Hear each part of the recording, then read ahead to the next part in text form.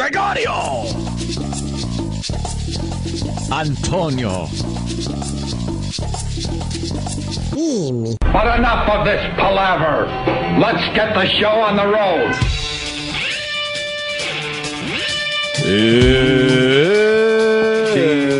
Thud, thud, thud.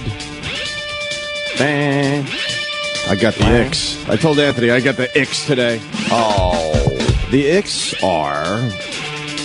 You feel sick, but you're not sick. You just got a little of everything. Yeah. I was telling you about my acid reflux that popped up out of nowhere yesterday because I decided that I was cured from eating broccoli, so I ate some broccoli. How'd that work out for you? Oh, God. Horrendous fucking acid reflux. Fucking horrendous. Then it burns your throat, and then your throat actually has to heal. Ow. Yeah, it actually eats away some of your fucking throat. Your stomach acid starts literally digesting your esophagus. Yes. That has to Yeah, it suck. splashes up, and it does damage that will be with me for 2 or 3 days now. The acid reflux people out there know exactly what I'm talking about. And they tell you stupid things like, you got to raise your bed a little bit, put a few bricks under it. Bricks? So your head's a little higher than your stomach, and that should help you sleep at night. No, it doesn't help whatsoever. Get a Craftmatic adjustable bed. Holy fuck! And then you do try to sleep in like almost sitting position. No one wants to sleep like that. I'm not on an airplane. So elevate your ankles for your swollen legs. Yeah, all that crap. Elevate. Shut up. So I took a couple of my heavy duty acid reflux pills that I just saved for just such an emergency. Yeah, for an every once in a while type of thing. Yeah. And then it shuts down those pumps in your stomach. Oh, those acid pumps. It just shuts them completely down. So I don't know what that does to your stomach. That can't be good. Yeah, like does a whole piece of broccoli come out your ass because none of the acid's there to break it down? Well, it's funny you should say that because I do have part 2 to this story that I didn't tell you before the show. Oh. I just went to the bathroom and I'm having one of those crayon wipes. What's a crayon? Where it just this fucking I don't got clean toilet paper. Oh no. And it kept over and over again. I finally gave up, so I'm going to have to go and continue in a little while. You think your ass stinks? Oh, you're going to have a Fruit of the Loom disaster? Yeah, I had a nice shower. No, because I'm sitting like kind of carefully. Oh, your side saddle? Yeah, I don't want to play bingo in my underpants today. But over and over again, like a crayon. Oh, that's like trying terrible. to wear down a crayon. That's terrible. Like the worst in a long time. So maybe what you're saying there is it's an extra hard duty. That's probably one in the chamber. I think There's there might be probably one in the chamber still, and it's sitting there going. It's poking out like. And then you wipe like you're just trying to wear down a crayon. Oh, that's disgusting. I don't feel like I have one in the chamber. No. So I just call it the icks, a little bit of everything today. Yikes. Hopefully I won't be too ornery. Well, we've all been under the weather today. If you look outside, wow, I know. Good seg, right? Fucking right there, Sam Roberts. You live and learn right here. I know the country's dealing with their weather, man. It hit us last night. Were you woken up at 4 in the morning? It was crazy. It hit at 4 in the morning. Were you woken up weren't woken up at 4 in the morning? No, but I'm going to bed 20 minutes before that. 4 in the morning, the wind and the rain hitting my window sideways. I've never heard anything like that in my life. It was crazy. It was, right? Yeah. For about a half hour to 40 minutes, and then it passed by. Yep. But it was unbelievable wind and rain. There are a bunch of branches down and shit around my house. No trees, really? No, I didn't see any trees. Oh, because the superstorm took out all the weak trees. Pretty much, yeah. So we're good with the trees for a while. Just a few limbs around, but the big trees were all fucking so gone. So we're not going to already. get a lot of phone calls. There's a tree on my house. I got a tree on my house. I got a tree on my house. I got a tree on my house. I got a tree on my house. That stupid rockhead. I got a tree on my house. You know what? I got a tree on my house. I got a tree on my house. I got a tree on my house. I got a tree on my house. I got a tree on my house. You know what, though? What? It ruined it because every fucking time now I either see a tree on someone's house or I see something in the newspaper. But we've helped people out because it's very traumatic to have a tree fall on your house. But I see you guys on Twitter. You got your trees falling on your houses, and in a weird way, you're excited that it's you, and that you could tweet, "I got a tree on my house." I got a tree on my house. And then you add your little pic, and you're good to go. You're all right now. And you're chuckling, You're even chuckling though a little bit. your house is fucked. Even though you have to fucking, I don't know, call Farmers Insurance. Yeah, see if that works for you. Stupid insurance companies, they drive me insane. Yeah, they'll take your money fast enough, but Oh, they're all nice and pay cute, it out? cute Ooh. fucking commercials. But try to deal with any one of those companies, they'll try to fuck you over. ooh. I don't think Flo would be too nice if you actually have a claim. No, Flo. Flo would she's go not on, fuck yourself. She's not on that side of the business, I gather. Did you get a letter from AFTRA saying that your insurance was canceled because you haven't been eligible for AFTRA insurance since 2009? I got that. What's Bob doing? I don't know what it was. It was just Are we from insured? yeah. I got kids. Well, I you don't guys give a even after it all though because of Well, that's just it. We were in AFTRA under K-Rock. Right. And then all I know is I've been paying in and everything since 2009. Right. after you still paying to? Yeah. Yeah. I not after. was. And they haven't done anything I for us. was. They stink. And then I just got a check Right. and a letter saying, "Oh, we're refunding you this because you haven't been eligible since 2009." So how about you and get- they're just finding out now. How about you give us all our money back? Exactly. It wasn't all my money. It was premiums for the health insurance, but it wasn't my dues or anything. I'm actually a union guy. I do support unions because I got a lot of blue collar friends down there in Philly. That's their livelihood. Some are good, some suck. Well, that's the point I'm going to make because we are in a union and they suck fucking balls. Yeah. So I don't believe in all unions, is what I'm saying. But there are ones that are important. Yeah. But the union we have for radio is completely Well, nonsense. it's one now, though. It's like After SAG it's one, after SAG. SAG. right. So, well, I know what that means. We get movies. I get the SAG. Remember I bitched about Lincoln and they gave that beautiful pamphlet with the nice fucking, really nice HD pictures. Uh-huh. And instead of sending the movie, they sent that like here. Uh-huh. Consider us when you're Exactly. nominating and voting. Sure. Well, we don't nominate when you're voting for Yeah. Best Picture and stuff. And I bitched on this very show. Like, Uh-huh. everyone else is sending me the fucking movie. Yeah. I got the Silver Lining Playbook. I got the Les Mis, which I just dumped off to somebody else. I have no desire to see Fuck that. that. I got Argo. Well, guess what came in the mail yesterday? And I'm wondering if it's because I bitched. Did you get your Lincoln? I didn't get my Lincoln. You got a A Lincoln? while ago, yeah. Oh, you did? It's probably a week, 2 Oh, weeks so ago. then you're better A than week us. ago. But I saw it in the theater. Yeah. That great place that I go to. Yeah. Yeah. Well, I got my Lincoln, Lincoln. and I can't wait to watch it in 4 parts. Oh, it's hilarious. It's good. I'll be able to watch a half hour at a time. I just, I was watching it, and then I realized again, I go, fucking D-Day from Animal House is in that. And I tweeted it. Really? And I'm like, I was like, you know what? Out of everyone in Animal House, that motherfucker has had the most lucrative fucking acting career. Now, a lot of people might say Kevin Bacon. Kevin Bacon was in Animal House for like a second. I don't consider him one of the stars of the movie. He was in it a little bit more than a Kevin second. Bacon would no. He's like, be calm, all is Right. well, and he gets run over, and then he's in the he's in like the scene in the frat house. Thank you, sir. May I have another? Right. But he's not like one of the main characters, like Niedermeyer and fucking all them guys. And then Donald Sutherland. Other people have said. I was like, yeah, Donald Sutherland is huge, but he was huge before Animal House. Sure. Like he was in a lot of fucking movies before Animal House. Right. Karen Allen. Yeah, you're she's making a pretty good. tough argument. But there's a fucking- lot of stars in Yeah. this movie. John Belushi. Well, yeah, well. Well, I liked how they made John Belushi look like he was part of that movie. It was I know, terrific. yeah, they just fucking shoehorned him in Holy around fuck. his fucking Saturday Night Live Holy fuck. episodes. They did, right? Yeah, they really just he kinda really threw had him nothing in. to do with the movie. No, he was They like, just kind of threw him in. Yeah. I think he filmed for like 2 days, a few Yeah. skits, and they just said, make this look like it's in the movie. yeah, pop him in there. Yeah. But Bruce McGill, that's D-Day Oh, that from guy. Animal House. Of course. That motherfucker is in so many movies. He's in so many fucking still, and to this day, he's still getting like viable parts. And he's relatively young still. I know. I don't understand that. He looks like he's mid-50s, I would guess. Yeah. He's like one of those guys like J.T. Walsh. Oh, J.T. Walsh was great. Who was in everything. He's one of those Yes. guys who you'll see in every movie. Everything. And a lot of people probably Yeah. won't know his name. He was myself the included. sheriff in fucking My Cousin Vinny. Right, yeah, that guy. Yeah. He just has been in. He was on. I think he was on MacGyver. Also, like he's just throughout the years. Every time he pops up, I go, D-Day. Right. And I've said that like 1,000 times. I was off on his age. It looks like he's like 63.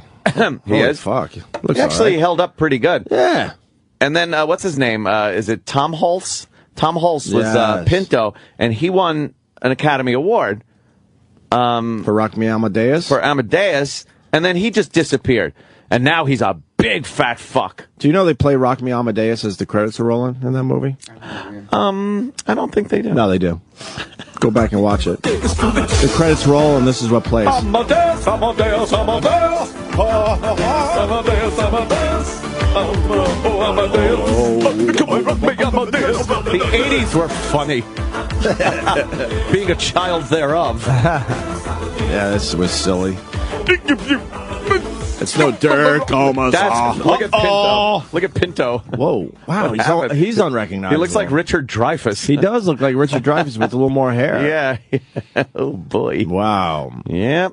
Can we play some Dirk almost? I never realized that Belushi was just kind of shoehorned into that. Oh, they Right, shoehorned him into that movie. Yeah, the basic storyline of Animal nothing to do House with and him. stuff. He's not even.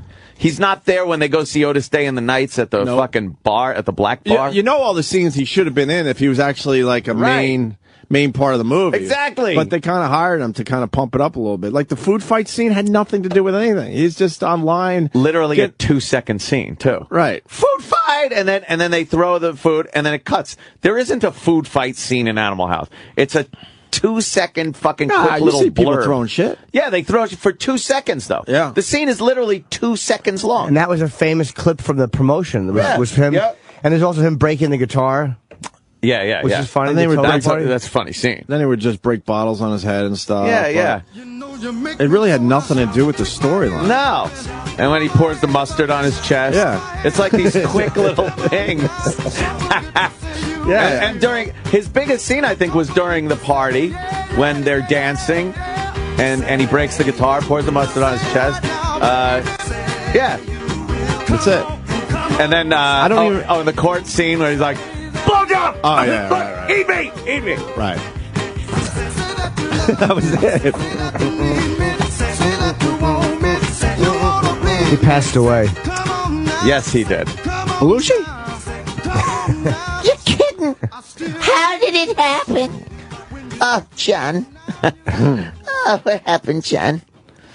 Yeah. But, yeah, D-Day. What a guy. He's in Lincoln, by the way, wearing all that fun stuff. What was he in Lincoln? Just one of the guys? Well, he was a guy with a big beard. I'm going to say he was a slave owner. No, I think he was one of like the really? one of the government guys. Did he have to wear one of those wiggy things? I think he had that crazy wacky hairdo. When did they get rid of the wiggy thing? And I don't know. I think they were starting to phase him out by the Lincoln time. Yeah, I would People were think just so, going too. with those big gray and black beards Right. that they had.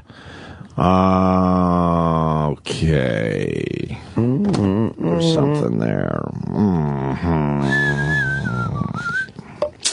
Oh boy. See, I told you I'm going to fucking be like Oh, don't you sweat it. a little swishy in my head. I wouldn't even worry Give me about a it. kiss. Do you have a swishy head? Yeah, a little bit. You need a peck? Like it, if you move your head, it's like Yeah, that A little when you're slower. sick and you go. I was just bragging about the flu shot too. But I think you still get other shit, right? Still got a cold. I got a cold already. Not now, but I've gotten one. You get since I some got other flu. shit, right? Just dumb, stupid things. But it beats the flu, though. Hey, this is a little side thing, but we lost the last Andrews sister yesterday, You're kidding. and obviously that was way before our time. Yeah. But the only reason I bring this up, because you guys brought it up on Twitter all day yesterday, we mentioned the Andrews sisters out of nowhere yesterday. Yes, we did. It was a dumb throwaway at the end of the show, and then lo and behold, the Andrews sister died. Yeah, I was talking about the Abbott and Costello movie. What was it called? Something, hold that ghost, to grab that ghost. Of course, we had a few different names for it yesterday. Right. Do you got the Andrews Sister clip? Train that fool. So why don't we play it if you got it? This is how it went down yesterday. How long is it? Minute 22. Good enough. Fucking right. go with it. And I was thinking, like, I'm watching this fucking movie, and they did like a 10-minute song and dance number with like the Andrews sisters and shit. Right. And I'm thinking, who fucking like sat in a theater to go see an Abbott and Costello like a comedy, and then you got to sit through this song and dance number? Yeah. Fucking weird. I know. The Marx Brothers is that way too. It's like, it's so comedically beholden, and then you go and you watch it. It's like 12-minute long. This woman just walks and then guys tap dancing behind her, and this big production number that has nothing to do with why you went to that movie. Where's the comedy? Where's the comedy? Yeah, I go to see a comedy and it's a musical. Well, they cranked out so many studio films back then. It just cranked them out. Yeah. And I think they had certain people under contract, so they just shoved them in movies. It's like, what is this one? It's a drama. It's a crime drama. All right, where can we put the dance number? What? Okay, we'll have the detective go to the club. It's always at some fucking club. But that's not how the script goes. Well, that's how it goes now. That's how it goes now. Hire me a spade. I need one to dance. We're making a comedy. We're gonna make a fortune. Put the Andrews sisters in it. We don't care. They were the go-tos. That's some Bugle Boy shit. Boogie Woogie Bugle Boy? Yeah. They were terrible. That Jimmy goes, they were terrible. I had nothing. Oh, boy. So they would be in the movie, right? Yeah. Yeah, I guess you're right. right. It was actually Boogie Woogie Bugle Boy. Boogie Woogie Bugle Boy. Of Company B. Of Company B. Which one died? Patty Andrews? Patty, yeah. She was the last Andrews sister, and she was the lead. Patty, the Boogie Woogie Bugle Boy. Is this actual Andrews sister? Is it the live version? See, because is that middle one? She was weird looking. They were all strange looking broads. He was a famous trumpet. Yeah, they made good looking broads back then. He had a boogie That was a huge hit. This was like fucking the old timers. Nazi and Jap killing music right here, motherfucker. And he was gone with the draft. He's in the army now, a blowing reveille. Who's reveille? He's the Boogie Woogie Bugle Boy of Company B. She was known for her raucous jitterbugging. Why would she like the jitterbug? She liked the bugle guy with the fucking his breath would be on the end of the bugle, the morning breath. She liked when he went down on her on that big fucking hairy muff and played like the bugle. Yeah, he'd blow her queefs out through her nose. How old He'd was play this? reveille on her clit. This is at least 60 years old. How old is this? Maybe 70 years like old. from the 40s. I don't have a date, but it's from the 40s channel, so. 40, so, I mean, Dude, mid-40s this is like top. 70 fucking years ago. Yeah, all right. Crazy. We have no business even talking Dude, about she it. just died. Yeah. They just died. Yeah. And she was singing this 70 years ago. Do you realize when Watergate was happening, she could listen to this and go, "Oh, that was 33 years ago." Wow, you're old. Jesus. She was 90 what? 94. You think she was 94. singing this stupid song in a home somewhere? Oh, man. She'd have to sing it to like block out the orderly who was fingering her bottom. Yeah. They would call it, did your turn to change the boogie woogie bitch? Yo, bugle bitch, piss your pants. It never ends well for anyone, huh? No. That's what you learn. No one has that nice, peaceful out. It's always some horrific thing. They were very big for the war effort there. Yeah, they were. Always the on servicemen loved them. Yeah. I wonder if my dad liked the Andrews sisters. I think everyone back then liked the Andrews You think? sisters. What What else was there? You think he fantasized about them? They might Wanted to have bang the been before Andrews his time. When was your father born? 1930. Was he really? Yeah, I had an older father. Oh, okay, so he was around. I'm an older man, I understand, but I yeah. did have an older father on top of that. Yes, 1930. My grandma was born in 1910. Wow. How's she doing? She's not doing so well. Jesus. She made it to 90. What did she make it to? 90. When did we get fired? Oh. Which time? I don't know. Oh, we got fired in 2002, right?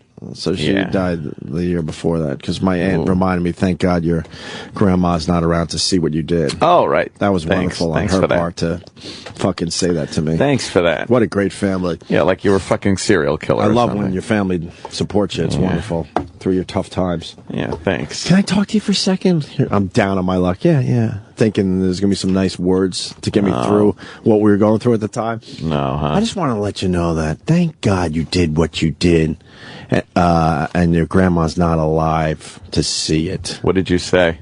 Were you like? Wait, who were said you that? cordial? My stupid aunt who fucking died last year. Oh man. Sorry to my cousin if he's listening, but she was not nice to me. Ooh. Apologize for that. If I got fucking cousins that listen, but you know, she certainly was not nice to me. What'd you say to her? She actually said, "Thank God your grandma wasn't here to see what you did." Because of the church thing. Yeah. What'd you say to her? I don't remember anymore. I know it was like short and sweet, and it was another party I had to leave because of her. Oh. Jesus. It would have been great if you had an answer and said, I know, she would have been so turned on.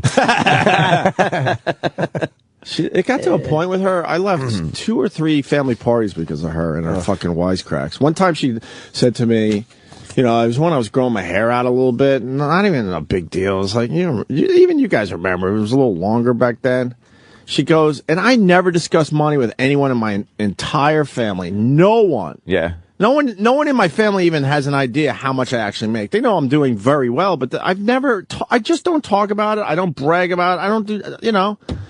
And I talk to your family about it. We all get together. And I'm getting a stupid plate of food at my uncle's house. And in front of everyone, you know, I got the longer hair. She goes, wow, you think with all the money you make, you'd get a haircut. So I took the fucking plate that was all nice that I just made. It was a perfect plate of food. And I went right in front of her in the garbage. And I go, Dad, I'm leaving. And just left. Jeez. It depressed my dad that day, I remember. But what are you going to do? I ain't fucking putting up with that shit from my own family. It's enough to put up with that shit from strangers. Holy fuck. Yeah, so whatever. Jesus. I've been lucky with family. I haven't had that moment. No, I have a huge family. I mean, even with one of them, I'm lucky. I have a huge family, and honestly, most of them are incredible. She was always on my case for whatever reason. I don't know why. Because I think because when you have a cool job that, like, you go to a family function, everyone's like, oh man, tell them they're very curious about what you do. And before that, she really wanted to be the big shot in my family, and I sort of was the big shot in my family just because of what I did. And I never didn't you?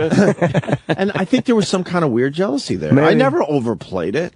Right. But she always wanted to be like the one that always had the attention at the family parties and stuff. The stories. All that shit. I weeded them motherfuckers right out. What do you mean? Because I'm usually the one having the parties, so I just wouldn't invite them. Oh, so you have people in your family? A couple. You do? Yeah, but very peripheral. No one really close. Everyone's really cool. They just come over to my house and drink. Yeah. No, we fucking laugh our asses off. No, in general, everyone's great, but yeah, unfortunately, she had it out for me for whatever reason. Gotta weed them fuckers right out. I don't know why, but away with you. I spent time with family. I was thinking the other day as I was watching did you ever see The Paper Chase with John Houseman? A long time ago. John Houseman. John Houseman. Yeah, he spoke in a very unrealistic way. I didn't love the movie. It was a little boring about Harvard Law School. But it was interesting just to see that world. And my uncle was a lawyer, went to Harvard years ago. He's dead now. But I just started thinking about family. Like, you get into that weird loop. I'm like, God, I don't see my mother's side of the family at all. Right. Like, my dad's side I talk to, I see that, my cousins. Yeah. But I never fucking...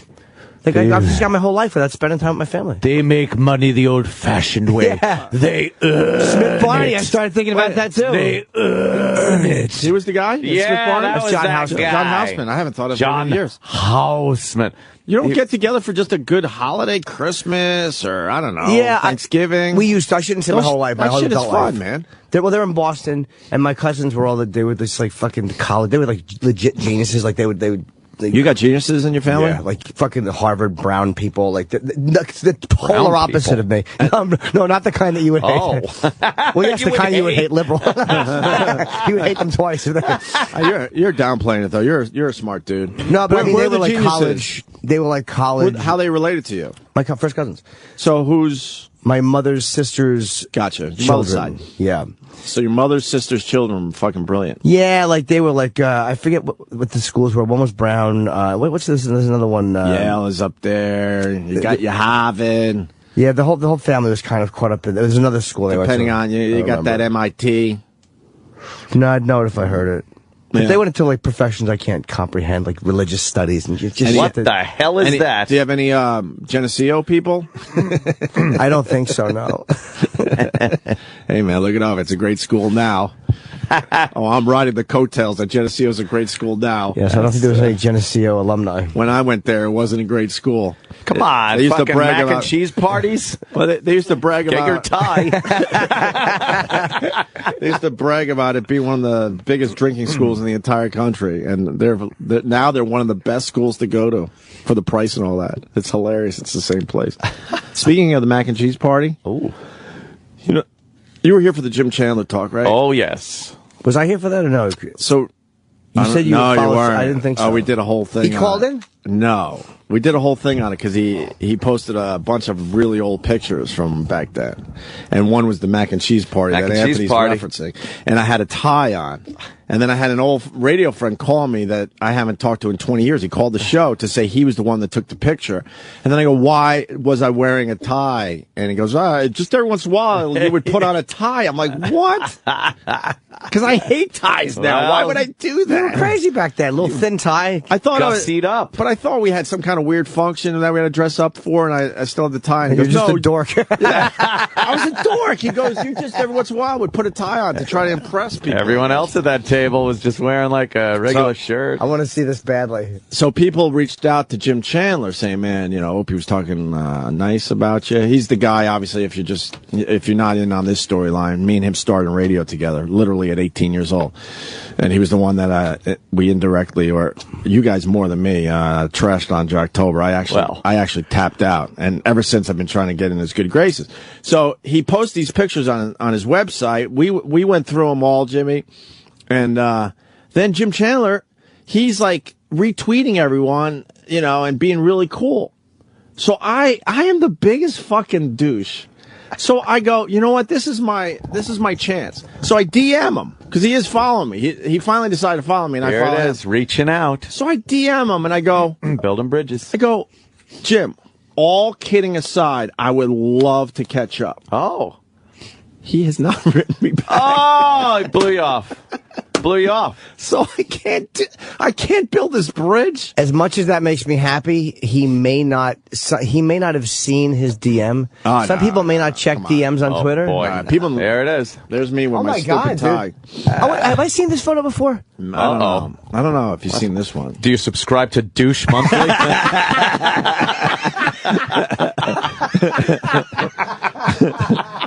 Look at the fucking stupid jean jacket. What was I doing?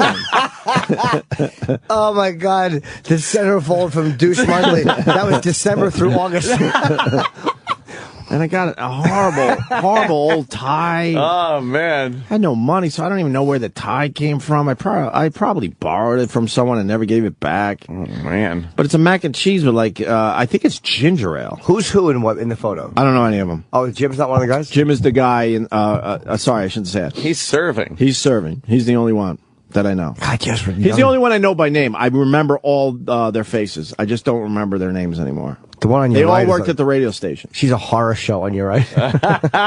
Yeah. Well, look at the next one over, Oh, too. it just gets progressively worse. Yes. A little bit. We were saying they make perfect radio holes. Right. Like if they're going for radio, that's perfect. I bet you there were a lot of jokes being thrown around that room that day. You can see they're all in mid-laugh. Yeah. Everyone's laughing. I bet you just cracked like a really mean joke about the fat one, and she's trying to laugh it off. I get it. Like you probably said, "I'd fuck you if we went pig." I go pig and pointed at her, and they all, we'd fuck a big pig too. But I finally put myself out there. I'm like, all right, I'm going to build a bridge for once. Yeah. He posted pictures. He's being nice to everyone that was tweeting him, saying, yeah, you know, just little nice little tweets. It's like, all right, this is my fucking chance. Yeah. So I go, Jim, all kidding aside, I'd love to catch up. Nothing. The Rick Ocasek tie. Is it thin? Well, it's pretty thin. As opposed to thick. There's other pictures. Show them the other one. I've seen that before, though. But then That's so it's weird. Subscribe to Douche Monkey. What a terrible magazine. Oh. But then it's creepy because he's got like a picture of my Yeah. car. Where's the X that? There my she ex. is. Spin that around. That's my ex. That's the one, by the way. That's who I went out with when I was 19 and 20. She was 18 and 19. Wow. The one in the fucking, in the baby jumper? Yeah. Sex baby, the one in the onesie. It's cute. The onesie, that's what it's called. Shut up, I should have known. But do you know who she is, Jimmy? Oh my God, don't do this. Don't tell me. Is that hand out the window? Yes! Oh, wow. Yeah, that's hand out. Fucking nice. Whole stink box. That's great. She's like a hot Leno. I would assume she took care of that years ago. Better hope so. And she's now in her 40s, that broad. Oh, man. That broad's now in her 40s. Jiminy How crazy Cricket, is that? huh? Did you eat her ass? Oh, No. Oh, Jesus. The Opster was just starting to get into all that stuff. You didn't put your face down there. I don't think I don't That's think where duty comes out. I'm not going there. I don't think I ate any ass in college. Then The you Opster become was a just getting degenerate. started?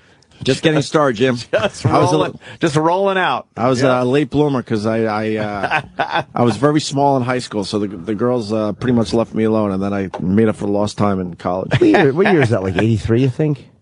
84, maybe? Yeah. Well, that was 90 what? Oh, you said 80? No, yeah, 94. Yeah, of course. There's my car, supposedly. I don't remember that car. I do remember I used to drive Hondas, so I guess it's my car. But I remember my car being a different color. That's the same fucking car that Bruce Willis smashed up in Pulp Fiction. Let's hope. I'd have crashed that Honda, baby. I might be high in that picture, to be completely honest with you. What? We can make that bigger, Sam. Can you open it a little And that's bit? J.C. DeLass. Who? J.C. DeLass was way ahead of us in broadcasting. When we were still trying to make it, he was like the sports guy on TV already in Rochester. Worked with Brother Weeze, and I was still in the fucking in the lower level of broadcasting. Did you kind of look up to him a little bit? Not really. He's rocking the fucking satin jacket, and you're rocking the denim. Right, the same denim jacket from the mac and cheese party. Sure. Sans tie though this time. But J.C. DeLass, I mean, if I get my friend Buzzy on the phone, we have a million fucking stories. He took us into his house. Like, he bought a house in his 20s when we still were making no money. And me and Buzzy lived in his attic. And that was the house where Buzzy came home completely wasted and put bacon on the stove and then smoked out the entire house. And I woke up to fire alarms and I couldn't see even my hand in front of my face. Low True crawl? story. Did you low crawl? And no. Dick Van Dyke said. Yeah. Stop, drop, and roll. And I ran downstairs, and Buzzy's passed out on the couch with all this dark smoke all around him. I thought he was dead because I couldn't wake him up. Finally woke him up. He was just drunk? Hammered. There was a huge dark black circle on the ceiling. The house was ready to go up in flames. It was It was basically smoke. And Buzzy finally woke up and goes, "We have to get the smoke out of this house before his house. JC comes home." So we opened up all the windows. It was in the middle of winter, fresh snow around the house. There was so much smoke that left this house that all the snow around the house, I remember to this day, turned gray from the smoke that was leaving the house. It was really, really bad. That's bad. And we're trying our best. I'm giving it the old college try, knowing in the back of my head, there's no fucking way he's not going to know. And then, of course, he drives up to his house to see every window open with smoke coming out of it. And yeah, Buzzy had to pretty much clean the house from top to bottom and get all his clothes dry cleaned and everything like that. And is that the couch that was then broken? Oh, you remember that story? Of course. That is the broken couch that you then propped up precariously. Me and Buzzy I drank with Buzzy a lot back in those days, and we'd come home and just do stupid shit. And we used to fucking do dumb wrestling and shit like that in the living room. Ooh. And I'm nude. Nude. Yeah, that kissable neck. If it helps the story, sure. We were nude. And we're fucking around, and somehow we broke JC's couch. And JC was a bit intimidating, and I think that was after the fire. He finally got over the whole fire thing. Jesus. So Buzzy goes, "Look, this is what we're gonna do. We're gonna prop this fucking couch up, and hope." and hopefully he'll break it. Don't sit on it. No, we actually set up a whole scenario. So then when he got home and he was drunk, I started fucking with him to the point where I knew he would try to like tackle me or something. Oh. So he tackles me onto the couch that was already broken and it was on like a little, I forgot what he propped up the leg with something. So when JC kind of tackled me, he was a bigger guy, the whole fucking couch collapsed. He's like, fuck, I broke my couch. And then Perfect. And then he stumbles off the bed and then Buzzy comes running and takes all the shit that was propping up the couch. And now it looks like he broke the couch. So we didn't have to pay for that. And then the final story with him, Buzzy decided to get this stupid Jeep, and he was trying to, like, you know, make it into something nice, and he had spray paint, and he was spray painting.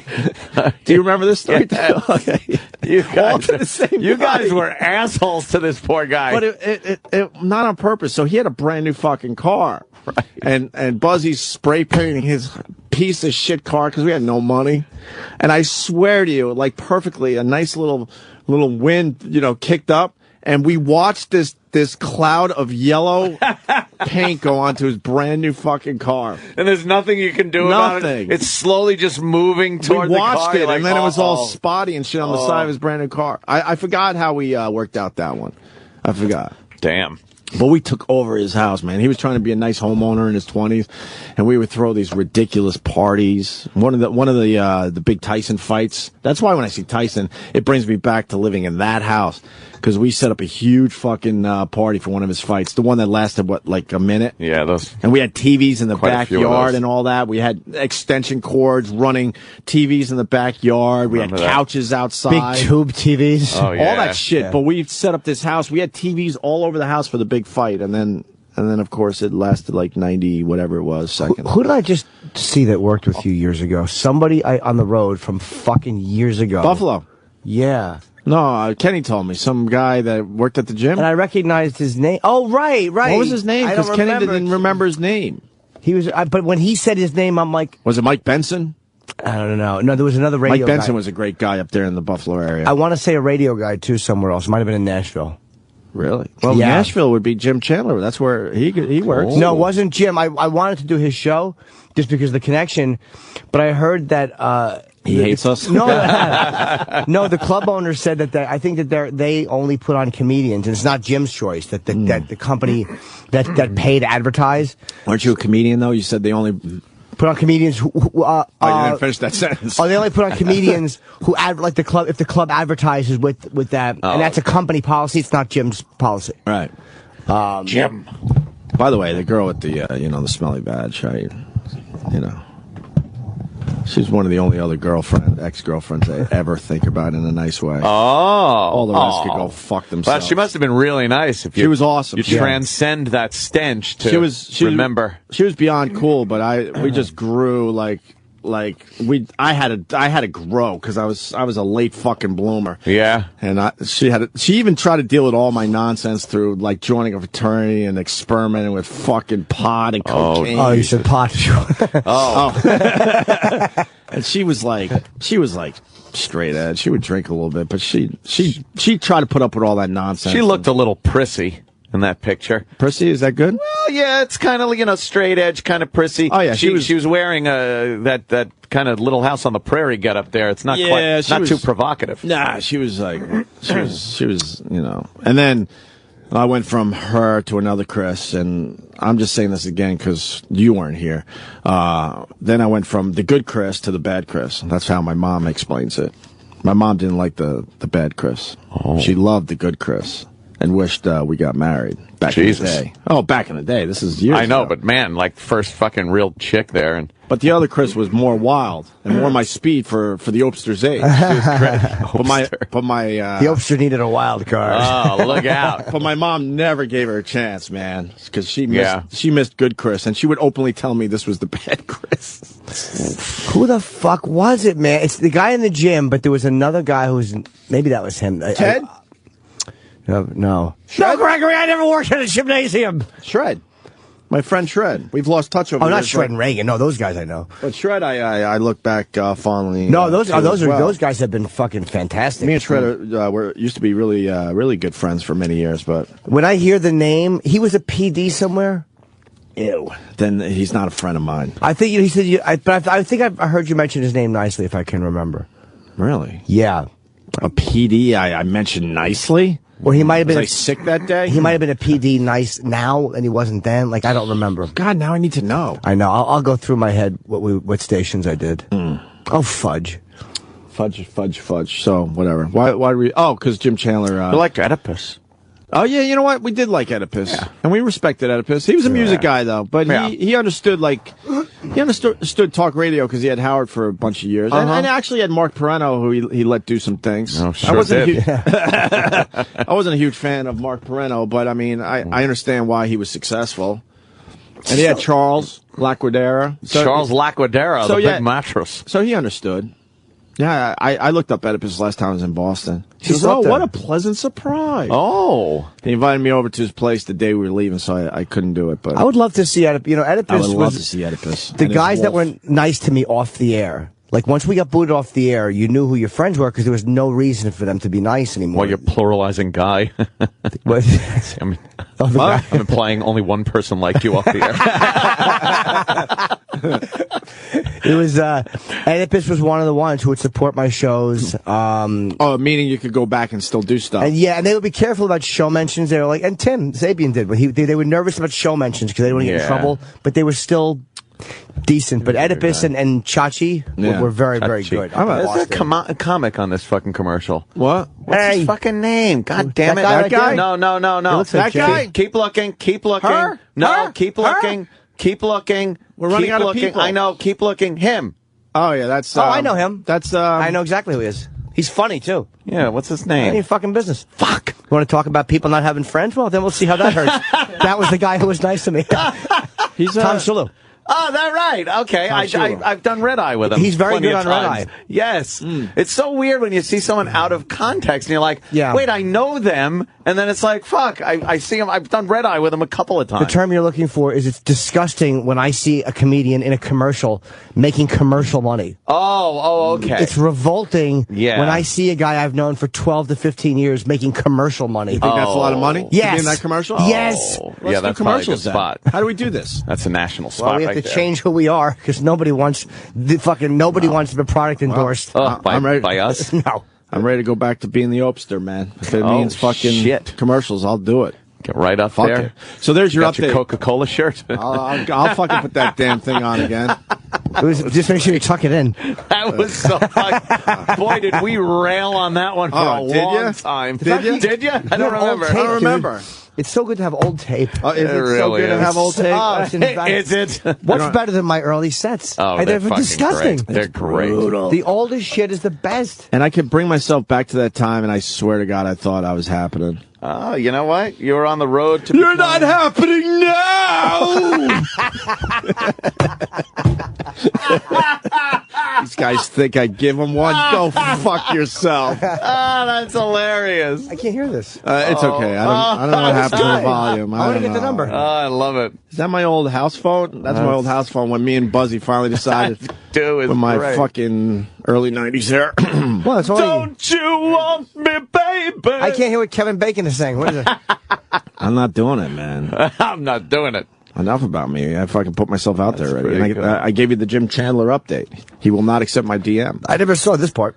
Yeah, he did. No, I saw the Coke thing. No, That was right. you've seen that. Bruce. Oh, No, the no, telethon. no, This no. is There you are. this is some of my favorite stuff. The Why is he- telethon. Lucky. It's like a celebrity there now. I'm looking at it like, oh, That's the guy. That's the guy from the telethon. This is me. This is me being Sam Roberts. where I would gay. just I just You gay. You gay. That's No. why you gay. This is me being Sam Roberts, where I would take any fucking gig. Of course. I didn't know where I was going to hit. You just got to try a little They everything. liked me on local TV back then. I did a bunch of stupid, dumb local TV shit. Oh, look at that. Hey, that guy. That what's guy he fucking doing? hated me. Did he really? Yeah, the news guy hated me because even though it's very douchey, I did get a lot of attention, and he hated that I was getting attention. ROC in Because he was the Rochester. big star of Oh, there it is. WROC. Yeah. Look He at the fucking hit coach. shoulders. Oh, God. This is great. Don't ever show my son this. Oh my God! Who told you to walk like that? Yeah. You're like all over the place. I was stiff, man. When you saw this, was this sort of commercial? I was excited because that was on like the big local TV station. Damn. They played that all the Did time. people recognize you from the Coke commercial? Yeah, all that shit. You're like, hey. I know it's douchey, but yeah. Hey, but I was you're excited that because I'm like, guy. holy fuck, I'm on TV. I'd be in bars and I would see the commercial pop on and Like, stuff. hey, look at there's me. Yeah. And they'd be like, why aren't you wearing that tie? Oh, there you are at the airport. You're the guy at the airport. Rochester International Airport reporting on 9/11. And they wouldn't let me use my Opie because this was like me in a tie. I had to be Greg Serious, Hughes. right? Greg Hughes. You're Greg Hughes. Who did class that won't break the budget. Flyers first. My favorite part's Midway's coming. frequent Flyers program. Why is there a The Midway gunshot? Airlines Investor Club is a flat annual membership that includes spouses and fantastic I don't think family I could even programs, grow facial hair including yet. fair discounts No. for every And family member. I was probably 21 My at this favorite point. is the Florida Connection. There it is. yeah. 449 The departing Florida Manchester this afternoon, Connection. bound for Sunglasses West Coast, on. Philadelphia hub. Oh, man. No. Whoa, Wait, look what was out. that? That's just- Whoa, Howard Jones is going to be at SUNY Geneseo. Geneseo. Yeah. What year was this, though, man? I produced that whole thing. I made this. Damn. I used to make shit. Tickets are available at record theaters. Isn't it weird how that show has come and gone so many years? Like, that show it's weird you're promoting a show. Like, people were looking forward to that, and this was actually giving information in the time. Yeah. And you Now, look back, and it's gone. I just. this reel is fantastic. What happened to that? I only want to watch this reel. I really could just watch this on a deserted island on a loop. Yes. Oh, It's fantastic. what are you saying there? Oh, I don't know. Over 500. This is a nosebleed seat up here. Uh-oh, you're on the On the ladder. ladder. That's right. Get up there. Why is Greg Opie Hughes up on a ladder? By the way, I'm scared of heights up here. Oh, I want to call that number. I am right now. Oh, you are? What's the number? This is my old number. That's that was your on my old demo number. reel. Imagine if you answered. Wow. The number you dialed is not in service. Wow, no one grabbed this number. Oh, man. We should grab it for old times' sake. For old times. Somebody should grab it because they're going to get TV jobs. Yeah, Yeah, you get a Somebody's TV going to job watch that if you have YouTube number. video and be like, I got to call this guy. Hell, Wow, why yeah. doesn't anyone have that number? It was probably getting too many calls. Yeah. No, I don't want to fly Midway. I can't help you get your money back from Midway Airlines. I'll call my, let me see. Let me try another one here. Oh. That is a fantastic reel. Okay. This is my old, this is my first college number. Oh. Let's see who answers. That would be so weird. Hello? Opie? Yeah, who's this? It's Opie. Holy shit, this is like Iraq's movie. Busy?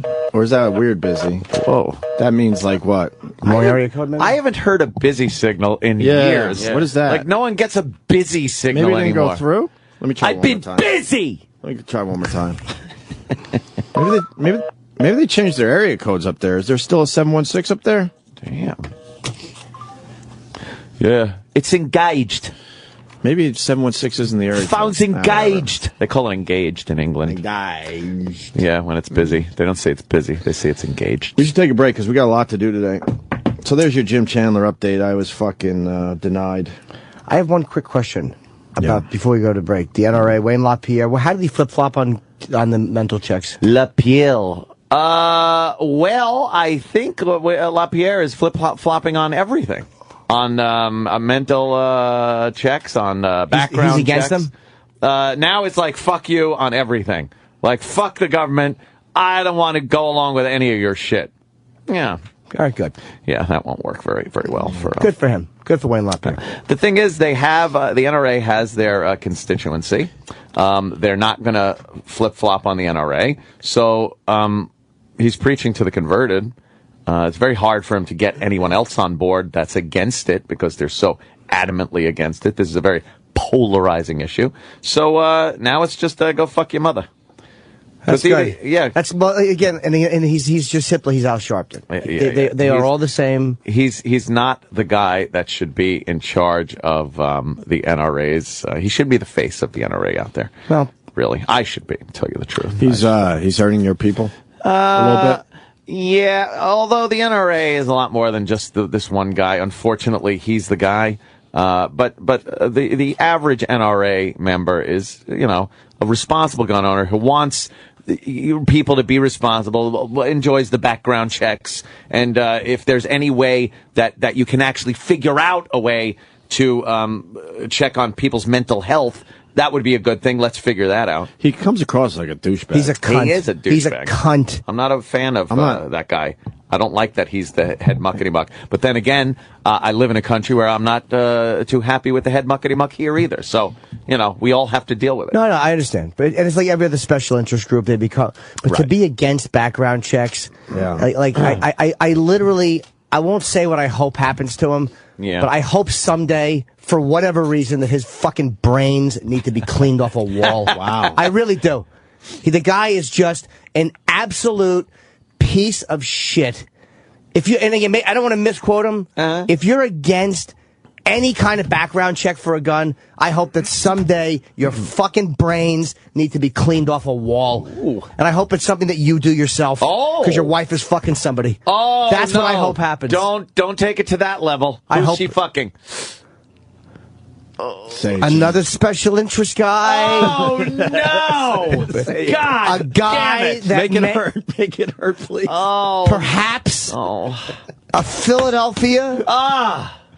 Wait, this Black Panther who stood in front of a voting booth. Oh no! Maybe one of those guys. No, if you're that unreasonable, if you're that out of touch and that self-centered with your own agenda after what happened, and you don't understand why people want background checks, and you would actually fight that. I don't hope he gets shot, of course. I hope his brains need to be cleaned off a wall because he's really drunk and he fucking falls and he trips and he catches his cock on the end of the coffee table and it's ripped off. And as his cock is ripped off, he goes, ow! And he spins and he cracks his head on the fucking radiator. Damn. What you're getting is the extremes on both sides of this issue, first of all. You're getting LaPierre, who's way too far one way, and then the other anti-gun people who are way too far the other way. There's no real middle ground here. I absolutely understand the tragedy of Newtown. I'm not that fucking stupid or insensitive, but people that have been exposed to this kind of tragedy should not make policy. This isn't like when they go to Newtown to discuss gun control. You're discussing it with people who are too emotionally invested in one side of this issue to really have a clear vision of what need be done. You shouldn't have people that are that affected by something making policy. I know. I don't know, man. I'm in the air on that one. It's terrible what happened, but honestly, it's not the norm. This fucking shit doesn't happen a lot. It's publicized a lot. You hear about it. School shootings. Oh my God. But if you take the personal aspect out of it, the numbers alone do not add up to it needing this much attention and this much energy dedicated to taking away assault rifles and whatnot. But people who've been the victims of stuff, those are the ones I want to hear from. Like, look at drunk driving. We all know drunk driving is bad. Sure. But the impact is from the people who've suffered the deaths of drunk drivers. Those are the people I want to hear from because they're almost people that you can't. Well, yeah, we know that happens, but we can't. That happens, but them away. Do you think if there were 300 drunk driving deaths a year that we would give a flying fuck about drunk driving? It would be, we wouldn't even hear about it. Again, 300 rifle deaths a year. That's it. And not even assault rifle. That's all rifles. Assault rifles and then high capacity magazines in assault rifles. You're talking probably in the double digits of what they're so adamantly trying to take away from people. And it doesn't figure mathematically. This is where, and if, I'm sure what you're saying is accurate, and this is where the NRA loses you. This is how bad they are. I fucking try really hard to see both sides. I believe in the Second Amendment. I believe that you should have the right to own guns. And I hate this fucking guy. And I hate this organization. Like, do you know how fucking, what cunts they have to be for me to completely side with liberals? Like, Jesus Christ, you really went out of your way. Yeah. as an organization to lose me completely. I was happy that they were making a press conference. I'm like, good. They'll probably say something reasonable. Dummy I am. Just like I thought OJ would be convicted by a black jury. You know, yeah, exactly. I'm a fucking dope. You got to realize, too. Never works out in the end. No, it never works out. It's always the same. Yeah. Shit. A lot of the people that he's catering to, the constituency, are a lot of middle America that is a very different mindset from us here in New York or Los Angeles or any of these bigger cities. And they look at him and what he's saying with a lot more support than somebody who's a little more open-minded. I agree. That lives in a more liberal environment. Even I. Look at me. I should be fucking lapping this guy's ass. Everything he says should be gold to me with my stance. His name does have lap in it. Yes, a lap.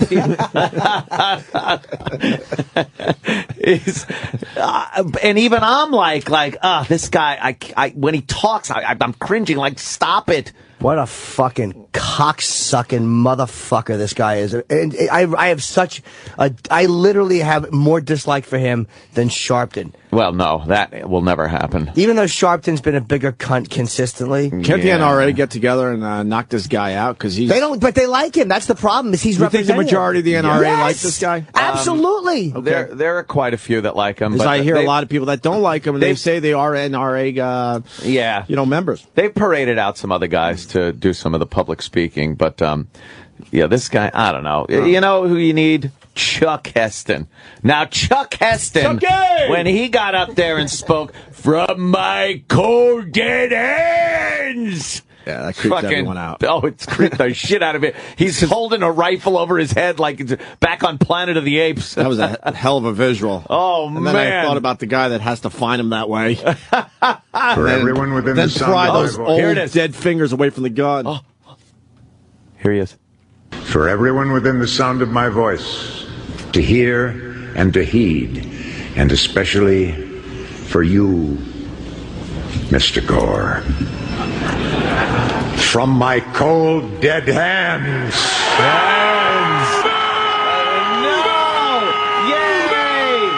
Yay! Was that a famous movie quote or no? No. That's just that, He made a famous quote, though. They can take my gun when they pry it from my cold, dead hands. That's You think he died that way? No, he probably died with shit in his diaper. Yeah, but if you got... from my cold, wet diaper. But if you come up with that dramatic quote, you got people around you go, look, when I do go, make sure I got a fucking gun in my hands. A gun! I want them to find me that way. Damn you all to hell! Damn you from my cold dead hands! I will part the Red Sea and use a gun to shoot Pharaoh. Wait, what? What year is this? He's rolling around the old folks' home. Dude, I forgot about this bit until today. Remember that? Holy shit. Charlton Heston traffic. We did Charlton Heston traffic. Oh, my God. Assholes at NEW want us to do traffic reports. Yes. We're like, all right, we'll do traffic. One of my favorites is he's standing in the middle of the bridge, and he's like, I'm on the Tappan Zee. Tappan Zee. My God, what have you done to us? What horrors have you wrought, Lord? Can you... Why an accident on the BQE? I used to do Charlton Heston traffic. Funny though. Can you find one that might... Well, it could work either way. It could be so douchey, like my stupid demo reel. Or it could actually still work. I don't know. Can you try to find one during the break, E-Rock? Let me see what I can do. It was for the time. We got so much shit, man. We got some stuff today. Yay. We got the 49ers player. Oh, boy. Is this an Artie Lang exclusive? I read the quote on Drudge, and then I Artie. went to the thing. It was just Artie. Good for Artie just Lang. fucking around asking questions. And it's a big deal today, right? Yeah. Front page of Drudge. And this guy's apology, by the way. Did he apologize or the 49ers did? I think he did. He said something to the effect of what was in his mind. So let's is find different that. than what comes out of his mouth. Can we find the apology, or do we have it here? I think you have it in the article. Was there audio of it or no? Is it Oh, in the know whole that there's thing, you audio. mean? Oh, okay. But I think, yeah. All right. And then we got... I don't think so. We got a radio show in trouble because they made fun of a girl with Down syndrome that called the show. Fired, so fucking totally, completely fired. She was legitimately had Down syndrome? Yeah. See, they should have just hired her to work the board. Oh, shit. The Opie and Anthony Show. The Opie and Anthony Show. Sirius XM. Sirius XM. This is the Opie and Anthony Show. Oh, Ron. Sorry, I gotta do a promo, honey. You gotta wait. Hi, this is Ron Jeremy. You're listening to Opie and Anthony. Excellent choice. Now, where was I? We're keeping our fingers crossed for our friend Ron Jeremy. You heard about Ron Jeremy, right? Yeah, I had a little. Do you know anything else? Because you know him a little better than we do. I saw and Ron. You know his people better than us. I saw Ronnie for the first time in a while at the D-Roast. He was walking back, and we stopped and chatted. And that was only a couple weeks ago, right? Not even. That was last week. How did he look? He looked great. I mean, he's the same as always. You know, Ron's heavy, and he put weight on. Hedgehog. Yeah, and he was back down. I don't even know who he was with. We just talked for a few minutes. And you saw him a week ago. At the D. Snyder Roast. What night was that, Kenny? It was last Thursday. Last Thursday. It was the first time Jeremy. I saw him probably in 6 months. He had an aneurysm. He's 58, had an aneurysm in his chest. I always love Ron because everyone's always, he's such a he's probably the most recognizable person ever in porn. More than John Holmes, more than Jenna. Yeah. And, he's always, like, it's hard, like, whenever you get his attention, he'll stop. But he's so used to hearing Ron, he's like, hey. Right. And then he stopped and we chatted. We've had him on numerous times. He's a nice guy. He's a really...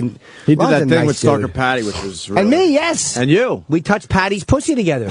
And she touched Ron's dick. Yeah, she did. Didn't she have to get money or YouTube tickets or something? What was it? Yeah, it was definitely... It was something taped behind his dick or behind his cock. She had to lift up his balls. It's the first time I met Ron, and that was like, what, 2000 or 2001, and I got a great photo of him. He does that standard, like, big cock thing, small cock, like, with your hands apart. Like, I make my hands far, and he makes his small. He's a nice guy, man. I hope he's okay. He's a nice fucking dude. Wait, did you do something? I pulled a train with him. You did? Oh, yeah. Yeah. Have you not seen that picture? At the Bunny Ranch. I mean, at the Bunny Ranch. I don't have to see your penis, do I? No. Okay. It was in... I've seen enough. It was in the Venetian. Right. Dennis, who owns the Bunny Ranch. And I knew Ron by this point. I'd seen them on the way, and I was hosting. It was myself and Jenna Jameson. It was January of 04. It was the 2003 awards. Oh. And after the awards show... I'm depressed because none of these girls are fucking me. So Dennis is like, come up to my room, we'll hang out, we'll just bullshit. And so I go up to Dennis's room in the Venetian. I walk in, and I do a bit about this, which is the bit is dead. But Ron was standing on the bed like fucking a girl. Dennis has some girl. Wait, you just walked into this? Oh, yeah, I walked in. And this was already happening? There's a Bunny Ranch girl just sitting there. Dennis is eating pussy on a table. Dennis Hoff is in a suit, eating pussy on a table. He's a fucking animal. And Ron is fucking a girl on the bed. So I'm trying to flirt with the other one who's not doing anything, and it's not going anywhere.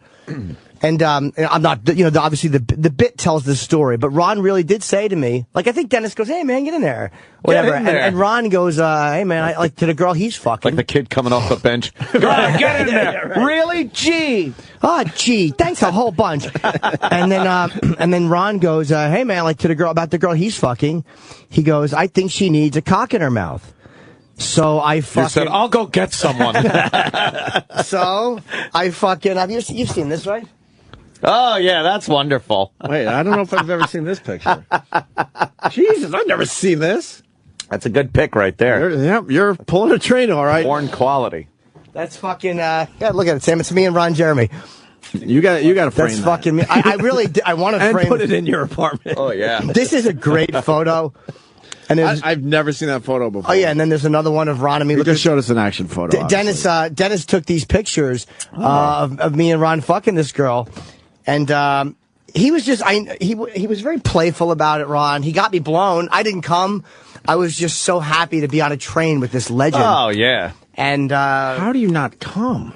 It was only for a couple of minutes. She blew me. And it was Ron Jeremy. And that was the famous story. He goes, hey, man, you got a nice piece.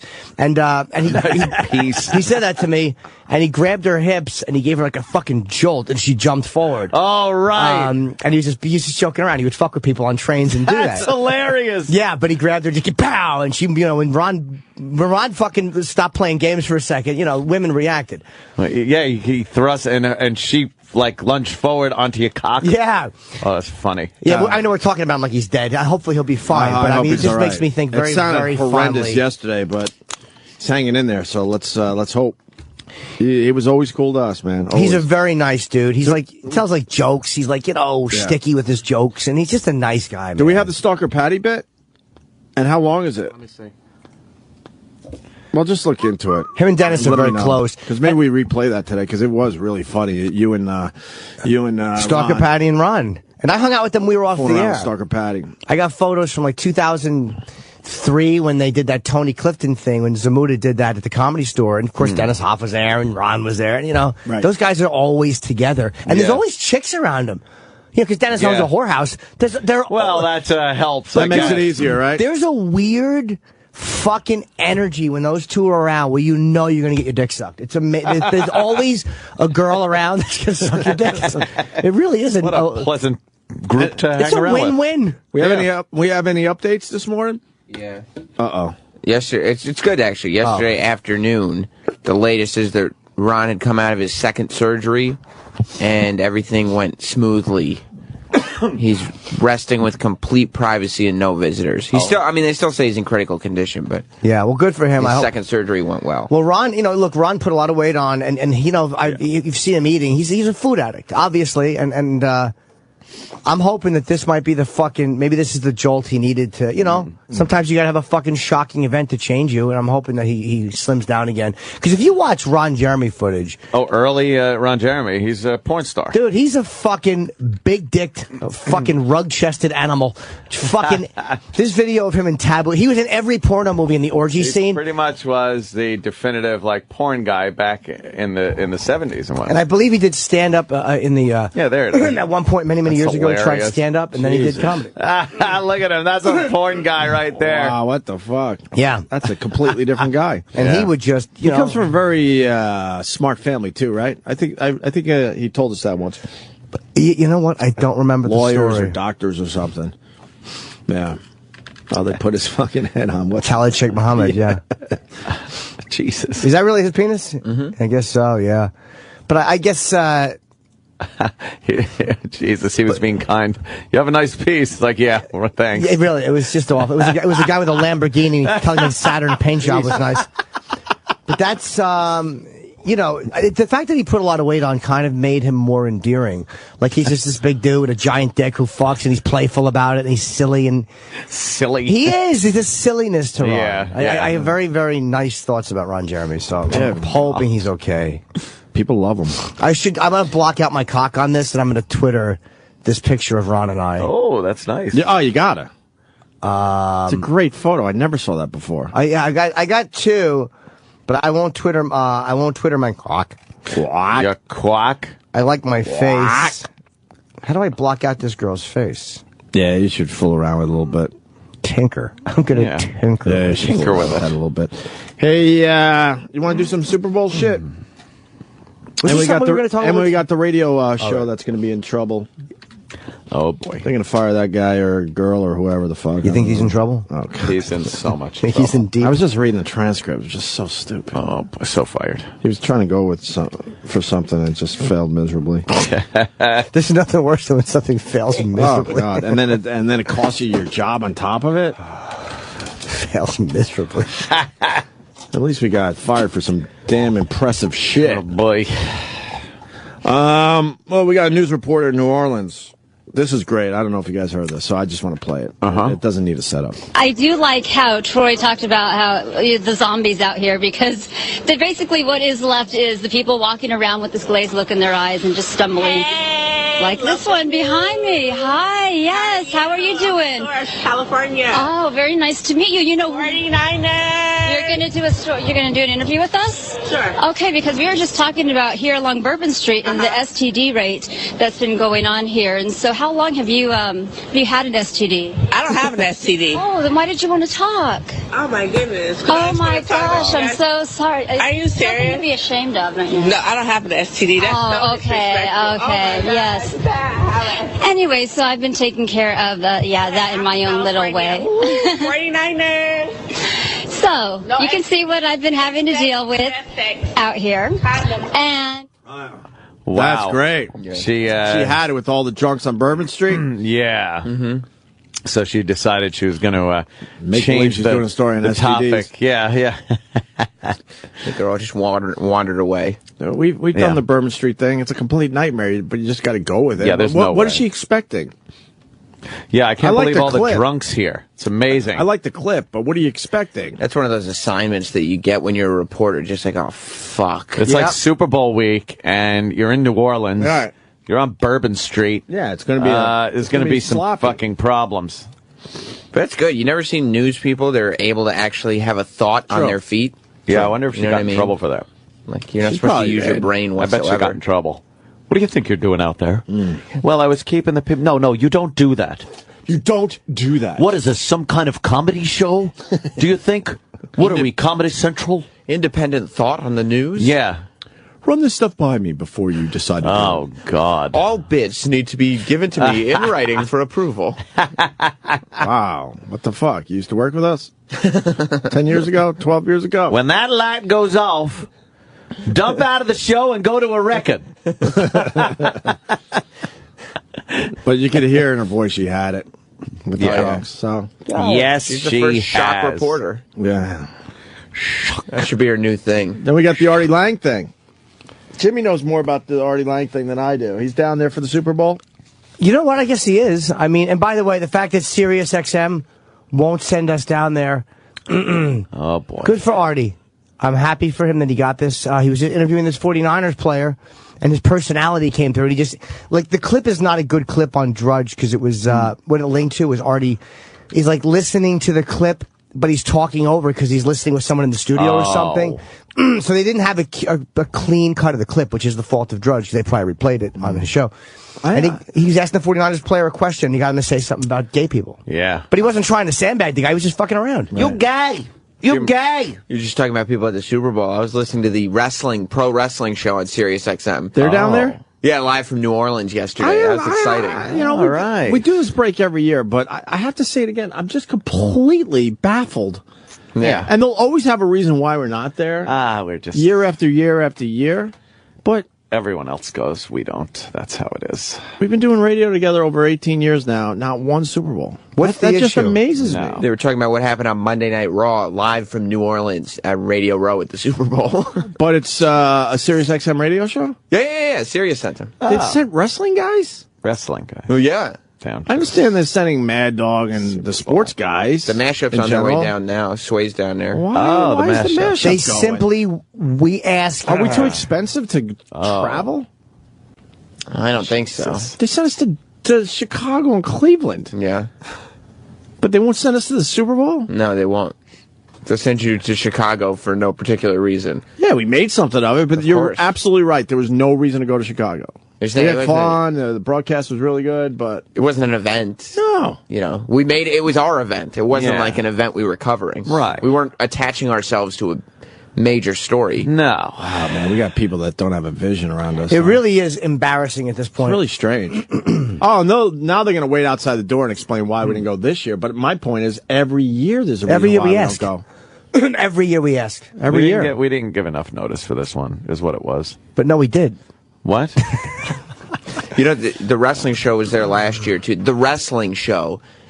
That no one listens to. No, of course not. Because no one knows who they are yet. They've been No to- offense to those guys, but I don't even know their names. They've been to significantly more Super Bowls than you guys.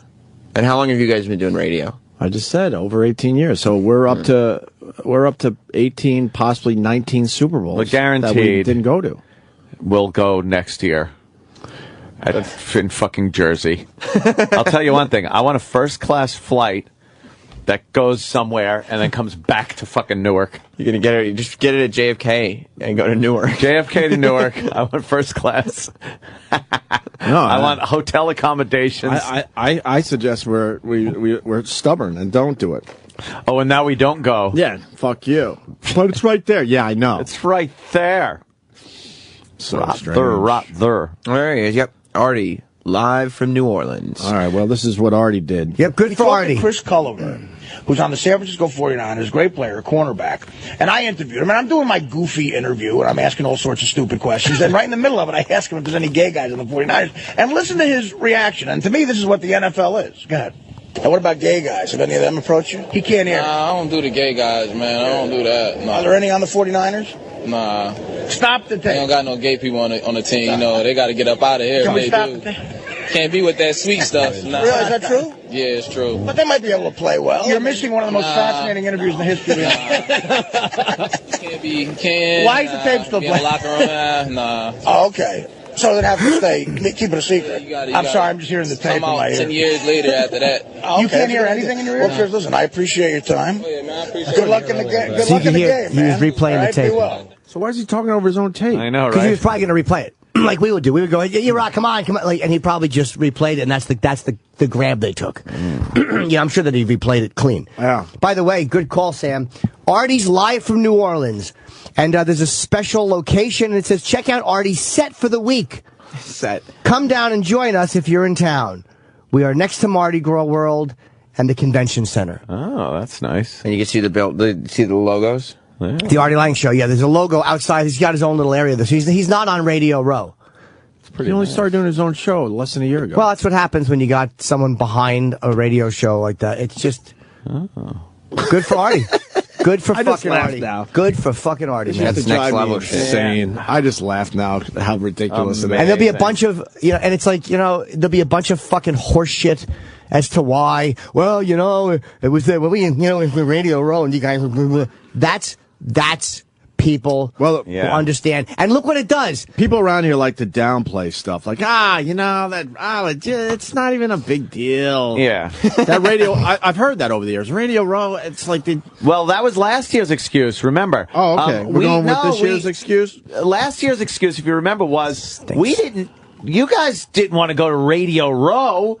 Oh, that's just a bunch of radio people, and then we find out like we're getting some of these amazing interviews from people that remember the A-listers. The We're marching A-listers through. at Radio Madonna Row. was on Radio Row. And we're like, what? We didn't think you'd want to be on Radio Row. And they trick us because then I go, yeah, you know what? I don't want to be part of that. Fucking. And it was like amazing. I forgot who, but yeah, it's one after another. But Artie has a set down there for the week. Wow, man.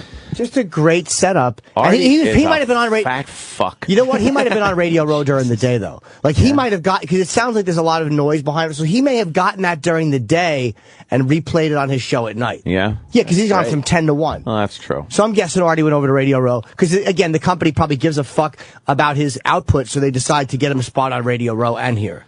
Oh. And that. Good for him, man. That Imogene Lloyd Webber is pretty fucking cute. Isn't she? She's all right. Yeah, she's all right. What is she from? She's Andrew Lloyd Webber's daughter. Yeah, no kidding. Imogen. Imogen. Not Imogen. I thought it was Imogene. No, it's or Imogen Lloyd Webber. Imogen, whatever. She's British. I was she drinking sing? with her and Breitbart one night. Did you? She's Yeah. nice, man. Imogen's she's nice. What Yeah, a it was drunk. fun. Oh, I know. It was great. We were all hammered. No, that's impossible. Exactly. I twittered my picture. God damn it, it's too small. Not my fucking pecker. Oh, right. Oh, fucker. So gonna delete it. say. Start over. Should I? Yeah, delete and start over if you don't like how it came out. I just so ruined. Let me take a look. Hey-o. I'll give you my professional opinion. It's too small. Like, I don't know how. Not my. Yeah. You see it? Yeah. It could have probably been bigger. Nah, it works though. People get the idea. How do I make it bigger? You rub on it. I don't mean that, Gregorio. Why isn't it big? I took a screen. Here's what I did. Well, that looks good. Let me see. No, that works. Oh, it's fine. I took the picture of me and Ron, and I put like one of those little speaking, like a little talk bubble over it. Yes. A little talk bubble, and I wrote "Lucky Girl" in it to block my cock. And then, So is her knee talking and saying "lucky girl"? Yeah. 'Cause Yes. That's where the pointy thing. well, that's to cover her nipple. I dragged it down. Oh, good one. And then what I did was I took I clicked the iPhone buttons that takes a photo of a screen cap photo. Yes. And that's the picture I used. Oh. So nobody can go in with any software that might remove that thought bubble and have my cock sticking out like that and then imply that that's the photo. Like literally, if you do something, let's say that you have a program where you swirl your face or whatever. Yes. There are programs that they can take that will unswirl your face and show No the original way. picture. Really? Yeah. I haven't heard that. Oh, yeah, I've seen it done to child molesters, which is great. Oh. But this one, they can't. Like, there may be, if I just put the regular picture up or I put the thought bubble, there may be a software that can go in and take that thought bubble away. I don't know if there is or not, but whatever. Ah, you're pretty interesting. You'll be all right. I got a really dumb question. I got the Samsung S3. I don't know how to screen cap. Oh, shit. Don't you just say I'll show you. screen cap? I don't know how to do it. Just say screen cap into it. Screen cap. I really don't know how to do it.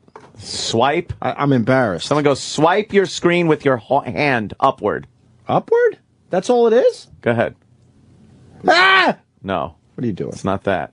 No, you don't know how to work it. Swipe your whole hand up. Really? Up the screen. Like this? Your whole hand.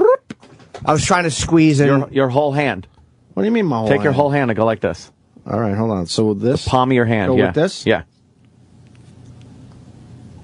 No? No. Side to side, not up. Side to side?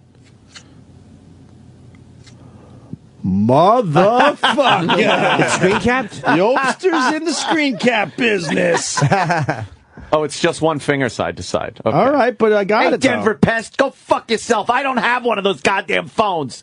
I'm just reading. If you were a little more concise, I'd have fucking told him in 2 seconds. Wow. You vague fucking assholes. Dude, I went online. I was trying all sorts of stupid I couldn't figure that one out. What an idiot. Wow.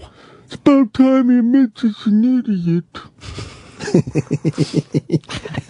Wow, that's fucking cool. I'm so happy right now. Well, he fucking has a phone. He doesn't even know how to use it. I know. AIDS. It is pretty pathetic. Wow, cool. Wait, so it's side to side. That's it. Side to side. Fuck, man, that would have came in handy a few times That is over the pretty last handy. year. Fucking. So that's it on the handy. Super Bowl. Oh, speaking of that guy, so, you know, odds are there's some fucking gay players on the 49ers, right? We're in the I NFL, would yeah. guess. Or in the organization that are around the locker room. Yeah. Odds are there's probably a handful. Yeah. Football teams, they're quite large. A lot of people on these teams. And then you got the locker room people in and out and stuff. The chances are, man, there's a couple gay guys looking at that guy's dick. Some of these black guys, they don't like the idea of gay. There's a lot of homophobia, even more so in the black community. Yeah. In the community. Yeah. But that's why they have, guys that are on the DL. Mm-hmm. They don't want to be out there. So they have the girlfriend, and then when they go out at night, they be sucking some cock.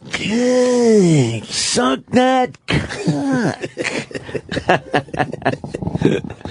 It makes my day when I just run into him. Oh, yeah. I do get excited rules. when I see Ira in the halls. Yeah. I'm like, Ira, hello. It was my birthday. I like when he just stands there and goes like, that's right. That's right. That's right. That's right. That's right. See, I could do that impression. I could do He's such a pisser. That's right. Right. That's Yeah. He doesn't move. Love him. Fucking love Ira. What a character. He's great. Is that it on Super Bowl talk? You think he's getting in trouble for saying that? Is he getting... Oh, he apologized in writing. Oh, his apology. What did the apology say? Daily News? Oh, yeah. Oh, sorry. You got the apology over there. So in basically, writing. those guys are being interviewed every day, and they're all gonna get in trouble in the end. Unless they're just giving that same cookie cutter horseshit. Cookie cutter. Exactly. Are there a lot of openly gay players in the NFL? No. None. Openly? No, I saw one on Ellen Oh. kicking I think a punter. Ooh. Man. What was his apology? New York Post. Let's read it. Sorry, I was just mentioning the newspapers that Artie got mentioned in because he was down at Super Bowl Sunday and did an interview. Oh, good for Artie. But why would they send us? He said, the apology said, the derogatory comments I made yesterday were a reflection of thoughts in my head, but they are not how I feel. All right. What does that mean? This is a new angle. I like Right this. there. He's like, Can we do these this? are thoughts in my head. Right. But I don't mean them. He goes on to say, it has taken me seeing them in print to realize that they are hurtful and ugly. Some told him to do that. Those discriminating feelings Obviously. are truly not in my heart. Further, I apologize to those who I have hurt and offended, and I pledge to learn and grow. Well, can No, they stop you don't. having white people write statements for black people? Here's what his real apology would have been. Yo, man, that shit was fucked up. Sorry. Yeah. Right. Oh, that shit was whack. Sorry, man. If I don't see THO, I don't believe a black guy wrote it. Dope. Sorry. Right, Dope. the end of the fucking Dope. statement should be dope. So he said that the thought was in his head, but it's not in his heart. Right. So he didn't mean it. That's bullshit. That's a bullshit fucking statement. Statement. In that city? You idiot. In San Francisco? Yeah. You out of your fucking mind? Yeah, it's kind of dumb. Are you out of your... That's the city that pays your salary? What's wrong with you? Then again, he was asked, but all he had to say was no. Yeah, but what the hell? I mean, that's how he thinks. Fine. I don't mind people fucking saying how they think. Why do they have to apologize? Such fucking bullshit. What he said will certainly piss off a lot of people, but that's what he feels. It's going to cost him money. What happened to just saying what you feel? Nobody wants to hire... How much money? No, I mean, who knows? But nobody wants to hire somebody for endorsements after they say... He's homophobic. Yeah, after we he's can't have homophobic. homophobic. It's too bad, man. Homophobic. A couple more years, you're never going to know what people are thinking. No. Well, no, not... The reflection... You'll know how they feel, but you won't know the thoughts in their head. They're two different things. By the way. By the way. I wasn't alone, Ant. You just helped out a lot of people. Oh, nice. With that side swipe. Oh, really? For the screen cap. Yeah, people are really excited. They didn't know about that? I don't know what it was about the Samsung S3. I just couldn't figure it out. And I'm looking at my Twitter, a whole bunch of other people saying, man, I've been trying to figure that shit out for months myself. How do you do it on the iPhone? Is there a one swipe? I know you do the two press My thing. girl told me it's just a button or something. No, I didn't. You got to hit those two fucking buttons on the iPhone. Yeah, that's it though. She says, "Oh, this is all you do." So then I'm like, "Okay, I'll try button combinations." I've been trying button combinations for weeks. Oh man, you should know on that newfangled phone, it's some kind of swipey thing. And then wait, hold on, my photo's removed? Yep. Why? The service that you're using took it down. How do they know so quickly? I don't know. Because we have people that report us. Let them report it, but constantly. it's not dirty. It wasn't dirty. It wasn't dirty. It's gone. Lockers took it down. All right, so go to another. How do they do it so fast? There's, you know how many pictures are going up around the world? Somebody will help Jimmy out. Give him another server. Locker stinks. There's nothing. But What is I I Like blocked Girl? everything out, Dude, even if you reported that photo, right? How long would it take someone there? Because they're probably getting 8 billion reports a minute about photos that go up. You know how many photos go up on that service per fucking second? I wonder if it's some kind of program. They just knew. What kind of program? A fucking double blowjob? Fuck. They knew that there was a head way too low toward the crotch of the other person. I gotta know how they fucking know that fast. Who Kid posted pictures of Halle Berry's tits on his Instagram? They killed his account. Nigga, what? Well, that's why I blocked it, though. He got thrown off. Oh. Is he back? He had to start a whole new account. Wow, Instagram you gotta don't watch play. that shit. Instagram don't play. Nope. Hey, what does I Like Girls Daily use? I think they just upload, like, It's whatever the basic Twitter thing is. Yeah, because they got some raunchy shit. You're allowed to. Oh, it's oh my just god, Twitter. Jesus, Christ, I Like Girls Christ. Daily, and I know there's other Twitter accounts trying to get me to endorse them. Fuck you. That's, I got everything I need from I Like Girls Daily. I Like Tits Daily. I Like Sex Daily. I Like Tattoo Bitches Daily. Oh. No, I don't know what the tattoo one is, but there is one for that. I Like Redheads Daily. It's their own. What are the other? I Like Babes Daily, where they're not as pornographic. Babes. What other accounts they have? They got them how all, are they man. putting them up there without getting removed? It's the pic.twitter.com. Oh, and they allow that? Lockers is the one who's removing. Oh, fuck Lockers. Lockers is fucking you Locker- gay. Who's You that? gay. You gay. That's why you gay. That's why you gay. You gay. That's why you gay. That's why you gay. That's just pic.twitter.com. Yeah. It's just like Twitter's local. And they won't take them down with this? No. They got all kinds of titty shots on this. Okay. Man. Well, go to their I Like Sex Daily account, because that's more pornographic. That might be a little more toward what Jimmy's trying to do I here. don't know. I mean, this chick's got her finger in her vagina. Oh, yeah. Wow. How do I... hold on. How do I stop using lockers? Just stop. It's got to be. I thought I did stop. They had pop-ups just for me to check your picture. They asked me if I want to join their premium account. I'm like, go away. Jimmy, go to your settings. Hold on. Let me. And go to your Twitter fucking... Oh, yeah. Just your app that you use for Twitter. Settings. But I use EchoFan for Twitter, but now because EchoFan. Well, you then open up the little There's EchoFan regular thing in Twitter. there, and now what does it say you use for photos? Instagram and Twitter.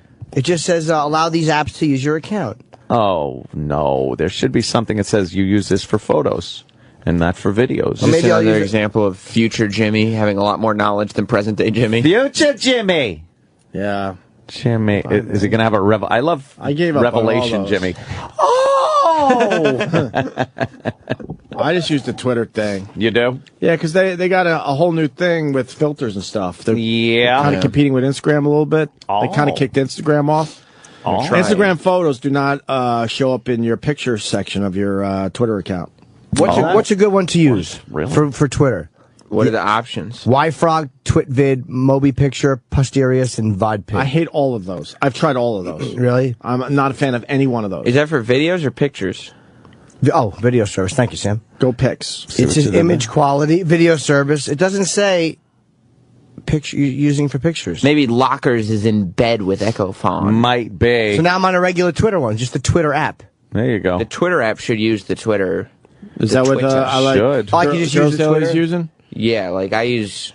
Let's get I Like Girls. Oh, they did it. Okay, never mind. They don't need my fucking help. I knew Word they them were, up, Doc. I knew they were close to 1 million followers. I thought she or he. I don't know who runs the account, and I talk to her from time to time. I have no idea if it's a girl or a guy. 1 million followers. Yeah, they made it over the 1 million. I knew they were pushing for that. Good for them. Oh, let's take a look at some of their pictures they're posting today, Sam. Yeah, not you. Oh, wow, there's a couple. You can brighten the picture. You know what? I Yeah. kind of like this Twitter app. oh, do you? Yeah, they got a few different little filters. Oh, really? Now More primitive than Instagram, but it does the job. Oh. Let's just go through some I Like Girls Daily. Oh God, look at that. Yeah. No, No. Yeah. Holy shit. Okay. Fucking. They're called knockers. I don't Yoga know. pants. Who's it attached to? How Come dare on. you? Come on. Oh man. No, that's too Well, no, that's a little too much. too ethnic for you. Yeah. Too exotic. Too exotic. Too exotic for Alright, me. yeah, Maybe I'll Italian, look, though. Maybe Italian. Yeah, could be. Oh, All right, now man. we're talking. She's buxom. List buxotic. Whoa. Nice Look at that. vaginas. You could just fucking shove your nose right in there. Yeah. Right? Whoa. There we go. Wow. That was all right. That's hilarious. Oh, man. Look at the ass on that girl. This picture will not get taken down because it's blocked. There's nothing Shut dirty it. about it. You're right. I'll man. just give it another try, Jimmy. People need to see you and Ron Jeremy pulling Yes. that Little poker choo-choo. poker table move. There's not even Card a table nipple move, I in this should say. shot. Oh, man. You don't go to I Like Girls Daily for a goof? I look. All I right. look. All right. Oh, what the fuck is that? Oh, man. There's one angle where a girl just does not look sexy. Which one? It's where the camera's When her on mouth is open and she's talking. It's where the camera's on the floor. Yeah. The upshot Yeah, I'm not a always fan of looks the upshot. so stupid. No, wow, she's fucking cute right there. You got to present that shit. You got to present the dirty parts. Yes. Properly. Present. What I like about I Like Girls Daily, Man. I like that's just filthy right there. There's no art to that. There's just look at that. Just shove your fucking. Oh yeah. Would you shove your fucking tongue in that asshole? would I don't even know what her name is. Why would I do that? Oh, that's true. I don't know what her political affiliations are. After you chat for a while, tell him, Jimmy. Build up a relationship. Yeah, the upskirt is ridiculous. And what I do like about I Like Girls Daily, to give them the full plug today, Yeah. when the girls are kind of showing their tits and stuff. Tits. I always hate saying that word, knowing my in-laws might be listening. Oh, Really? I'm sure they know you like tits. Opie likes sucking tits. Jesus. Nothing wrong with that. Opie likes to pull his big cock out and suck a pair of tits. you know what? Who doesn't though? Well, Look, man. We all know, Nothing but wrong we don't with have to that. fucking... You're a man. Jesus Christ. Opie likes sucking tits and No. pussies. It's too bad you're never going to get married, because I would get you back so bad. I would tell my in-laws. They'd probably know. I'd fucking. think they I'd know. tell my in-laws. Everyone knows, but you just like keep it to your own fucking self. Oh, you no, just no. want to get on mic and say how much you love tits. Yeah. Right now. You know, you're free to do that. Exactly. Should change this name of the show to the Opie and Titties Show. The way he talks Oh, about the it. way he's- Sucking tits. Why would you use my name if I'm the titty guy? Yeah, really. No, because Yeah. it's just Dumb. Opie. How about Opie and sucks? titties. How No, about it'd be Opie Titty and sucks Anthony. tits? No, there's no Anthony anymore as much as you talk about titties. Opie sucks tits in the morning. That'd be a great fun. Oh man. my point being, and people could relate to this. Is the only reason why I bring it up. I Like Girls Daily doesn't allow these girls to show their tits with their wacky faces, with their tongue sticking out, duck mouth, or no, just where they have to make goofy faces because they're so uncomfortable showing their tits. Oh, where they're holding their tits up and they're like, It drives me nuts. They usually stick their tongue out, and make a goofy face. I'm sure there's a website dedicated to that. It has to be by now. Or they have the cigarette in their mouth because they need both hands. So they're squeezing their fucking cigarette with their lips as they're showing their tits. Yep. Can you find a website like that? I guarantee there's one out there like that. Of course there is. Drives me nuts. You don't get that shit at ILikeGirlsDaily.com. Well, like a good chick pick. It's fucking great. Well, we got a radio show in Trouble, and we're certainly going to talk about them after the break. And then we got some YouTube guy. I kind of saw this, Sam. What is this? Well, I couldn't be bothered. I saw a little bit of it. I know it's going viral. Yeah, it's funny. This guy, all he does on his YouTube page is he either posts videos of old audio equipment or he'll play a jazz record and he'll put the whole record on YouTube. Oh. And I don't think he realizes how YouTube works because he put up a video where he's talking to his fiance's friend, who's also a girl, about this threesome that they're trying to put together. Whoa. And he put it up on his public page. Oh. And now it's all over the place. Who is he? It's just some dude. Now, how long has he had this page? A while. It's not like he I would have spent some time to set up this, weird page, and then he did this to it? No, I looked at it, and it seeed real to me. Oh. I got to talk to Karen in Ohio for a second. Karen! You must have big fucking tits, Rope, to take this call. Because, by the way... well, that's what she wants to talk about. Karen. Well, I was just saying, just a little while ago, Opie, you were just talking about all your Instagram, you like girls daily, I like tits daily, I like all this vagina daily, and then all of a sudden, sucking a woman's tit is totally normal and natural, and so is all this nice, but now you're shy? It's a subtle thing. I was being classy. Classy. Until I mentioned the word tits. Tits is just not a classy word. Tits. I should have said knockers. I think it's kind of hot. Is it? Oh, well, tell us more there, Karen in Ohio, who's bored. How about you? Do you got knockers? No. I like that. Oh, that's pretty nice. Wow. I've turned some heads. You got a Facebook page? Really? That's that puss. Yeah, exactly. Let's talk about your You're sucking those tits. Jesus. Can we see your Facebook page? I'm not on Facebook. Oh, boy. That's a lie. Fucking year is this? That means you're an old broad. What do you got the old MySpace still? No. Nope, not on there. Get a look at those titties. All right, Karen. We got to go to break. Thanks for the call, though. Hot girls have all those things because they enjoy showing themselves off. Like fucking the lovely Michaela Maroney, who likes is a selfie. Now delving into other things. She went from the rambunctious little gymnast, right? And then she gets back to the States after that. And, yeah, exactly. And now, look at her pictures. She's getting a little more wild. Look, she's getting a little more wild with her pictures. She's wants this innocence thing crushed, I think. Look at the one all the way to the left. Yeah, snap on that one. I mean, come on now, right? She's going for something there. She got some strong thighs. She does. She's cute, but I can't get over the fact that she's probably 4'6". Of course. She has fat knees. She's 4'6", and she's got no hips whatsoever. How tall is she really, though? She's not 5, right? There she's 10, making maybe? the face. Look, she's making the face. Oh. Making the face. Can you make money off that? See, and then there's... Making the face? Look, yeah. Look, see, that's like gymnast body. Let me see her fat knees. Show me a picture on the skirt of her fat knees. Does she have fat knees? Yeah, look at her knees. Wow, there's like no shape. Yeah. Like in the midsection, there's no real shape. Dude, when you start at 4 years old swinging on those fucking bars, Uncle Paul, swinging on those bars, it builds up muscles where, and it stretches they're out not usually supposed to it be. It straightens out all the curves. Yeah. Because it's like, like pizza dough. Like a centrifuge? Yeah. It puts all... It's when just she's straightening spinning out all on the bars, curvy parts. Because she's got a lot of straightness throughout her body. She does. And, I mean, She's got a pretty good face. She's adorable, but she's very cute. Tiny, man. And she's trying now, though, to go for something else, a little more glamorous. She's trying to see. Look at that, right? Mm-hmm. That's like a model shot with her hair all messed up. And tiny head and that Johnny fucking. She's a small head. You know she has a tiny head, right? She has a tiny everything. She's a little tiny girl. Fucking ant head. Oh, there's a lot of mystery to this girl. Yeah, but they got a wideness she's in the to woods. them. She's holding. Yes, the wideness. her shoulders are very wide. Well, she's the gymnast, man. They can't help it. Well. They just be all muscular and shit.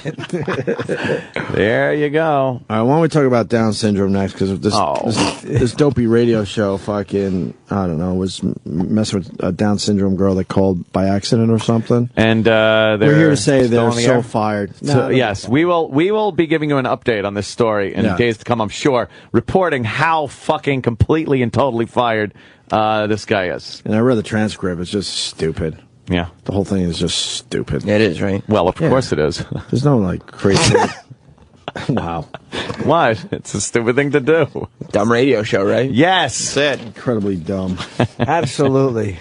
Boy. I mean... Can we do the transcript with two people today? Sure. I mean, I guess if we needed E-Rock and one other person. Of course. E-Rock, how's your acting skills? Could you play Downs? Could we have the whole transcript. We don't have audio of the whole transcript. Right. No, we need you to act. So could you play a little smarter? See, he's not yes, smart. Of course. E-Rock, could you play it a little slow? Yeah. Oh, boy. I guess. Not That's over the very top, good. though. That's very good. Absolutely. Who's going to play the radio guy? I'd be happy to do it. I mean, I'm a good actor. You're a good actor, Jimmy? Yep. I actually landed an acting gig. All right. Finally. What did you break? I got a part on Law and Order as a guy going to jail for 6 years. No way. You're right. I lied.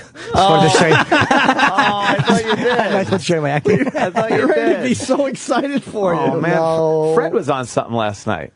Who? Fred Norris was Really? on one of those shows. On the radio show. Boo!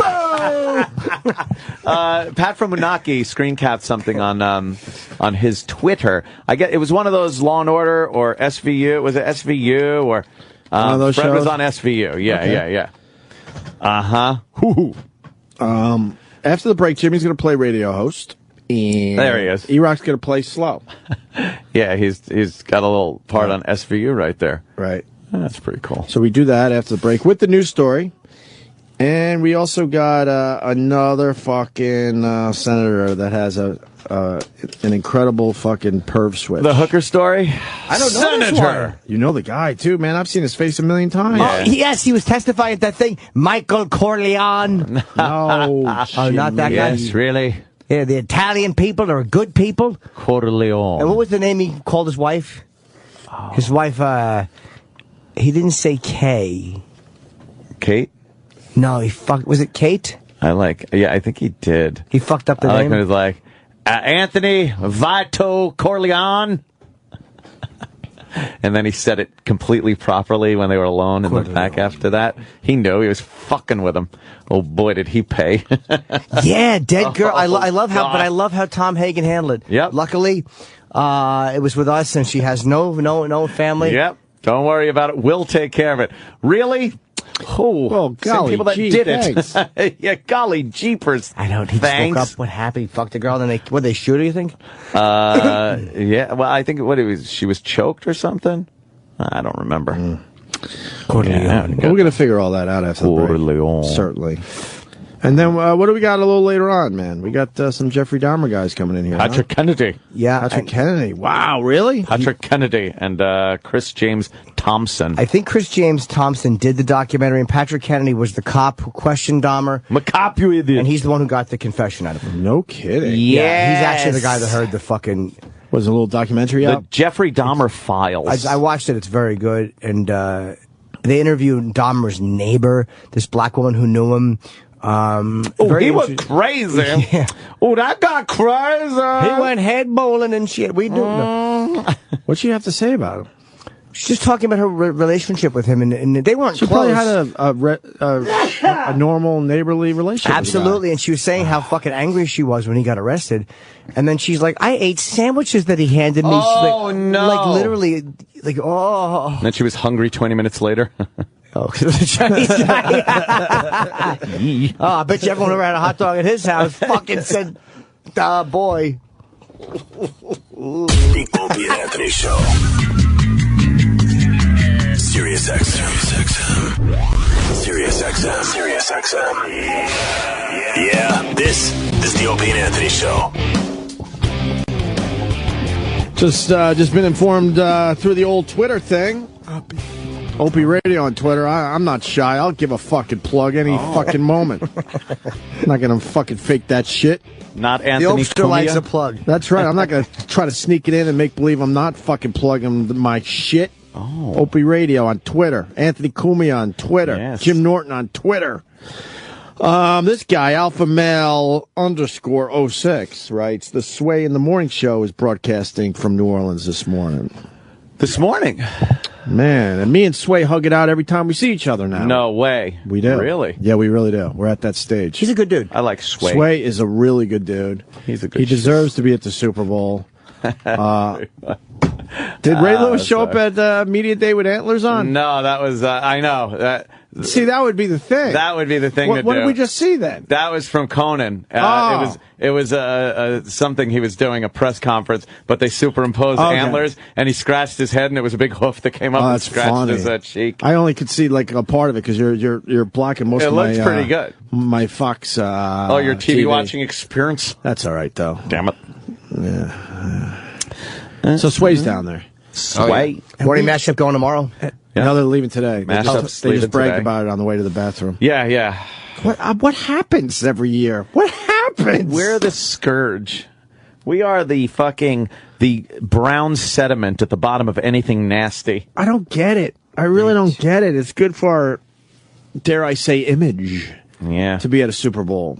It just looks good. It just looks good on paper. They won't. Even if the shows are average, it just looks good. Has anyone ever seen underneath Sway's big Jiffy Pop hat? I assume it's a lot of hair. I would assume there's a lot of dreadlocks there, but what, has anyone ever seen it? It's where he keeps his weed. No, it's just socks. Sway's actually bald and he has socks in his hat. That would be great. Socks. Oh, is that him without his? Wait, we got it without hat? the hair? Well, no, he's got a bandana there. Uh-oh. Yeah, he's got it long. Uh-oh. You know what, though? You think he might have a Stevie Wonder thing happening? Maybe he's got a fucking... Maybe it's a Stevie Wonder.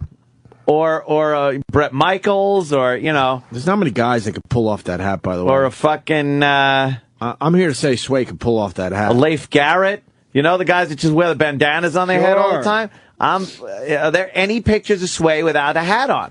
No. All right, I'm going on record right now. Sway's bald. What's wrong with you? We're friends with him. Sway's bald. I would have guessed that the minute I met him with the hat. What? I don't want to ruin my relationship with Sway. I'm not ruining anything. I'm just saying. I'm not saying you are. I think he's bald. He could pull off that Jiffy popcorn hat. I think he's got the dreadlocks on the side and nothing in the middle. Maybe no brains? That's not nice. No, I'm talking about... Well, Sway's down there. Yeah. Enjoying himself. Mm-hmm. Morning Vino mashup. and Rich. They're setting the morning mashup. They talk 5 minutes an hour. They have 8 people on the show that talk 5 minutes an hour, and they thought they need to be down there. Yeah. Oh, yeah. That doesn't make sense. That 5 minutes is going to be goddamn good at the Super Bowl, I'm not right? saying they're not entertaining, but, man, 5 minutes an hour. That means they're flying down to do 20 minutes of actual talking. Damn. New Orleans. 20 minutes of talking they're doing for the Super Bowl. They don't do more than 20 minutes of talking the entire morning. That's hilarious. We do 20 minutes before we even get up to speed. We do more talking before you get up than most people. Holla. Hey, Jimmy, are you enjoying the latest Lindsay Lohan story? I honestly don't know it. Why do they yell that? I just say Lilo. I don't understand why they don't just throw her in jail. I don't understand how she gets... Well, she's an American treasure. What a I don't understand how she gets so much special treatment. Wait, did she get off again? I don't know. It's like I was trying to follow it on one of those dumb entertainment shows last night. She was going to take, and they said she it's was gonna very skip it. complicated or something. No, she was going to skip her court. Well, they told her. date. Well, she said I'm skipping because I don't feel good. I got a Right. respiratory infection. But then the paparazzo got a picture of her coming out of a club or something yesterday or 2 days ago now, all fucked up. Yeah. So then she jumped on the first red eye and got her ass out to L.A. for the court appearance, looking Yeah. like shit. Oh, so she is going. Good. Yeah, she had to. She had to. She went yesterday. Look at. Oh God. Look at it. She looks horrible. And She's how just- old is she now? She's not that old. She's not old at all. 25. She's maybe a fucking 26. coddled. Again, her family stinks, but I mean by the legal system, she's a coddled, Yeah. spoiled brat. 19, 20 years old. She fucking looked amazing. Of course, yeah. No one would deny God that. damn her. Did you read the New York Times article on what you get if you hire Lindsay Lohan for a movie? It's an amazing read. Oh, really? Patton Oswalt turned me on to that. I saw it on his Twitter, and I was all in. It's What do you get? It's a really long article. Oh, what year Her is not that? showing up, all sorts of shit. Oh yeah, she seems awful. Which She was was right in after that- Mean Girls. Mean Girls. When Yeah. she was in fucking Mean Girls. Let me see. Oh, look at the Jimmy loves smashing into my monitor with fucking his microphone. sorry. Now that it's set up like that, I find it hilarious. Should be a big get for I Like Redheads Daily. She looks great right there. Do you think she was sexually active and making poor decisions? At that age? Oh, God. I wonder what age it started. Who got to fucking bang her when I she did. was like that? No, you didn't. How do you know? Because he would have told me. You're right. Maybe he would keep that one to himself. Yeah. No, I'm not looking at a poster of Parent Trap. Shut up.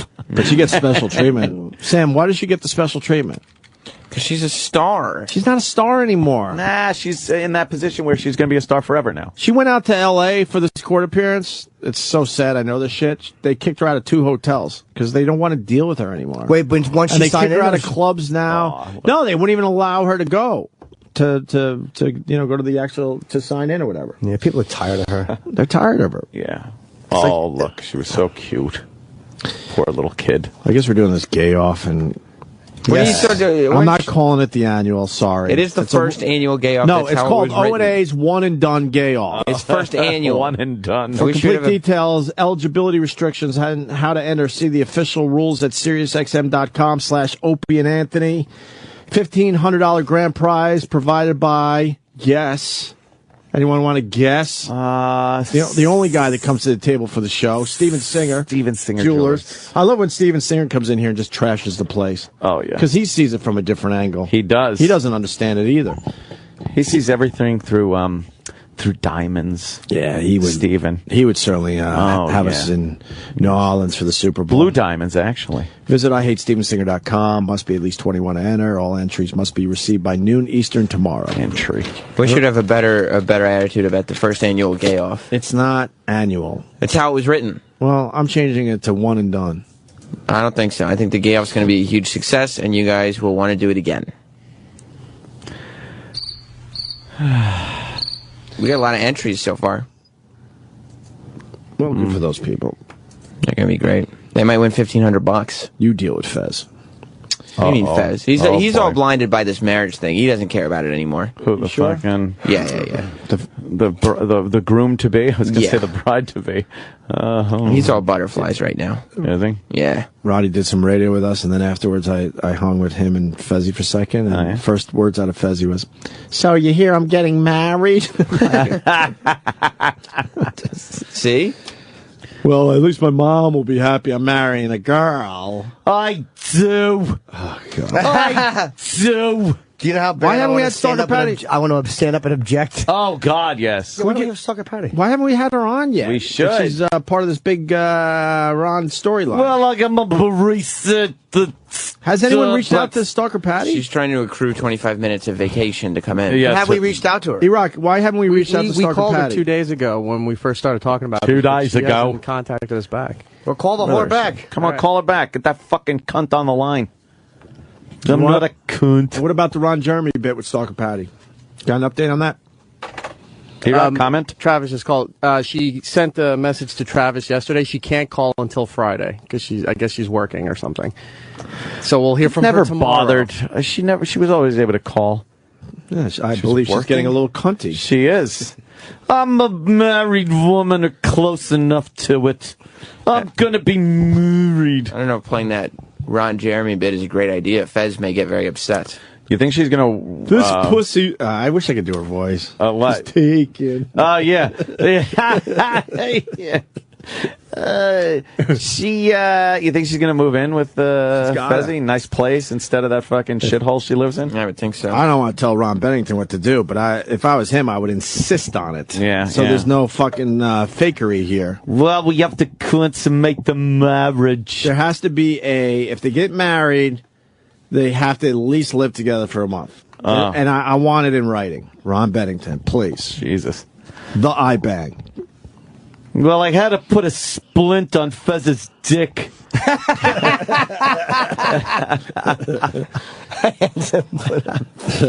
I don't know. It was like playing with warm Play-Doh.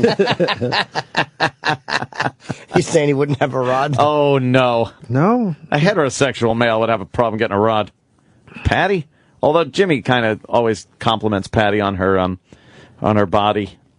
Her vagina. Yeah, Jimmy sees something we all don't see. Yeah. We're trying to stay away from the homosexual, heterosexual thing. Ron said yesterday, this is being sold as the biggest asexual wedding. Right, asexual. Very okay. funny. You know what? There have been homosexual weddings in the news of late, of course, with a lot of states allowing this. Jim Neighbors got married, did he? 82 to his 64-year-old lover. He's got a little chippy. What's that? Golly! Chippy. Jim Neighbors got married in the middle of the night or something. Did he? Yeah, it's in the paper today. Good for him. Oh, man. Gomer Pyle himself. I wonder if his boyfriend turns him on by saying, "Eat my cum, Pyle." Pyle! Yeah. Private Pyle! Why aren't you sucking Private Pyle's nuts out? He fucking Jim Neighbors is sucking his cock. Well, you finally found something you do well. Oh my God! What he did? Good for Gomer. Yes, good for him, man. That gay lifestyle is for the young. What other show was he in? He had a few of them. He was in Mayberry. He was in Mayberry. Andy Griffith's show. He was right. He was in Gomer Pyle. And then there was that other thing he did. Then he was on that thing where he was. And he'd be on shows though. He'd be on like variety shows, and he'd be like, a singer. "I'm gonna sing a song that I like." In a style of singing that I like to sing in. And everybody laughs and it goes, ding, ding, ding. Oh, my papa. Oh, my golly. Oh, my. He sings like opera. Can we get Oh My Papa, Sam? You nailed it. Is it Oh My Papa? Does he do that one? E-Rock comment? Shouldn't we have some of this shit in front of us before the show starts? Get some Jim Neighbors. If fucking Jim Neighbors is getting married or got married, we should have some Jim Neighbors shit in front of us. Didn't Jim Neighbors have a liver transplant too, like fucking years ago? Really? He's still cranking? Nice. I think he did. What does he sing? What is Tomorrow that? Never Comes? Fucking guy. Oh, yeah, but my boyfriend does. All over my face. Let me just keep going. Oh, you tell me. There he is. This is Gomer Pyle? That you love me. Oh, now it all comes off a little different, doesn't it, when he sings a song? Yes, you tell me. That you care. It's talking about God, right? Is it? Better not be. That tomorrow we'll be married. Oh. Yeah. Ah. But tomorrow never there. Ah, well, it is now. Now bring it on home, Jim. Here it comes. Who fucked you in the butt? Oh, many. Oh, damn it! Many. It almost worked. Have I waited? Oh, it's almost Elvis. We're listening to Almost Elvis. Almost Elvis. Have I cry. I bet you did. Pissy eyes. Can he, Pissy Just see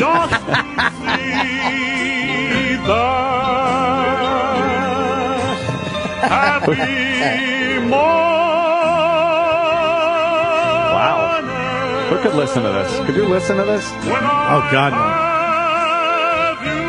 It is like operatic Elvis. A little bit, right? Yeah. I don't know. I enjoy that. I think they enjoy that at the old age home. I hear that type of music coming out of rooms. Please feed my puppy and bring me some broth and a clean robe. You don't think your father would enjoy him? Oh, no. No? Son of a bitch. That pissy-eyed fruit. Yeah. Like, playing a Marine, that's a goddamn disgrace. That's what he'd be. Oh, Gomer pile my ass. He'd pile driving cock in his ass, Anthony. Don't you end up like him. Jesus Christ. Oh, God, my pop was a treat. Oh, if he only knew. He left it all on the table, huh? I swear, if I even had an inkling towards cock, I could have really fucked him over good. If? All right, here we go. We got this radio show, and this is what they did. This is what they did. Good on you, Jim. Hello. Hello? Hi. Hi. I'll text you. By the way, the first observation, another radio guy with the radio voice. Yeah. Why can't these guys talk? Hello? What they usually... Turd. It's all Turd, that we got a same tard shit. turd. Turd a tard. Turd.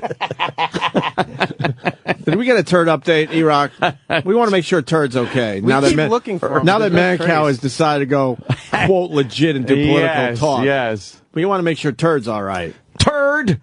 Amber card, please. You what now? Can I Amber card? You what? Okay, I try to get him Baker. I'll talk to You what? You what? The who? The where? Oh, no. I'll talk to Ken Amber card. You what? Okay. This Roland? I'll talk to your daughter, Ken Amber card. I don't want to come across. Obviously, you have some sort of a speech impediment. No. That's my voice. What? That's my voice. It's your voice. Yes. Well, I'm just saying, don't get angry. It's obviously I can't. I'm not angry. Okay. I'm not angry. I'm not. He doesn't know yet. My friend. Are you from this country? I live in Strasbourg. You what? I live in Strasbourg. You live in Strasbourg. Yes. Okay. And speak slowly. What would you like? I'm talking to Kelly Amber Card. Boy, I'm having a real rough time here. Yeah, trust him. Okay, what now? Hold on. I'm going to get him now. What? Oh, boy. No, man. I'm going to talk to Kelly Amber Card. You want to talk to somebody? Kellyanne. Yes. Who do you want to talk to? I'm talking to Kelly Amber Card. Brooker. Something like No, man. I can't. I listen. I can't understand you. Again, I can't be the first person to have told you that it's tough to understand you. All right. No, man. All right. I'll see you later, okay? Say it real slowly. No, man. No, man. No, say it real slowly. I want to try to figure this out. It's a little game. Okay. All right.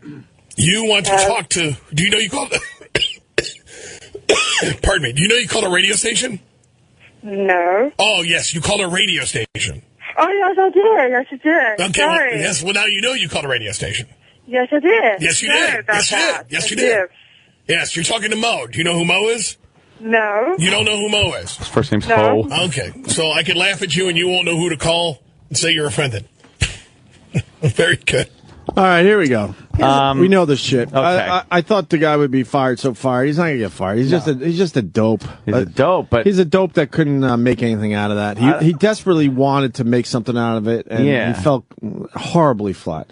But she never said that she had Down. And how does anyone? I don't know. Did someone listen to this and hear how she was speaking and think, oh, that girl has Down? And he was barely making fun of her. Yeah, he didn't that know was what fine. the fuck to do. This guy. He didn't know if it was a prank or if it was real. He wanted to do something, but he just didn't have. He just didn't have it. The skill set. I want to say that. You can. He didn't have the skill set. Is that the entire call? That's pretty much it. I read the transcript. Yeah, pretty and much. That's it. So Pretty what the much. fuck is the problem? I don't know. And who ratted him out that was a girl with Down syndrome? And they came in and she was crying, I think, and eating the phone. Like, what's wrong? Oh. Yes, I'm a comedian and I did a retarded joke. Sorry. I know you did. Here's the news story. Here's the news story. Let's try to figure this shit out. You know the saying, there's no such thing as bad publicity? Well, I'm not sure that's true. Just ask a local radio station. Oh, boy. DJs make... I get the cringies when I hear that because I'm waiting to hear my name. And the news, they're just a bunch of cunts. Yes. I hate that local radio station, local radio host. You know who they are. Just fucking say it. A local radio show. A local radio. How about our news agency edited tape to make it sound to fit our agenda? Right. Yeah. What they're basically trying to say is we're better than the local radio station. No, you're not. No, you're not. No, you're not. You suck. DJs made fun of a woman with Down syndrome, and now they are hearing it from all over the country and hiding behind their lawyers. Paul Orlowski. Oh, fuck Hiding behind their lawyers. Get this broad on the phone. Oh, man. They were barely... That wasn't making fun of anyone with Down syndrome. That was the DJ, like you said, trying to make something of the fact that he couldn't understand the girl. I don't even think he knew why he couldn't understand her. He said, "Are you from this country? Right. Do you have a speech impediment?" Right. Like that. He was trying to make something of it, but he wasn't. That was anything but making fun of Down syndrome. Right. I completely agree with you. We get people like that calling us from time to time. They have a weird. Yes, every call. Yes, exactly. They have a weird speech impediment. We have a little fun with it. Called food in their mouth. But this guy, fucking fatties. This guy didn't even get anything going. No, he didn't. And now he's hiding. They're hiding behind lawyers. Really?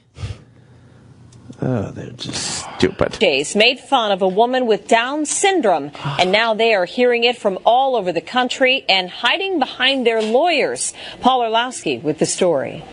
Text to Charlie Airport, please. You what now? Charlie Airport, Prague.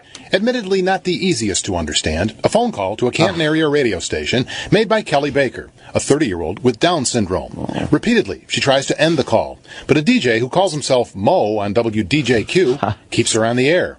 At one point, he asks her if she knows who Mo is. She says no. His reply has a mocking tone.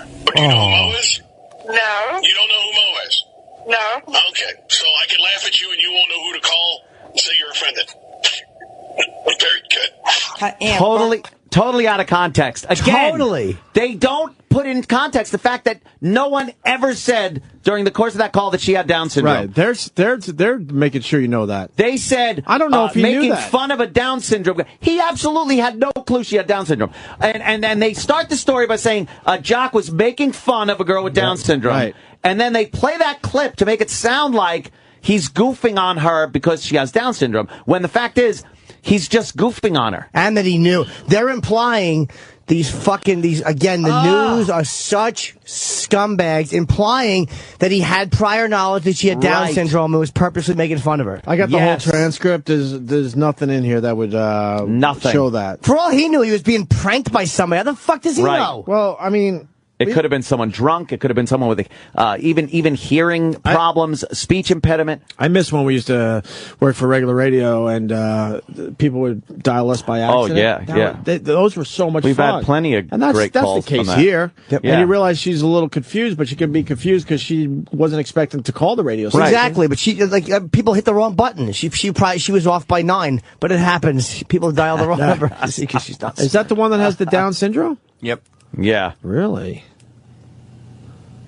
Holy Jesus. She looks like Billy Bob's girlfriend in Sling Blade. She doesn't even... Oh, Melinda, yeah. With the flowers. She doesn't have the look.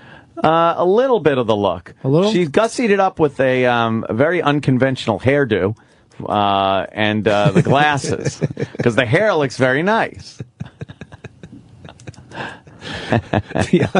It's a normal hair. That is an unconventional hairdo. Because, I don't know, I'm just saying, a lot of times you'll see a hairdo that's better suited for Mia Wallace.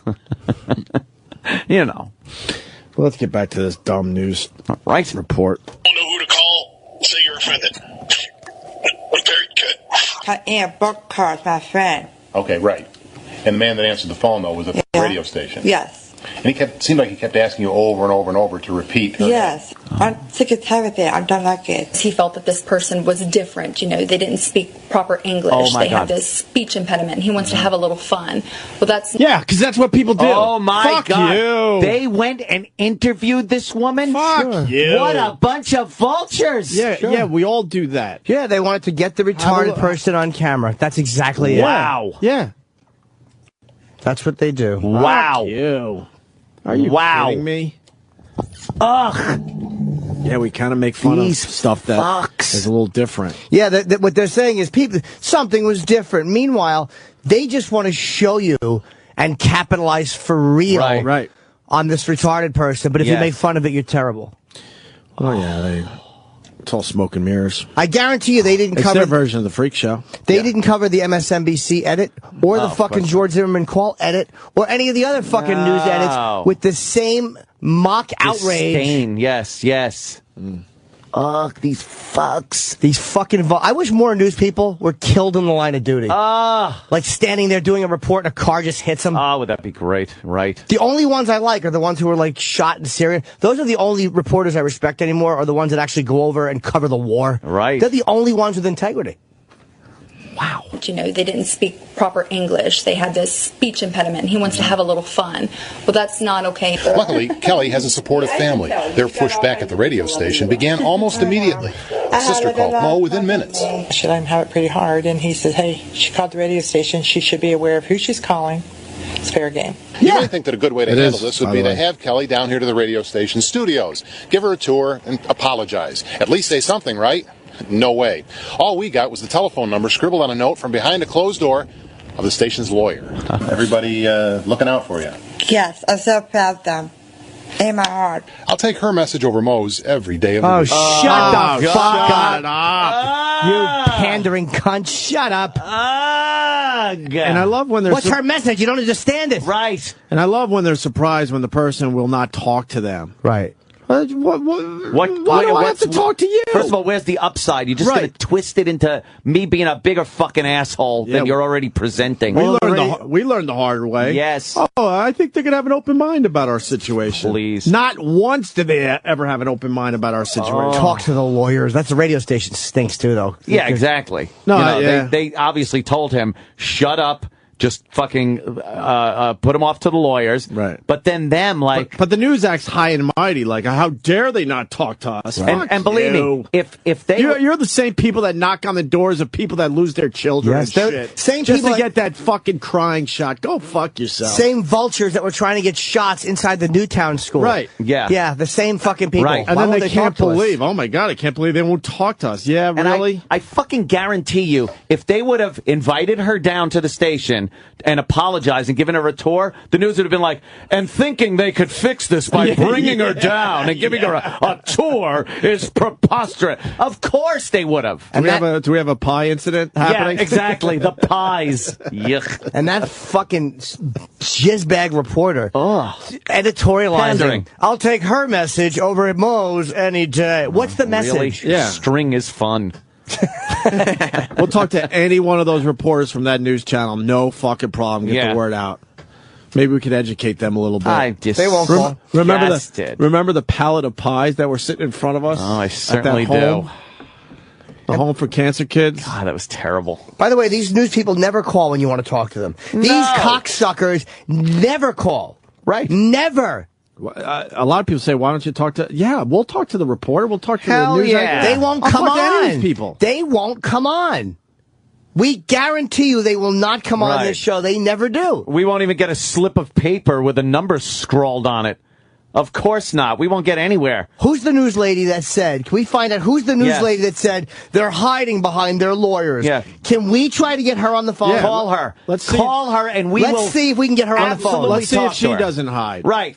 Let's see how quick she gets on the phone and gives her side about a fucking skewed story. And, they love this shit. It'll keep the story going. Yeah. You'll talk to a bunch of guys that have been in trouble over the years. Yep. So let's do this. There you let's go. do this right the fuck now. Get on the phone. How do we talk to the reporter or the news anchor? We'll talk to you about your slanted story that took things completely out of context. And by the way, we don't like anyone in this story. No, we don't like anyone, period. Yeah, I don't like the Mo guy. I thought he failed miserably, whatever the fuck he was trying to do there. I don't like Sam. Yeah. Hey. The Mo guy. Right. What is her name? We got more to the news story. You want to hear it? Can we have her name, the reporter? Let's find out, man. We got our people all over the fucking place. Give us some info here. Yeah, we'll see if she's on Twitter. Everybody looking out for you. Yes, I'm so proud of them.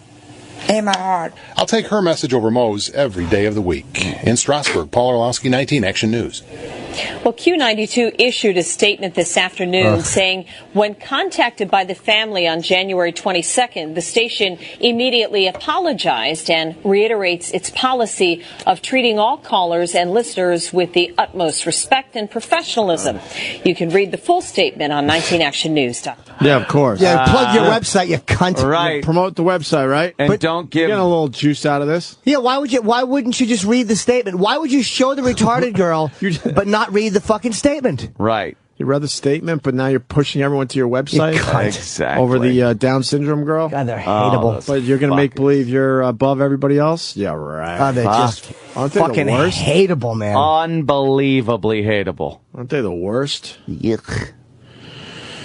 Unbelievable. Yeah, and once again, the transcript, there's nothing in this transcript that says that the DJ knew this lady had Down syndrome. No. There's not one thing in this thing. It's 3 pages long. I'm looking at it. He's just rambling on for a couple of minutes with this girl. Yeah, he doesn't know what the fuck. We've been in the exact same situation. It's a dumb radio thing. Someone calls, their voice is a little different, so you try to figure out how to have a little fun with it. Fuck right. it. Yeah. We goof on women that call in and have very deep cigarette voices. We goof on the guys that call in and have high voices. And how would you know that this woman bullied? That's what it says on the news thing. Prank victim. Kelly Baker, prank victim. Is this the same story, Sam? Yeah. Oh, okay. I thought they might have more. Holy woman shit. Who's bullied? That? Probably her sister. I mean, sister? The family is one thing, but well, no, I don't. Rawr. Yeah, but the news is certainly making it more than it actually was. Woman bullied. God, I fucking hate the press. Bullied and victim. Wow. They're the worst. Oh, boy. There's Gigi. Gigi, the mom. All right, so it's Q92 is the radio station. His Twitter is Paul... Go back. The Twitter of the guy who says, I'll take her word over his any day. This is the guy who said the thing about the lawyer. Yeah, but he said... No, but the woman said it, too. The woman said hiding behind their lawyers. There was a woman who said that. This guy just said it just now. Okay, but no, isn't he the one who said, I'll take her word? He did the main part of the story. The woman is the one who said, instead of talking to us, they're hiding behind them. Play the woman, the first newscast. Well, what's his Twitter? Paul Orlowski. Orlowsky. There you go. Go follow him on Twitter. Have fun. Well, no, don't even do that. Like, I follow him. Yeah, but get the word out. We would love to have an honest discussion with the dope. Oh, look, the mother's doing shots out of her positive pregnancy test tube. What? Man, you don't like kids. What? You just don't like them. Nah, kids are a real big pain in my fucking ass. What is, this is her Facebook? What's her name? So let's get her on the air. Is that the woman who started the whole thing? Denise Dufala? 19, that's her? That's the anchor? That's the anchor of the story. That exaggerated a little bit. So she's on Facebook. Left a few key things out of there. Left some key things out of there. Like the fact that he had no clue and nothing was ever said that she had Down syndrome. Yeah, that sounds like it. They found that out after the fact. How about the fact that she inadvertently called the radio station? Was that even stated in the story, or did it sound like he called her or pranked her? We got some Cleveland people. We're big in the Cleveland area. So we're fucking huge there, Ope. We sure are, Jim Norton. Tim in Cleveland, what's up, buddy? Hey, Channel 19 News, not exactly a credible news source there. Oh, yeah. Keep that in mind, too. Actually, that I don't know about that. Just continues to follow. Name one that is credible at this point. My God. That's true. Yeah. Once Cronkite left, it was all over. Yeah, exactly. Yeah. Hey, that channel's got a lady on the news that a couple years back was down in spring break on a wet T-shirt contest. Her stuff's out on the internet. They had another lady. She's not there anymore. I don't know. A couple years ago, there was a guy. Wait, one of the reporters was down. In spring break? Down in spring break, yeah. Doing a wet T-shirt contest. That's kind of funny. I changed my apologies to that news organization. Fine people. Fine, upstanding people. Great. It's great. Yeah, you know, they had another one who's, I don't know where she is. Rumor has it she got knocked up by LeBron when he was here, but when she was here, she was covering, I mean, she was an anchor in the afternoon, I think, and she went out and... Did she go away? So they had to say, like, anchors away?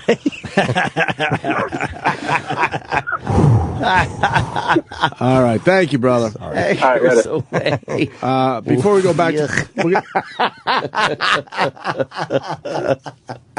that stink? Oh, it stunk. We're going to do a Cleveland sandwich with Boston in the middle. Ooh. Meaning we'll do this Boston call, then we go back to Cleveland. What do you got, Eric? Yeah, I just want to say this is a food addiction. Sorry. It's a perfect example of that Colin Quinn quote. People love to celebrate diversity as long as you don't point out anybody's different. Yeah. It's that exact thing because... That's not Colin's quote. I said that. Oh, Jimmy. Well, you quoted him, but well done anyway. Oh, well. He That's just the doesn't. thing. And by doing this news story, you basically disempower her by saying, hey, she's not capable. She's 30, but she's not capable of taking a joke. And if you actually, which he didn't point this out, but if you point out that she's a little bit different, you're somehow a monster and she needs to be apologized to and she can't handle it. But the thing is, she's not different. Like, here's the thing. She's retarded. And I'm saying that like there's nothing wrong with saying that. She's mentally retarded. For some reason, they think that by saying people who are different, they just avoid the word. Yeah. They avoid the obvious. Because they make it dirty. Right. Like she's mentally retarded. Okay. There's nothing wrong with that. There's nothing to be ashamed of in that. He actually treated her more normally than anybody else in that scene right there. Fucking treated her like anybody else that would have called in. The only point I want to make is they're making it sound like the guy absolutely knew she had Down syndrome and and went after her. He had no fucking idea. The news assumed all that shit. Yeah, terrible, dude. And you make a good point, though. We can't point out anyone's differences anymore. But we love embracing diversity, which is such a difference, lie. which is differences. Right. And it doesn't. I call in rules. Whether you do a radio show, you're on TV, or just in the stupid workplace, you can't point out anything different. We're all supposed to be the exact same fucking person. No, you can only point out, by the way, ethnically or whatever, unless you're showing a positive stereotype.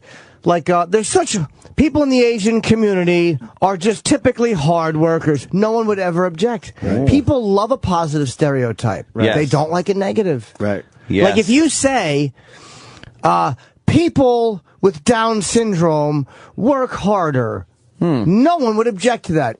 Maybe it's a stereotype, but because it's positive, people with Down syndrome aren't as smart. Oh, that's terrible. You're mean. Yeah. It's a fucking...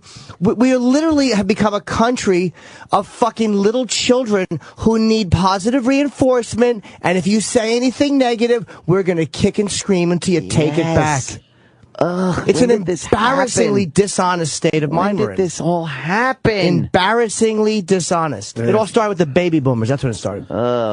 Baby boomers. We're not baby boomers, are we? Assholes. No, we're way How old younger. are those fucks? 60. All right. Jesus. Let's go to Tony back in Cleveland. Tony, it's all about you guys today. What do you got? Tony, Boboni, Banana Fana, Fofona. Shut up! My name's not Tony! Son of a... Hey, yeah, that's that Channel 19 News that's reported that. There's a TV version of your daily news there in New York. When the Chardon High School shooting happened, they were the first ones to leak pictures of the shooter and his name, all that stuff. And then, like 2-3 weeks later, there was just a random shooting in Chardon. Like the police shot some guy that was just a freaking lunatic. They break in, going, another shooting in Chardon? Where's first there with the details? Yeah. You know, get the whole public thinking, oh my God, there's another school shooting. Come to find out it's just some dude, some psycho on a farm. These news organizations can't wait for the next one. They can't fucking wait. Yeah. They love it. They fucking do the reports standing on bodies. They're absolutely repulsive. But they're going to make believe they're better than a dopey, edgy radio guy. Shut up. Yeah, I would absolutely say they're worse. They're much worse. At least you know what you're getting from, quote, a shock jock or an edgy fucking radio personality. Why do They're people not fucking faking it. Every reporter on Twitter, this should be addressed. Like, literally, if people pounded them hard enough on Twitter and on Facebook and were relentless, they would eventually have to give in and change it. Right. Because they do read their at mentions. Right. They really do. Let's go to... They have a guy that works with that needs to follow her co-anchor. You know, he wears the suspenders and he tries to be Larry King of Cleveland. And he was... How bad is that? You're trying to be the Larry King of Cleveland. I know. Exactly. I'm going to be the Rodney King of Cleveland. He had the balls to talk about the news reporters up at Newtown trying to get pictures through the windows and interviewing people, but yet they were the ones, you know, that were there first showing the scenes of Chardon. Right. They're all scumbags, dude. They're terrible people. All right, thank you, brother. Let's go to Eddie in, well, guess what? Cleveland. Eddie? Hey, what's happening? Welcome aboard, Ed. Thanks for the call. I like that. No problem. It's a new Man, upbeat this welcome Paul attitude. Rowski dude. What's Thank you. He was, we were doing this charity softball event. I'm not going to say for what organization, but this Nambla. douchebag is playing like it was the World Series. He's yelling at these kids, going crazy, and we're all looking at him like, are you serious right now? But yeah, it is. You took a charity softball game a little too seriously? Oh, you think? When everyone is just out there trying to have a little fun and raise some money for cancer kids? A little fun, you know, with these poor kids that certain things happen to, and I'll tell you what, he was a real douchebag, I'm telling you. All right. That's Found what him you're on saying. Twitter. I don't know. All right, thank you, brother. All right, guys. All right. It's kind of weird that the radio guy's name was Mo, by the way. Anyone else notice that? Yeah. It's so weird how that shit works out. Describing a haircut. Yes. Let's go to Robert in North Carolina. Robert? Good morning, boys. Bobby! Hey, Jerry was talking about he wished a reporter'd get hit or have an accident. Well, storms went through Charlotte last night when I was getting ready to go to work. I was watching the local news. And of course, whenever there's tragedy or a tree goes down or the power's out, they have reporters on every corner of an intersection at a out stoplight, you know, with their remote trucks. And apparently one of them stepped out in the street to get a better look and got hit by a car. Whoops. Yeah, that sucks. Oh, it was fucking funny. Well, yeah, I was kidding. Anytime a storm comes through Charlotte, a city which has an inferiority complex to begin. Most gun. Thank you, sir. I mean, I said sir, by the way, I meant you for hanging up. Who's line one? Line one doesn't want to mention his name, but he says he works at that station. Oh, boy. You work at the station that we're talking about? Yes, I do, sir. And? They were laughing about how this was going to seem and how they were actually laughing at the girl. I am the fugitive. Well, you're saying... I got to say... We don't know if you really work there, by the way. We have no idea you work there. This is what you're saying. We can't just assume. Yeah, how the fuck do you But you're know saying the news station itself was laughing at what? The situation they were reporting on? Yeah, jokes? Yes, they were. They were laughing at the girl, how they really couldn't understand her. Sir. I don't believe this man. I don't either. Yeah, we can't. I'm not believing him. If you want to give your name and prove you work at the radio station, we'll make love to you. The TV right? station, that's one thing, but right. That's nothing but trouble right there. We don't. We have need no his fucking idea. I don't know who the fuck you are. Shenanigans. I do know enough local news people, and I do know they act very differently when they're not on camera. Oh yeah. News people are fucking drunks. They have first much of all. different. They have much different morals when they're not Yeah. on camera. I do know that from my And experience. A large majority of the ones I know can outdrink me. Drink me right under the fucking table. Jesus, you mean the entire station together? Yeah. Yes. Yeah. Listen, we got a senator. This guy, man, you've seen his face a million times. Menendez. New Jersey Senator Robert Menendez. On Wednesday, denied consorting with hookers. A day after the What FBI about fucking them? raided the Florida office of a top donor, an eye doctor, who was rumored to have secured prostitutes for the senator in the Dominican Republic. How the story goes here, I believe, he went to the Dominican Republic a lot. Yeah. And people are saying he had sex with underage hookers. Whoa. How underage? 17 or 9? Oh, boy. There is a big difference. Menendez, Oh, a right. Democrat, traveled 3 times on a plane owned by close friend and political donor Solomon Milgan. Menendez's office said Wednesday the FBI searched this guy's computer. But it was unclear whether the raid was related to Menendez. So the FBI's involved here. Oh. I think the story in the other paper was better than this one. Oh. The senator who chairs the Senate Foreign Relations Committee never romped with prostitutes in the Dominican Republic, his office said. I heard tell that the hookers kind of started ratting because he was supposed to pay them $300, and he only gave them $100. This is the same thing that happened in the Secret Service? I think so, something like that. Ann Coulter had a great fucking line about it too. She goes, "Well, at least it's good to see a Democrat trying to cut spending." It's a fucking great line. Yeah, he went on 2 2010 trips he took to the island. God, what a dumb motherfucker. Senator paid for the 2 trips out of his personal account, and no reporting requirements apply, because he went on his own dime. Cost of the trip. God, this. I'm sorry. The story in the other paper was a little better than this one. Yeah, he's in Dutch. But basically, they're seeing if he had sex with underage hookers in the Dominican Republic. There's also some audio of a reporter talking to one of his aides and himself. He was there, and the aide kept stepping in front of the reporter and really like getting nasty with him. Really? And the reporter's like, "Hey, I'm asking a question." Obviously, we just bashed the shit out of reporters too, but yeah, this time they're on the right it's too. just a big scumbag fucking soup. The reporter's brave enough to talk to aides. I mean, I want to hear. I want to hear what it has to say. Some aides. Wow, what a dummy to! It's like, why would you short the hooker? Like, you idiot! It's for $200. It's the same mentality fucking Buscemi had in Fargo. It's just, look, you dummy, you got $1 million in a bag buried by a fence. Give the fucking dumb Russian guy the car and the truck and the money, right? And the $40,000, and then fucking leave, or just give the guy at the parking garage the fucking $3. Yeah, and fucking leave. You got greedy. Yeah, you big man, you big King clip-on fucking tie. King clip-on fucking... King clip-on fucking tie. You think that was his best role? No, he's had some great ones. Man. I don't know. Fargo is fucking Fargo's terrific, amazing, man. But Buscemi's had some fucking good No, I ones. know. That's why I asked the question. Yeah. It's been in a lot of great things. I think Reservoir Dogs was really fucking good. great, man. Yeah. Yeah. Of course, great movie as well. What else? Yeah. Sam, can we play this YouTube clip before we take a break? He was Before we good get in the Dahmer Trees people Lounge. in? It wasn't his best movie, but he was good in it. Yeah. Yeah. So what's the setup again? Because we got new people listening. They're not going to stick around for this shit all day long. It's a guy and he's had this YouTube channel for 2 years, so it's legit. Right. What?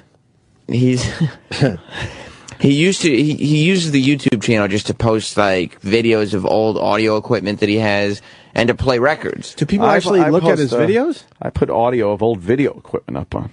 Well, look at you. You know what would be great is if a fucking trapdoor in the floor opened after you said that and your seat just fell into a flaming fucking If it was furnace. into my Escalade on the way home, I'd agree with you. So we got this guy, really just a lame YouTube channel. Then what happened? Yeah, and then I guess he and his fiance are trying to work out a threesome with another girl. My fiance. Right. And he makes a YouTube video to send to this other girl, I guess so she knows what he looks like and everything. What, like a private video? I don't know what his plan was. Do the private video, give a URL, that type of thing? I guess so. Okay. But he put it on his public YouTube page. Oh, there's a way to post private YouTube video, Yeah. and it's even hard to copy and save them, but that's dangerous, man. And he put it on his public page. So- It's not private, and now everybody's seen it. Is he just stupid? Yeah, he just made it. He's an idiot. Did he make a mistake or is he stupid? We'd like to know these things. Either one. I mean, he hasn't. In your made opinion? I would think that. Well, I mean, he made a stupid mistake. Maybe he goes, look, no one's really looking at my dumb channel, so I'll just put it up here. Who cares? I mean, he's got almost. Thinking, I don't care if 100 people see this because they barely look at my videos. Maybe he doesn't look at his numbers because he's got almost 3 million views total. On this thing? On his page before this. Oh, fuck. Then it is kind It's of a regular Sam Roberts, this guy. Yeah, Well, not it's quite. kind of a popular YouTube channel, that. Yeah, I mean, popular enough. All right, so he's either stupid or But yeah, now this thing, it was posted 7 hours ago. It's can we just play it off there? 100,000 Can hits. we see his face and all? Yeah, sure. Better to go there? Hit it. Hello, Cynthia. Me again. Just thought I'd introduce myself to your friend Zoe. So, Hello, Zoe. Nice to meet you. I'm Cynthia's fiance, Zach, here. And she's mentioned something about a three-way, which is something I'd never in my life did before, obviously. And I was also told that you had never had a three-way with a guy, so she mentioned something about maybe all of us getting together doing it sometime, which I would be open for because, frankly, it's never something I did in my entire life. And I could just about bet that with that, I could possibly show things that you'd never seen, and maybe we could do things that were never done in a three-way. Oh, really? Like what? And I Get your just pecker sucked. figured it'd be something we could do sometime, seeing as it was something I'd never did before. All right. I'm up for new things when it comes to this sort of thing here, but just figured now you know who I am, and hopefully all three of us can maybe meet sometime, and maybe through a three-way together. I mean, it could be this week, it could be next week, it could be all right when it could be whenever, So I just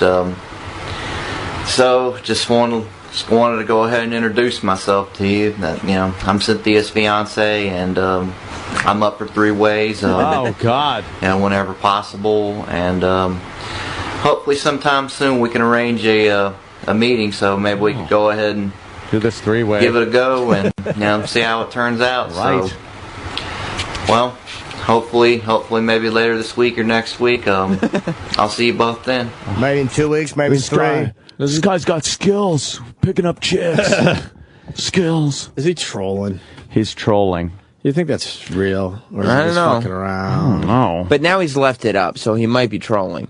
Yeah, because he might not know it's got that many fucking. No. Well, now I'm looking. He's in the YouTube world. He knows. And now So he's if he- responding to comments. Fake, totally fake. He's trolling. So he may be trolling. Yeah, I think he might be. But it's strange to just decide to start. Yeah, no, I know. It's definitely strange. It's definitely weird. That was strange, that three-way suggestion on Jimmy Norton's advice show as I was driving home yesterday listening. What happened? With the lovely Bailey J. Bailey J. Some guy called up and was talking about the fact that he would enjoy a three-way with Bailey and Jimmy? and his wife. I'd fuck his fucking pecker. I don't give a fuck. and then it was like the whole thing was kind of going toward Bailey and the guy's wife, but then he said, well, me and Bailey, there's certain things that I wouldn't mind doing either. And then that's how it got into the question of the guy wanted to strap on a dildo on his wife there and have his wife fuck him in the ass, but he said it hurt too much. And then Bailey gave some good advice about fingering your own asshole for a while. Yes. Loosening up, a couple of beverages, shove some fingers in there, and then get your wife a really small dildo to start with. Like when you're expanding shoes with a shoe tree. You don't go in all of a sudden and crank that up to size 14. You know how to gotta work a start shoe slow. tree? You got to start a little slow with the shoe tree. You've had a shoe tree in your Nah, life? my Okay. parents used to have shoe trees. I always thought they were silly. I don't understand. So if you're sucking on a penis, it's gay, right? No, what do you? In most cases, yes. Sure. No, what are you? In most cases, yes. I mean, Bailey J has the boobs, looks like a woman. Sure but she it's got does. the penis. You're sucking on the penis, so that's not gay? Why would it be? She's a girl. Oh, I don't know about that. I'm confused. If you by put all on a that. wig, I don't does it understand. make you a woman? What are the What are the official rules, though? If it looks like a penis and you're sucking on it, isn't that just Dude, gay no matter what else you're- is going on? You might not. If you're sucking a guy's dick, you're fucking gay. Get Right. the fuck out of here. Bailey J, boy. though. No. She's a girl. So confused by That's this. why you gay. That's why you gay. She was. She gave good advice, though. She was very good. Now, Yeah, she was good on that show, on your show. It's very good. if you have sex with Cher's daughter, are you gay? No. You're blind.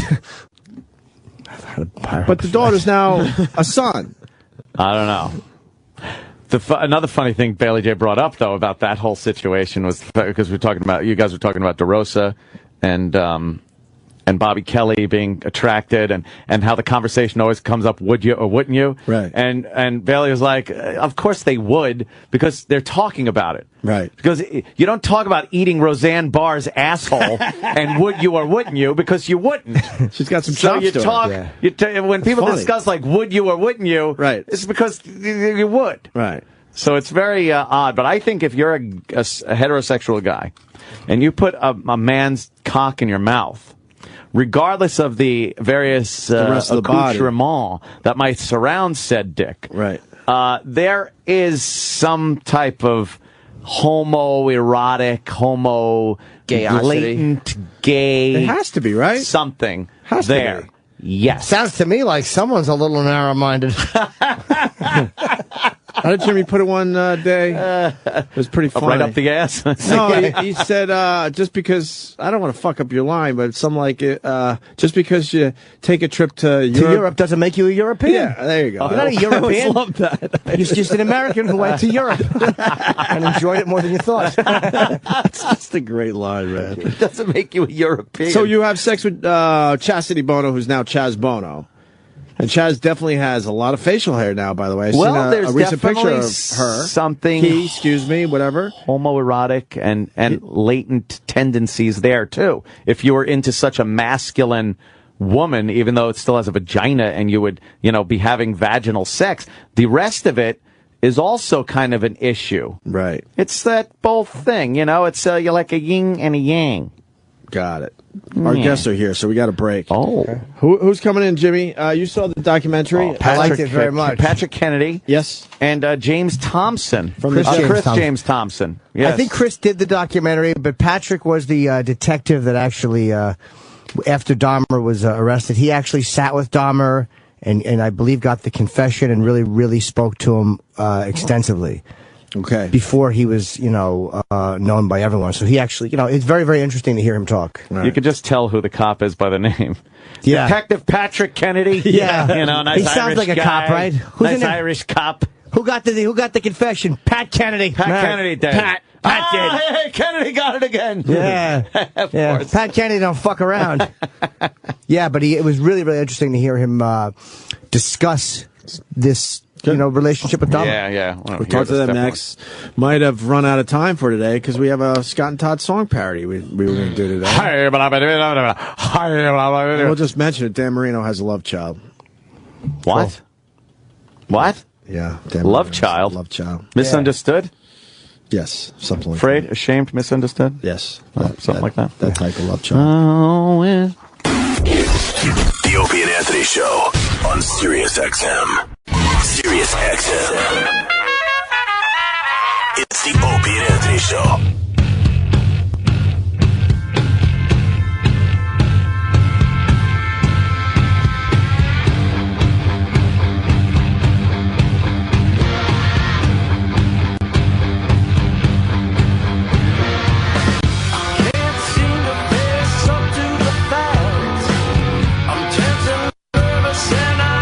Oh, you're actually going with a thematic song intro for this segment. What's the theme? Psycho Killer. Ah, Oh. Yeah. Oh, yeah. You look like a cop. Oh, fuck yeah. Yeah, there's no question who the cop is We of can these figure guys. out which one is the cop and which one is the documentary filmmaker. Retired. Holy retired. detective, yes. Thank you for your service. Yes. He still carries a gun. Hi, guys. Indeed. Just these pythons. Wow, look at that, Gentlemen. Look at that mustache. Please. I know that. How long is a have you good had the one. mustache? 59 years. Yeah, you're one of those guys, right? You're one of those guys who refuses to shave it. I've shaved it a couple times with my wife. Are we on the air? Oh, Yeah, we are. Isn't that amazing? We just start the show Yeah, like we'll do all the I other shaved it stuff a in a few times minute. When my wife wanted to feel like she was with somebody else. that. Oh, there you go. He was going to talk shit about his wife, and he had to ask you guys, and then he's going to do it anyway. Yeah, we're on the air. Wait a minute. That would fit in great also during the gritty 70s and 80s. Right. Something like that, right? Very impressive. Yes. That's a big mustache. That might be the biggest great, man. mustache Hey, I've I like ever the it. first time seen. I saw the movie was down at South by Southwest. I didn't watch it. And Right. It was on like a 50-foot screen. Oh, wow. So That's you a know lot. what it's like to hear yourself or to see yourself. Yeah, we love All of a it. sudden I We saw love our like voices. this 50-foot mustache. Yeah, that's a I'm lot going to go of... home and trim my mustache. Nah. It's a good look for you. It works. It works. Big giant of a guy, too. Fuck. How Yeah. tall are you? I used to be 6'7.5", but after my knee operation, I think I'm only 6'7". Oh wow, He's lost a little bit. You don't realize that when you're watching a guy coming out of Milwaukee. Oh Jesus, no, you're right. Guy sitting there being interviewed. Like I watched the documentary. It's like you don't realize like you're a big imposing figure. Boy, you must have had a ball before these cameras and everything that law enforcement has to deal with now. Oh boy, I bet you could tell spin a yarn or two. We know some of the old school guys. Oh, I love talking. You don't to the have old to say school. anything. We know. Old We know school you've seen some detectives. stuff. Evil. Yeah. They're evil. Some of the stuff that might have been not quite on the books. You learn that from the streets. Yeah, sometimes, you know what? You don't even have to take the perp back to the station house. You can just deal with them. A little street justice. A little wood shampoo, they call it, right? Yeah. Well, you get more with honey than vinegar. But yeah, a lot of times you let the guy go because they were useful to you later on. There you go. Exactly. God, I love the old school guys. God, they had to play it. They knew how to play in the streets, huh? Wow. Yeah. How did you stumble onto becoming a part of the Dahmer case? Like you were just a regular working detective. Right. The way they run it in Milwaukee is they just have the homicide units, and the next stiff up that you get it. So I walked in. I was third shift. I walked in that morning. Is that what they call it? The next stiff up? Well, we used to have a saying in Milwaukee that our day begins when yours ends. I know it's blue humor. Gallows humor. I can see that on a gallows T-shirt. humor. You could sell some T-shirts with that. Nice. But in Milwaukee, it was it's just the next unit that was up. And my unit was up. I just walked in, and before I could even get to my desk, about 10 to 12 at midnight, the lieutenant called me over and said, I got a couple excited cops on the phone that said they got a head in the refrigerator. Wow. And he didn't even really believe it. This guy was Lieutenant Roosevelt Harrell. He was the highest-ranking black officer on the department at the time. Milwaukee had gone through a lot of racial problems with the police department. Totally an excellent guy, though. And he said, it sounds like bullshit to me, Pat, but go check it out. So on the way up there, I was with this young Polish kid from the South Side, Mike Dubas, and we were making jokes. And I was like, lose our head over this investigation. And it was, it just seems so weird. Have you met Dahmer at this point yet, or no? No, never met him before. And I want to ask, just because you look like a young guy, how young were you back then? 20 years ago, I was 38 years old. Wow. So I was young. I was a lot younger. Yeah. I'll be 59 next month. So you were on the job for a while by the time you were 38. I walked the beat for several years and hacked the squad for about 9 years. Saving the world, full of piss and vinegar. Well, I was married with 3 kids. I was trying to raise a family. Oh, okay. Or that. And it was a solid job with benefits. All right, or that, whatever. Health insurance, I get you. Stability. Did you see Q&A with Nick Nolte? I did. Oh, I feel like I'm sitting next to Mike Brennan. It makes me so happy. Big guy with a mustache, old school. So you're making the jokes on the way over. We know you cops like to make jokes because it's, it is. Lightens up the mood a little bit. Personnel. The nurses, too, are like that. Yeah. You got it.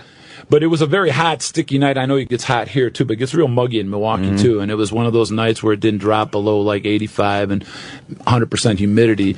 And the foyer of this building is a big glass enclosed foyer. And as soon as you walked in there, you could smell the dead body. Wow. And I looked at Mike. I said, wow, maybe this ain't going to be bullshit. Actually, I took off my coat then because certain fibrous coats, if you're around real dead body, it'll seep into the clothes. It's like Chinese food or something where you smell it when you leave the restaurant. Jesus. Was he? Were there other people living in that structure? Oh yeah, it was a 3-story, 36-unit rectangular building. With people. Yeah, that's why I asked. They didn't.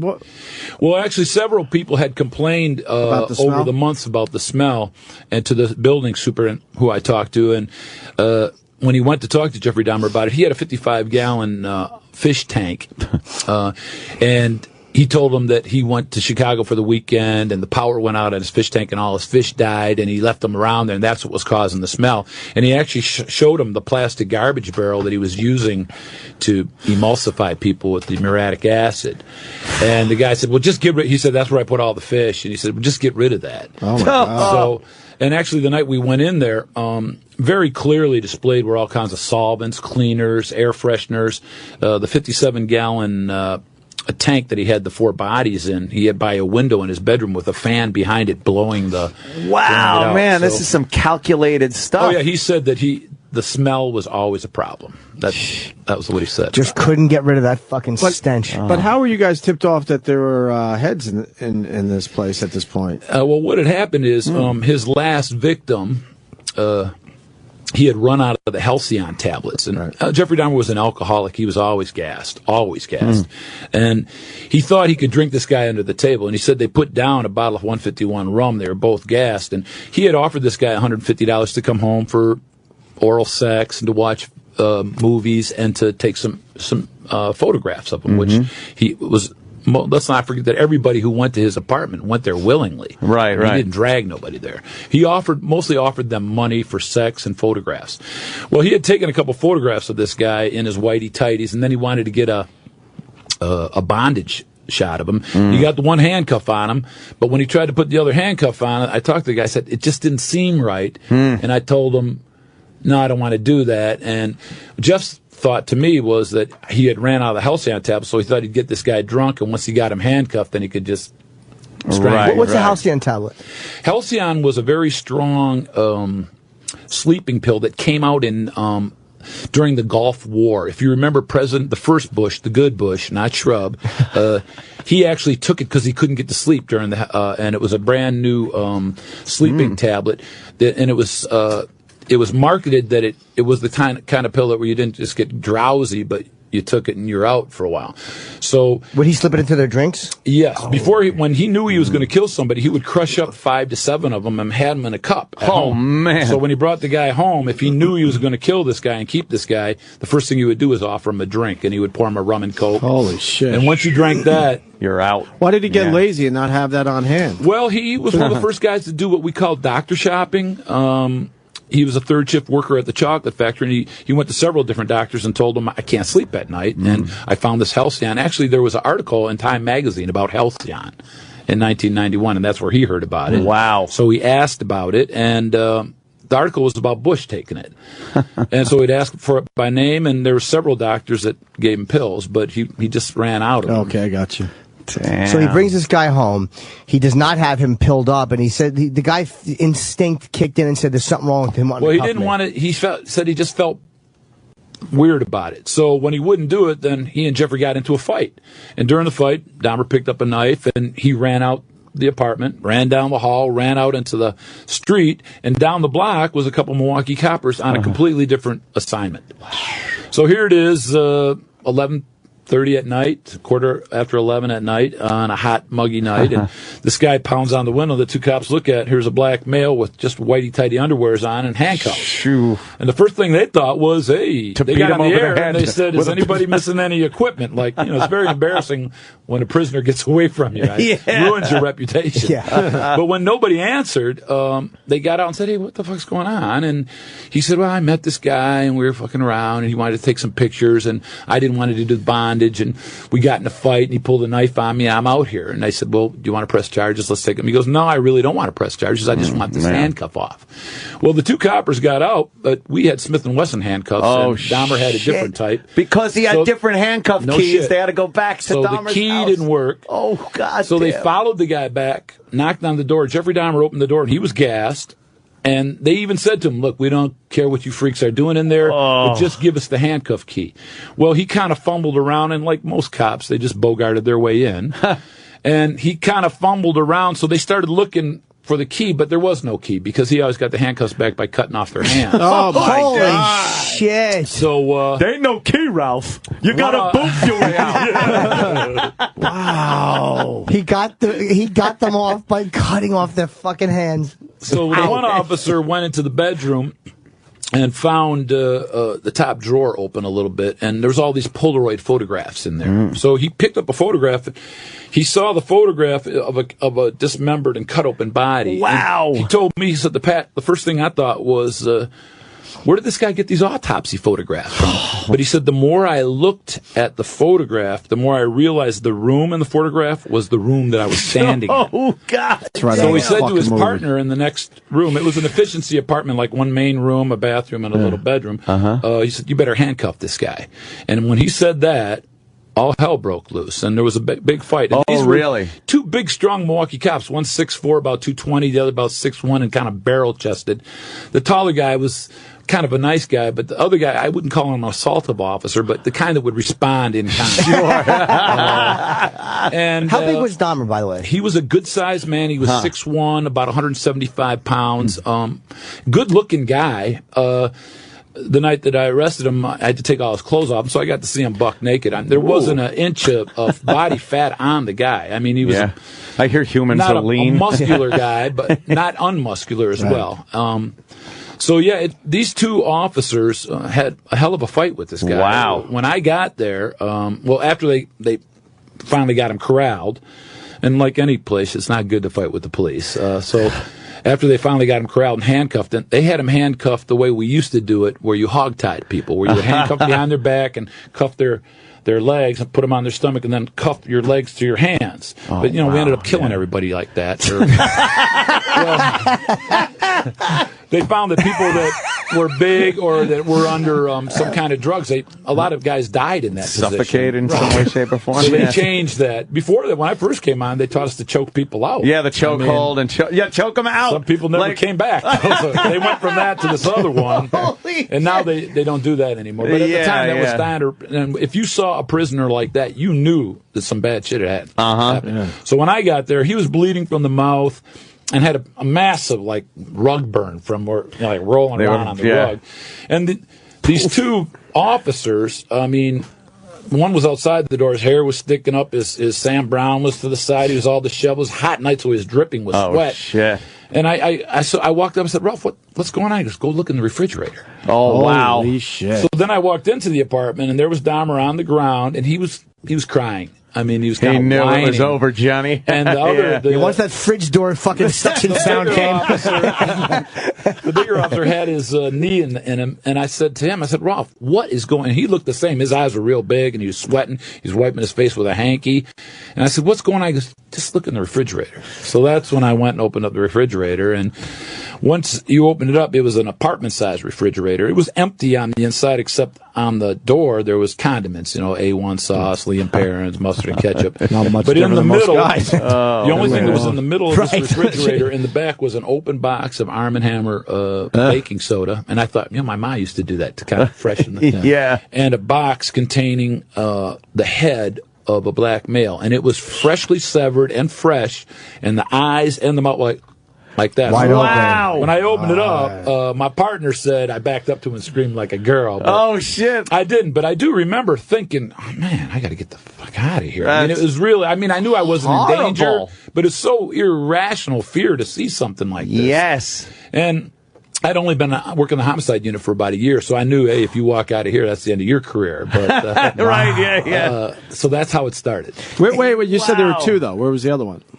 The two cops? No, you said there were two heads, no? No, in the refrigerator, just one head. Now, we found, in a little freezer, we found 7 other frozen heads. Okay. And we found 3 skulls. Right. So Pat took Dahmer downtown, and then the medical examiner, who we also interviewed for the film, Dr. Jeffrey Jensen, sort of came in with his guys and started taking out all the rest of the evidence, and that's when the size and the scope of the scene actually came. I left my partner there. Harrell showed. Well, first I said, don't anybody touch anything. Yeah. We got a boss down there, and he said, take him downtown, Pat. So my partner actually got the shittier end of the deal. He spent the next 24 hours, discovering penises and heads and all in the skulls, apartment. Where was all that stuff? It was in general? all in there, right? And Well, Pat, where? they're telling Like, us Pat has 5 minutes because these guys have TV. What? Wow. These guys have TV Are to you promote. kidding me? Yes. Oh, my God. This is I literally was hoping you could stay till 10:30. They have TV. I love this stuff.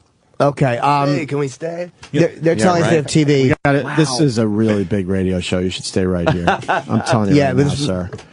You want people to see this film, you stay right the fuck where you are. When you met Dahmer, I have to ask you that. Yeah. What was the first, how did you actually, you're meeting with him, with this guy who I don't think you understood the scope of what a psycho he was at that moment, right? No, but I'd never seen, I'd had your run-of-the-mill murder, and I've had my run-of-the-mill interrogation and confession, but this was different from the beginning because, well, first of all, they beat the snot out of him because you just don't fight with the police. So as we were taking him from the apartment to the paddy wagon, he was already, you could see, dejected, and so I decided I would take a kind of a lighter tact with him, and I I shook his hand, called him Pat. I went and got a cup of coffee and cigarettes. And the first thing I said to him was, so what can you tell me about that in the refrigerator? And his first statement to me was, you're not going to let him beat me anymore. Oh, wow. I said, no one's going to deal with you anymore but me. And I had him in that little 9x11 room. And actually, when I told the cop to take the cuffs off, and the cop said, Pat, you don't want to take the cuffs off this guy because I fought with him and he's no pussy. And I said to him, if we take the cuffs off you, if you promise you behave, I'll get you a coffee and cigarettes and we can relax. And he just shook his head. But the first words he said after they took the cuffs off, the cop said, I'll be right outside the door, Pat. As soon as he closed the door, he said, you're not going to let him hit me anymore. I said, wow, he really didn't want to get hit anymore. So it was the old good guy, bad guy from the beginning. So I decided to be the good guy. But you knew Pat had taken the cuffs off you because you were a 6'7" guy, so you weren't worried about him. Yeah, I wasn't really worried about it. But I mean, but you never know. I never interrogated a guy with cuffs on. Right. It's just not a good. He didn't want to fuck up his suit. Comfortable. So you take the cuffs off him and you sit with him. Yeah, then I introduced myself to him, and I said, I'm the one who's going to be dealing with you on this. I said, but before we get started, do you smoke, or would you like a cup of coffee? And he looked up at me and said, yeah, I'd like both. So I went, got one, and came back, and when I asked him about the head in the refrigerator, he said, I don't feel it's in my best interest to talk about that. Oh. So I said, well, we don't have to talk about it. We can talk about other things. How about the Lee and Perrin? Why don't we start there, and we'll work our way up to the head? No, he was very... he said, what's going to happen to me if I don't talk to you? So I kind of explained to him the booking process, and he seemed to understand it because he had been arrested before for lewd and lascivious. And but then he asked me, can I get my own cell? And I knew then that he knew about the bullpen. If you know about any bullpen, it's just a shithole where, everybody and their brother's in there. It's disgusting, and he didn't want to go there. So I could pick up on that right away. I said, no, it's a Friday night, and the bullpen is there packed. You go. I said, there's no way you're going to get a single cell. Little leverage. I said, if you stay here with me, we could talk about, and we did talk about things for about 3.5 hours before he crapped out to me. So, What stuff did you talk about that had nothing to do with? I picked up that he was an alcoholic, and I myself, like most coppers, suffer from old John Barleycorn, and I had my own battles with it. So I was knowledgeable about AA. I kind of 12-stepped him, but we talked for about an hour about religion. He grew up in a very strong Lutheran religious family. We talked about homosexuality. We talked about whether there was a God or not. He loved his family, especially his grandmother. So for about 3.5, and to tell you the truth, if you talk to most homicide detectives, the typical homicide confession takes about 3.5 hours before they start to get into that defeated position and start to tell you what happened. So it was right about that. But every time, when he finally did, he said, if I tell you, you'll be famous. I said, oh, come on, man. I've seen a bunch of shit before. This ain't going to be anything. And then he said, but if I do tell you, you'll hate me and you won't want to talk to me anymore. I said, no, I'll stick with you. So he goes, well, if I am going to tell you, I'm going to start at the beginning. And he told me about his first homicide back in Bath, Ohio when he was 13 years ago. Right. So I put my pen down. I'm listening to him, and then he talked about going to the Army in Ohio and getting kicked out and then moving here to Grandma's where he started killing again. And when he got to about his second or third, I said, well, take a break. I went to get some more coffee.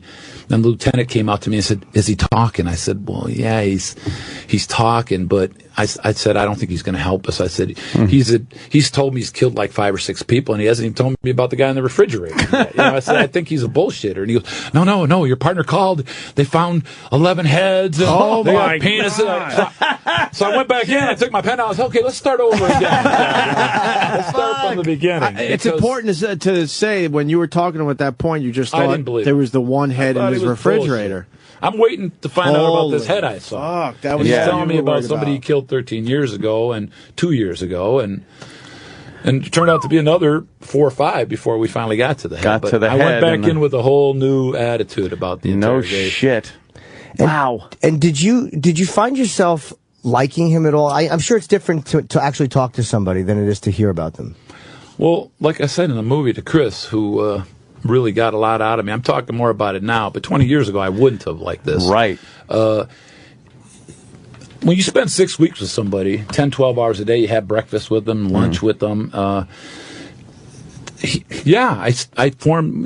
Detectives are trained to build rapport, to form a relationship. But I kind of. He was a pathetic fuck. Okay, he could not. he couldn't make an emotional connection with anybody. I even asked him one time, I said, why didn't you just get a boyfriend? Why did you have to kill everybody?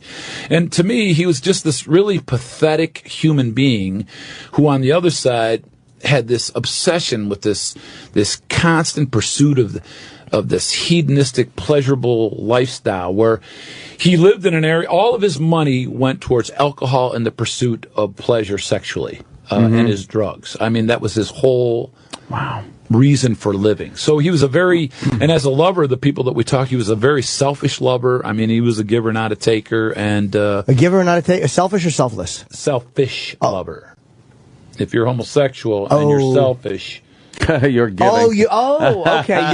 You got it with the hand motion. You're the train. You're the train, not the tunnel, as they say. Oh, okay. I got to ask you, because obviously we're running out of time, but I got to ask you, based on what you just said about building a rapport and everything, how did you feel when he was killed? Did you?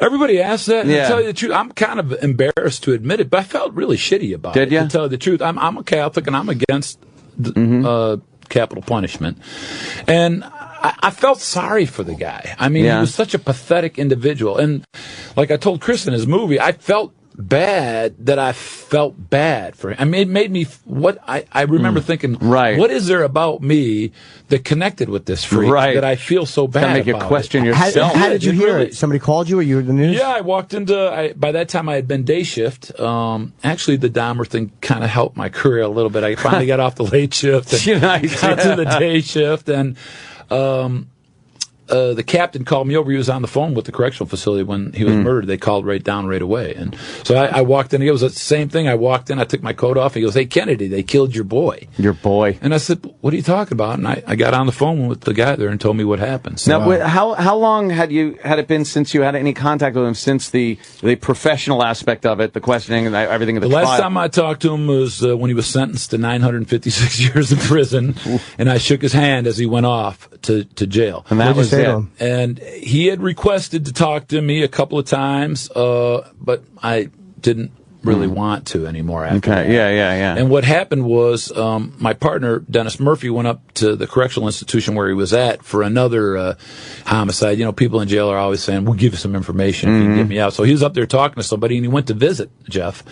And he told me that Jeff had put on 35 pounds and had gone from a very straight-acting gay male to a stereotypical, almost flamboyant one. Wow. And told him that he is requested to get out of segregation because for the 3.5 years he was there, they kept him in a 9x12 windowless cell 23 hours a day. And only 1 hour a day he was put in a room where it was open to the sky so you could see the fresh air by himself. And he told Dennis, he goes, "I'm going crazy here. I can't take it. Just to be locked with no communication." And he even said, "I know that when I get put in the general population, they'll kill me." And it was within 3 months that he was put in the general population. Oh, no one knows that he was murdered. No kidding. But it really upset you when he was killed? Well, I don't like to say upset like I'm some kind of a pussy. No, but I love this guy.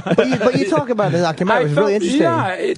I was supposed to go to class that night because I was going on to get my graduate degree because I wanted to get out of the police department. I was frying being a homicide detective. And I turned around and went back home and went to my little apartment, just sat there by myself. And I don't know, it was another one of those things where I felt bad about feeling bad. No shit, yeah. So, no one thinks you're a pussy. You're a 6'7" homicide detective. No one's mistaking you. 6'7" pussy homicide detective. What was your first inkling that this was a massive case, by the way? When I saw the head. Yeah, but I mean, there's been other situations. But where you realize, holy fuck, this is going to be an international story. That's what I mean. No, I really didn't think it would be an international story. I was surprised the next day when I came into work. And there was literally a media circus right outside the police. So I knew instinctively that you didn't want to fuck this case up, right? You had to do it right. So, and I was young, I was energetic, it was exciting, it was a good time, when you're in your 30s and you're doing what you've been trying to do. So I can honestly say for those 6 weeks, I poured everything. That's a career case right there. Yeah, it was. So I knew it would make or break me. Did you chase that high afterwards? Like another case that was high profile? What was the second? Oh no! What was the second case? We found a finger in a garage. Well, I can tell you that during this time, anybody that we got reports all the time. There's bones over here, and I mean they're always ribs, rib bones, and chicken bones, and but they didn't check it all out. That was it for you, though. You knew that was going to be the day that he got sent to jail. The next day, I got put to the late shift, and that night I got another homicide. So I mean, it was a very busy year for us that year, and so I really didn't have time to think about it or process it. They just went back to work. I'm sorry my interruption. They're telling us you have to go because you have press. It's your guys. I want to properly promote this. Absolutely. I have one more question you too. should talk to the guy who made this film, man. We'll watch the film. The film is really good. I'm sure he's, it was really, but this is fascinating. You were there. It's called The Jeffrey Dahmer Files. It opens February the 15th. We'll, of course, Twitter it. Select theatrical beginning is at the IFC Center here in New York. Cable video on demand platforms. You can grab it on Comcast, Cox, Cablevision, Time Warner, Satellite TV, DirecTV, iTunes, Xbox, SundanceNow.com. And go to JeffTheMovie.com.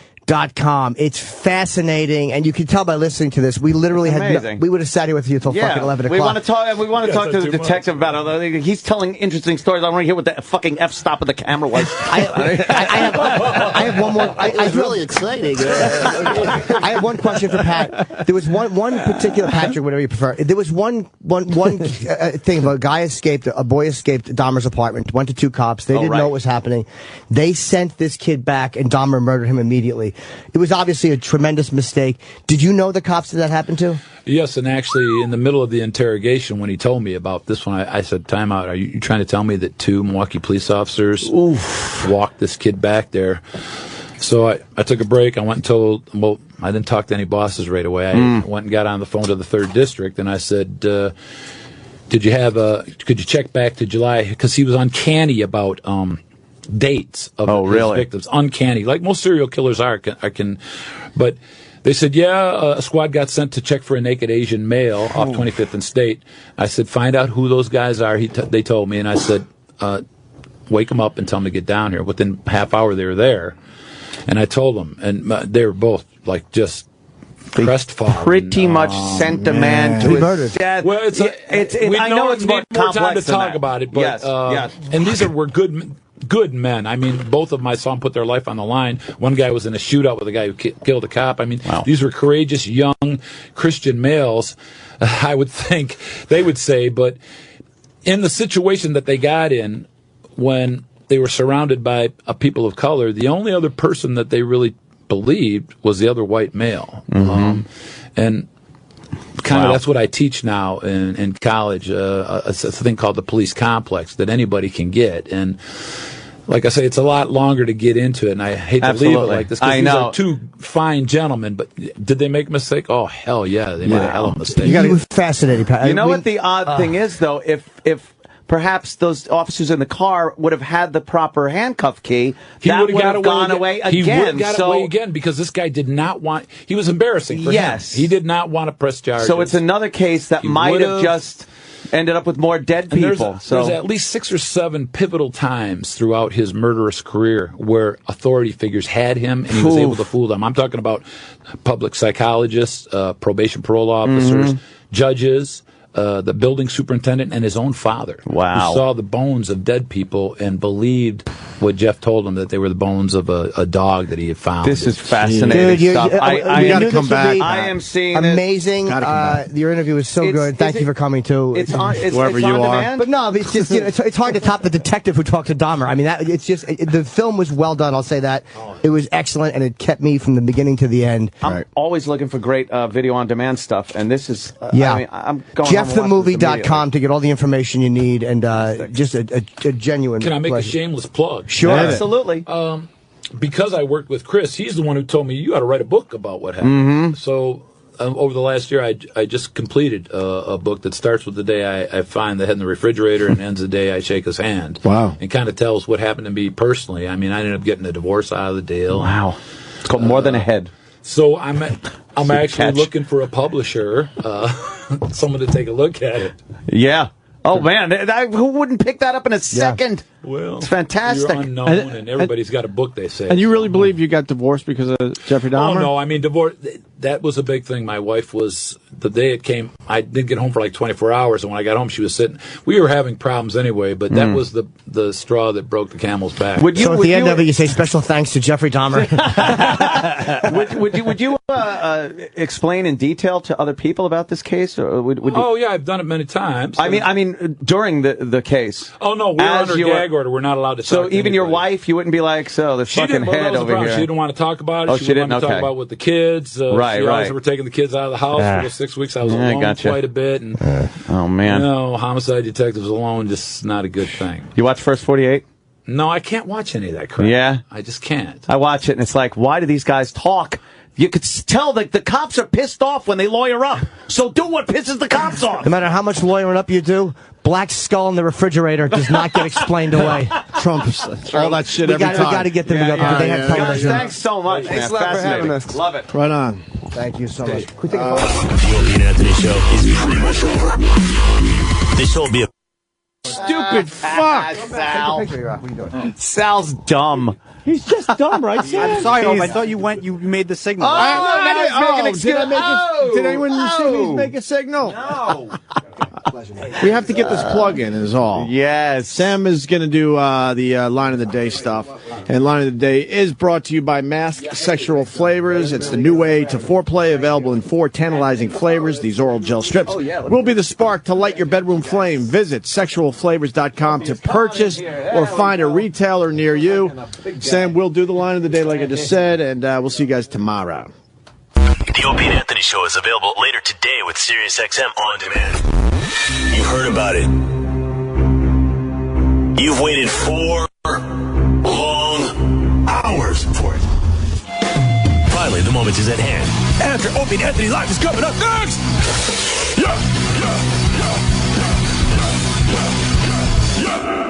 And now, the Opie and Anthony show continues. This is After O&A Live. Here's your host, Sam Roberts. Is it okay if we start now, Sal? Make him red. Is it okay if we start now? I know Sal is like, he's in charge of First of all, turn my mic out. up. It's on. It's on. Oh, all right. Bobby Kelly is here, everybody. I'm here, man. I'm here for the show. The show. The Bobby and Sam show. Finally. Bob Kelly has come back to the after show. Finally. So is he the greatest? Is The Rock, even after all these years, and you think that something like that you grow out of, he's still the shit. But you know what? All the guys in that era were the shit. If Stone Cold came back, everybody would be like, that dude is the shit. I hope they fix his neck so he could come back and do something. And just whoop that ass? Whoop that ass. What? Did your Sal get yelled at by Opie? No, what, you get yelled at? Where is he? He walked out. Why did he get yelled at? Because he decided to end the show. Like, Opie was saying goodbye to the guys who were here, the Dahmer detective. Yeah. Who was fucking amazing. Right, he was. I heard he was great. Just talking about having a conversation with, like, having a relationship with Jeffrey Dahmer. Like, this was not a news story to him. Like, he's the guy who found the black dude's head in a fridge. He didn't see it on a documentary. He saw the head. I wonder what that looks like. He made the face. That was funny. He said, and it was a fresh cut, and he looked like this. He had his mouth open? Yeah. And like he was sucking dick? I don't know if he was... Like he cut it off mid-blowjob? Probably more like, I'm so surprised I'm about to get my head cut off than the blowjob thing. So, but he had to make his mouth that way. You can't cut somebody who's killed them and their mouth freezes that way. He had to, like, open the mouth. You think Dahmer opened the mouth up to get the blowjob? Yeah, he's probably had it in his bed for a couple of days talking to it. Hey, what's up, man? Making the mouth move and everything. Why'd you do that? Why'd you kill me? He was doing a racist black accent. He's doing Django. Why you do that to me, Jeff? What your problem, dog? I like chocolate. We could have went to your chocolate factory and had chocolate and been friends. Suck each other's dick every once in a while. You gotta cut my head off and shit. Dahmer making head puppets in bed. Then he shut up. I'm gonna put you in the freezer. I'm gonna put you in the freezer. No! Don't put me back in the freezer, Jeffrey. Then he shut the door. No! And that's how his mouth got frozen open. And then Dahmer just chuckles to himself after.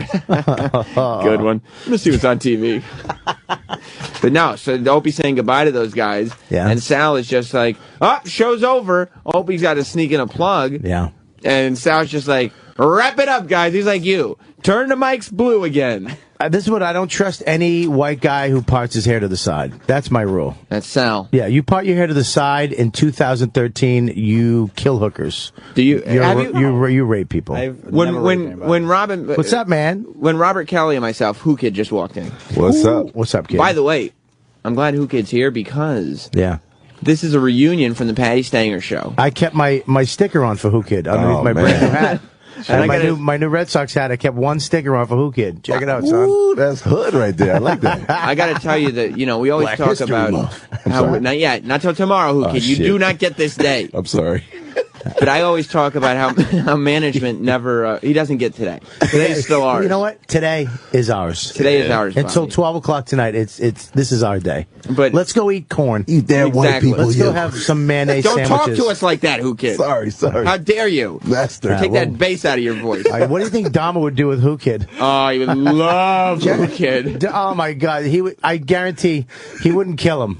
He would have kept him. What was Well, this? you know how Jeffrey Dahmer, like I guess I saw it on a movie. Yeah, Jeffrey Dahmer. We had the detective who did his case in. I saw a movie, and it said, and the detective would probably know better than me, Right. but it said that he was trying to make sex zombies. What? And so he would drill their heads in with an electric drill. Right. And at first he didn't want to kill them. He just wanted to make them his zombies so they would never leave. Yeah, and they wouldn't scream, and Right. he could just sit there and he could suck them off. But he didn't realize that so every time he killed them, then he would behead them and do the head puppet thing. Right. That we discussed. Yeah. Who Kid would be like, Kid, yeah. He'll definitely eat my dick, though. I'll tell you that. You man. think so? Would it take him a while? I got a big dick. You man. do? It's like a week meal. You know what I'm Kielbasa. saying? Meal for a week. You know what I'm saying? It's a German meal. But I want to know, did he eat the dicks? No, Or yeah, did he did. So he ate the dicks. He loved those dicks. There's a lot of meat in it, especially in Who He Kid's ate dick. dicks, ass. I think he You had a lot- can't eat a lot an of- ass. How could you eat an He ass? ate the cheek or not the asshole, like a fucking calamari? I think, No, he did say he had a lot of black ass in his. He ate it like an onion ring. Ugh. Yeah, he would love Who Kid. But that's what I was getting at with Sal. He know. was in here and he just cuts the show off. As Opie says, all right, that was great, guys. Yeah, it did. Opie and Anthony.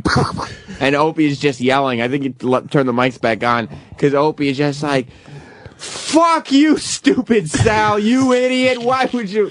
Because he is a stupid kid is the problem. So. Sal's stupid. He looks very intelligent. He doesn't have his shit together. He fooled looks. us He all. dresses and he cleans himself up. You know He's what? an intelligent guy. Sal's a cool guy, man. Yeah, but you know what? The cops had many interactions with Jeffrey Dahmer, and they weren't sitting there going, this is a guy who plays head puppet in So you're bed. saying that Sal gets young black men and brings them home, sucks them off, and then drills their head, try to make sex zombies. I'm saying it's absolutely a possibility. Right. It's absolutely a He possibility. was hugging me the other day, and he had a barbecue sauce in his hand. I don't know. He was trying to lure you into a closet with barbecue sauce. He had like a bottle of barbecue sauce. He was trying to season you. You think so? I think so. If he ever invites you to his place, do not go. I don't know if he's gonna like these nigga ribs, man. You know the cops are not going to come and save you. If Who Kid's running out of Sal's apartment in his tidy whities with handcuffs on, it's Who Kid's He word wouldn't run out, versus though. Sal. He'd stroll out with a 40 and a joint. Limping. Yo, this guy's trying to eat my dick, man. Yo, this motherfucker, I just knocked him the fuck out. He tried to drill in my head. Right. And then he tried to eat my dick. And whose word are the cops going to take? Sal's or Who Kid's? Sal's. Come on, man. I'm going to take Sal's. Unless it's February. February. Hopefully wait till tomorrow. What are you doing tomorrow? Are you doing anything special? Yeah, for nigga history. I don't know if we call it that. We don't do it. We don't do that Oh, I'm live. sorry, man. All right, Negro history. We only do that when we get a rent-a-car. We roll the windows up first thing, and then we say it 19 times real loud. You know that actually happens with white people. What? That actually happens. There are a lot of white people. I'm not going to say all because myself, Yeah. I'm not a racist, Bob. I don't do that. Yeah, because you're half black. Oh, okay. Maybe that's what it is. But If your father left you, huh? the windows get rolled up. You want to do it, but the other half of you fights it. Right. You're like, goddamn.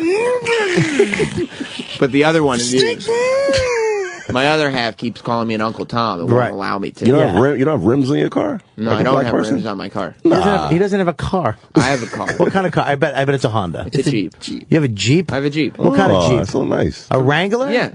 You have the Wrangler. That's hot. Hot, right? That's weird. I wouldn't expect you to have a Wrangler. Bitches love the Wrangler. That's Is a that black right? car. That's a black person's car. Is it? Yeah, You Wrangler. guys took that? Yeah, we took that shit too. Really? What a bummer, huh? Yeah, it bums me out. You guys took that? You took that in the Scion. I thought- You took this Scion from the Asians. Yeah, side. All LA black people took that. Mexicans took that car too, right? That's Yeah. young people. Yeah, you took the Charger. They took the Fast and Charger. Furious? Cars available.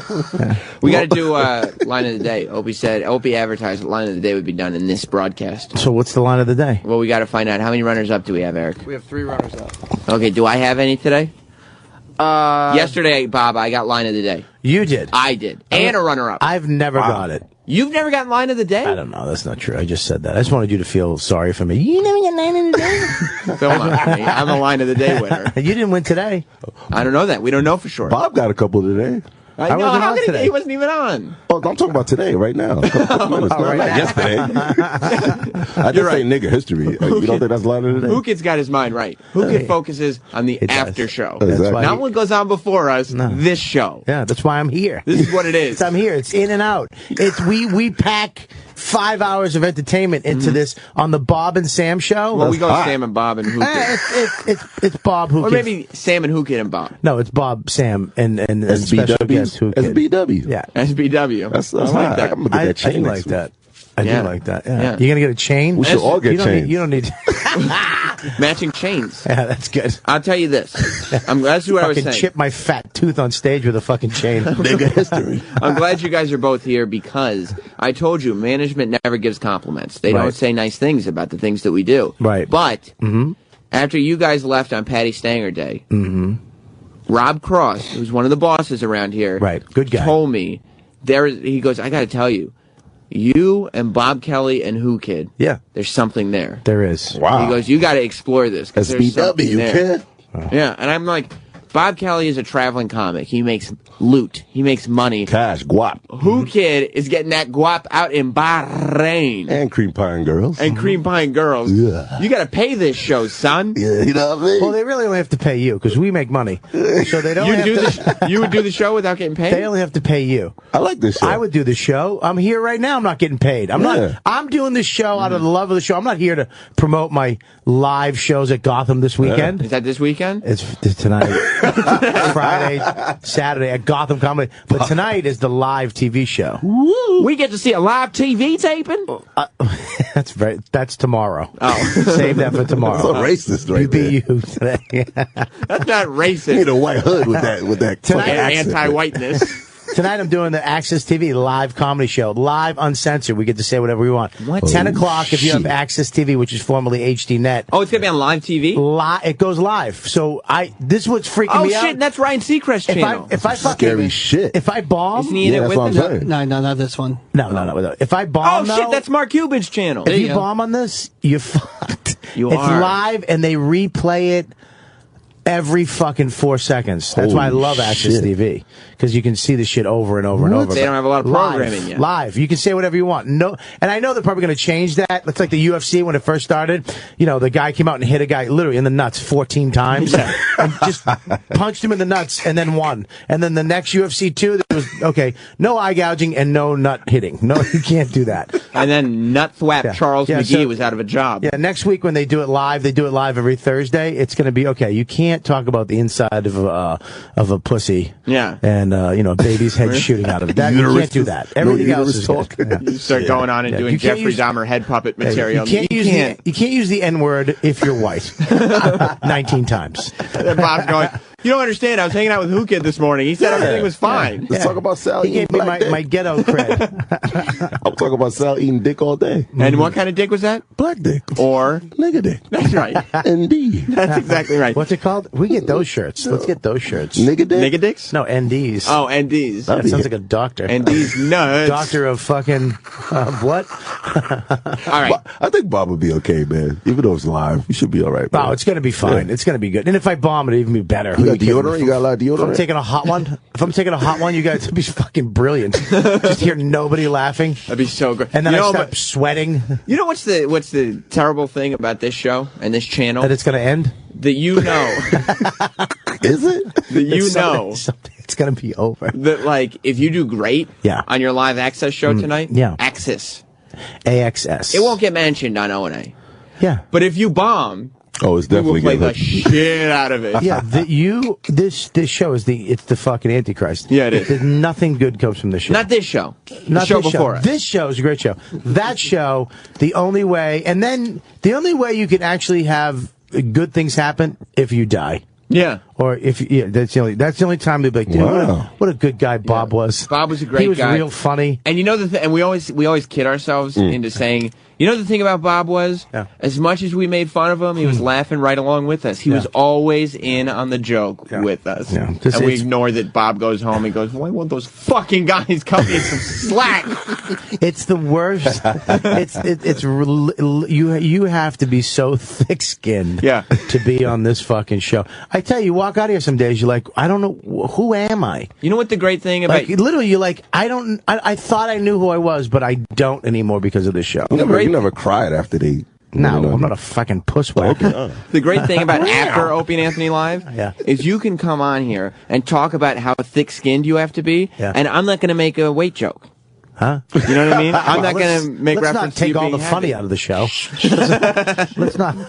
All right. You got a couple fatties in here. We throw them around. We're throwing the N-word around. Yeah. SBW. I'm sure we're going to throw your fucking shitty hair in there and your bubble neck from being half black. You sound like a gay I'm glad R&B that you group or noticed something. that. What? Nobody else notices my razor bumps except you. You obviously hung around black people. That's the black people. That's the black. Anytime you go to CVS or Dwayne Reed and you look for razor stubble stuff, it's always a black dude on the cover. You know how many times Jess comes home and like she's like, "Oh, I got this new product that might work on your neck," and I look at the box and there's a white guy on it. Take it back. I'm not even going to try it. Take it back. Yeah. You know which aisle to go in. Yeah. It's right now. Anything. It's got to be a black guy on the box. Yeah, it got to be. Your It's It's got to be in the same aisle with cocoa butter. Yeah, your pharmacy has to sell cereal, sneakers, and pharmaceutical goods like sundries. Exactly. Yeah. Sundries. Yeah, you need a ghetto pharmacy. You gotta use vinegar. Like Samuel Jackson told me to put vinegar on my shit. Is that what you use? Vinegar? Just straight vinegar. And olive oil. You gotta mix it together. Ugh. Vinegar and Don't do olive that. oil. Don't Salad do that. dressing. Yeah, wife to lick it too, because you can't really wipe it off. She has to lick it You have off? to lick that shit off. Dude. Oh, okay. Don't do that, Sam. Let me do runner-up. Don't do that. Let me do the first runner-up line of the day. What is it? Hit the button. Hit the button. I wonder if his boyfriend turns him on by saying, "Eat my cum pile." That was just gross. All right, runner-up 2. She liked when he went down on her on that big fucking hairy muff and played like the bugle. Yeah, he'd blow her queefs out through her nose. That was the the Pointer. What's their name? Andrews sisters. The Andrews sisters. The last one died. The last one died yesterday. Who kid? Oh man, Bugle serious? Boy Company B. That's their fucked song. up. Serious? That's their jam. Died yesterday. Died yesterday. 94. Yeah, but who gives a shit? She's 94. What do you expect? That's a great retort, Bob Kelly. You're Line of the surprised. Yeah. She's 94. Yeah, good. It was time. She should have died 10 years ago. Yeah. 84 is a good death year. Yeah, think 84 so? is a great death year. Die, bitch, die. Yeah, but that's white people. Hip hop years. I mean, They're probably 48. how great is 50? 21. What are you talking about? How great are 50 Cent's tweets on this Rick Ross thing? Did you hear about Rick Ross getting shot up? God. He got shot? Well, no. His car got shot up a whole bunch of times. Yeah. And then he drove into a building. Because it's like literally dozens of times. 50 Cent puts out a tweet that says, somebody asked him, so did Officer Ricky, because that's what he calls him, because he used to be a correctional officer. Can I just say before I love the feud between 50 Cent and Rick Ross. Oh, yeah. It's like It's one of my favorite things in the hip hop world. Why? When he flew in Rick Ross's woman, Baby mom. flew her in and bought her a fucking fur coat and shoes and a pocketbook. It was the most insulting thing. But you ever. know, he took it back. What? He was like, whoa. He took that fucking didn't fur give her- coat back. No, he didn't. Said, bitch, get back to the fucking But Miami. that's because Rick Ross had a great comeback, which was, I asked him in an interview, I said, did it hurt your feelings, Rick Ross, that 50 Cent bought your baby mom clothes? And he said, no, because that's what a boss does. Wow. Meaning he's such a boss. Yeah. 50 Cent buys his baby mom clothes. That's not a good retort. Maybe not. No. But, so he gets shot a whole bunch of times. Somebody tweets 50 Cent that says, did Officer Ricky get shot? And 50 Cent goes, no, some guy shot up in the air 12 times and Ricky drove into a building. He said the whole thing was faked. I don't know. It's so weird. I don't know why. Who's trying to kill Rick Ross? Why? Like, well, what about those gangster disciples? They put out the YouTube video and but they everything. don't live in Miami. I don't understand. Like, Oh, who's they trying don't? to kill this guy? Yeah. Maybe he's not paying gangs. You said that rappers have to pay gangs off for protection I don't against know. the gangs themselves. Maybe it's a McDonald gangsters. I don't know. I don't know. For burgers. Is or that true? something. You have to pay rappers? Not you. Yeah, not Just me. lump But you in with no, everyone. rappers do pay for protection, Right, against the people they're paying. and rumors has it, quote unquote, Biggie Maybe not. Biggie got killed because he didn't pay for protection. Is that the That's rumor? one of the rumors. Wow. But whatever. Well, we know it wasn't Tupac. Nah. No, it wasn't He him. came back from the grave. I don't know. All right, Who do we died have? first? Well, You know, like they did that thing with Tupac, the what's that? Hologram. The hologram. Yeah. How much money would it cost to do Biggie's? Oh my Like god. 3 holograms. An extra $4 million. Yeah. Just to have that fucking moose walk. How many light beams does it take? It's a lot of area to fill. It's a lot of. Oh my god. Can you imagine? Don't disrespect the legend, though, right? No, but today we can't. Tomorrow we can't. Tomorrow we can't. No, tomorrow. Man, nigga, history. Well, I'm not going to say that. I won't say it. You can say the beginning of it. N-word history? Oh shit. All right. Last runner-up, and then we get to the line of the Let's day. go. This is me being Sam Roberts. I was Gay? I just You gay? Yeah, You gay? that's it. Why are you gay? I got that's a mention. That's a winner. That's a mention. But that's a winner. Do you The think that? timing was perfect. Yeah. Yeah, the emphasis on gay. He really just fucking Bob, gay. does Sam look gay to you? Sam, I tell you this. He don't got no mustache. Sam could definitely. Is that what it is? Mustaches? Sam could be gay, absolutely. Yeah. Yeah, I could see him on House Hunters International. Yeah, but I probably Him and his gotta- fucking boyfriend trying to move to Spain because he got a new job. I want a big living room. I want open air. I want some outdoor space. And Shaving your back, I'm shaving my back. I don't have a hairy back. massaging you. You don't have a hairy back. No. You look like you do. What do you I probably have to take better care of myself to be gay. Like I would take care of my hair. I probably would do something about this bubbly. Yeah, neck of mine. you're a lazy gay. Like you're straight, Yeah. but you're so lazy. You just fucking fuck dudes. Yeah, you don't wash your Dudes dick. are what's around. I Yeah, mean, dudes. I'm a nerd. I You don't look like to you wash. wash your dick, man. What do you look at guys normally, DJ Who Kid, and say? I wash my dick every 2 days. Do you think Roland every is the guy? 2 days? Yeah, Every What the other fuck? day, you get a dick washing in. because I feel What are the you, an spicy. el- I feel what are the you, spiciness. Are you a when fucking elephant? I don't know. You know when the hair tingles. That's when I'm like, oh shit, I gotta wash up. I don't know when the hair tingles. As a matter of fact, my dick gets washed every day. You wash your dick every day? Yeah, in the shower. Nah. Yeah, That's why you get razor bumps. because I wash my dick too Yes. much. Yeah. Does Roland look like a guy who washes his dick? Yes. You don't look like he washes anything. You're a big dirt ball. What about Bobby? Do you think Bobby washes his dick? Now, he look clean and spicy. And He's E-Rock. good. E-Rock washes his dick? E-Rock is clean as I wish I did. Yeah. It's like Irish Spring Day. You wash your dick every 2 days. Yeah, every 2 days. I don't know when I get the tingle because I don't fuck my wife. I want to know what the Right. tingle Oh, that's is. true. Especially when you're at home, you don't really have to wash your dick much because, I don't fuck my wife because my wife wants clean dick. and it doesn't matter to you. So since she don't want it, so my What dick is there. the tingle? I want to know what the tingle is. Is that like- should we call Dr. Steve? I don't know. It's not crabs. It's just like I don't It's know. like when you haven't washed your hair in a while. like Bob little doesn't have gnats in hair. it. But when I you used to have hair. Oh, it's not like okay. it came out I from didn't my know. mother's Oh my God! twat, and I've been You have no hair, Bob? I've always known you to be bald. I have had hair. Oh, okay. I didn't know. So your shit is like bald right now. I shaved No, my I was head. talking about the hair on his head. Okay, I'm not talking about his dick all the time, shit. man. Jesus. No, I haven't trimmed. I don't shave my bush fat. Okay. I used to when I was thinner, but now it's a fucking process, and I might pass out. Jesus. Yeah, I don't want my wife to find me But in look like Sam down there. Look, he got a hairpiece down there. I don't know, man. a half trimmed bush fat, and I'm just fucking on the ground with a lump on my head because I was holding my breath too long. I I'm thought not doing real that. men don't wash their dicks after 2 days. That's some real shit No, right we're there. not cowboys. Yeah, I just don't know what you're realized I had to take a talking shower about. today. I was like, oh shit, I gotta go to Sam's show. Let me take a shower. That's what grows me out in Brokeback Mountain when they first time they fucked in the tent. When I know they were out there for like weeks, just dirty, disgusting. And instead hands. of lube, they use that spittoon. No, he just spit in his hand. And you know his hand's dirty. I've camped. Wow. I've camped. You have, and you know what You got happens out firewood. there. It smells like firewood and just dirt, and then you spit on it and you just stick it right in his butt. And you know they didn't have toilet paper out there. Ugh. So it's all dirt. So when you're camping, Lord. you won't let a guy fuck you unless it's the first night. The first night, or we went in the lake or the river right after the river. That's gay romance. So you have to scrub each other first. Dude, we're in the river, soaping it up, and we go right from the river to the tent. There's no stoking the fire. I don't want my asshole to smell like a fireplace. Any foreplay has to happen in the river. You don't want that charcoal. No, we don't foreplay in the river because if somebody else sees us, we're fucked. Right. We're just men camping. Talk to me about your trip with Opie, your whitewater, whatever you did. It's called fly fishing. Fly fishing. We didn't go whitewater. We're not gay. Rapids? I thought y'all were like... Fly fishing is gayer than whitewater rafting. Fly fishing is not gay. Who kids That's a big gangster, yo. I go out there all the time. You do. Me and 50 be going out there hard. Well, the pants are baggy. Oh, now you're switching it up because fucking Who Kid and 50 are fly fishermen. But whitewater rafting is less gay than fly fishing. Absolutely not. You're sitting in a stupid raft going, wee, You're not going wee. You're fighting the water. No, you're not. You're fucking going wee, woo, wee. It's a war against nature. No, you're not fucking the first one to do it. Exactly. That was the guy who was doing it. Now you're in a professional. There's a guy in there that do left, do right, and they people die whitewater rafting. Nobody dies fly fishing. Nobody dies. Nobody's died. Fly fishing is the only sport that's less impact than regular fishing.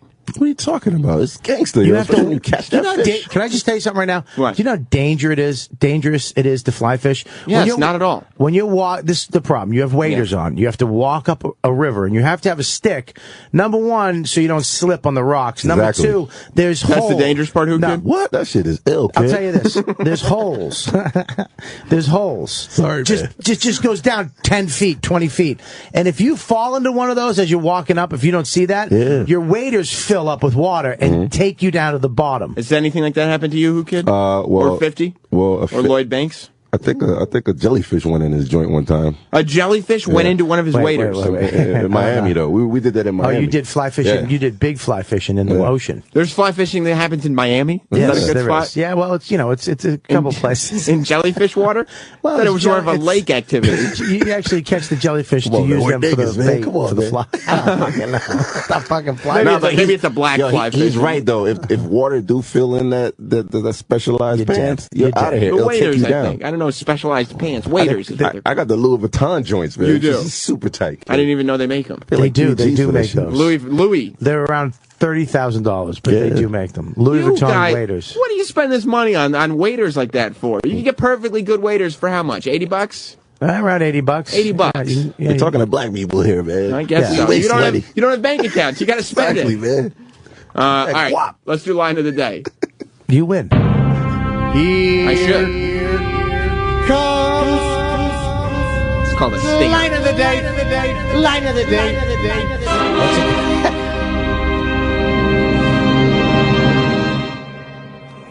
Have I seen this photo before? I don't know if you've seen this one. Do you subscribe to Douche Monthly?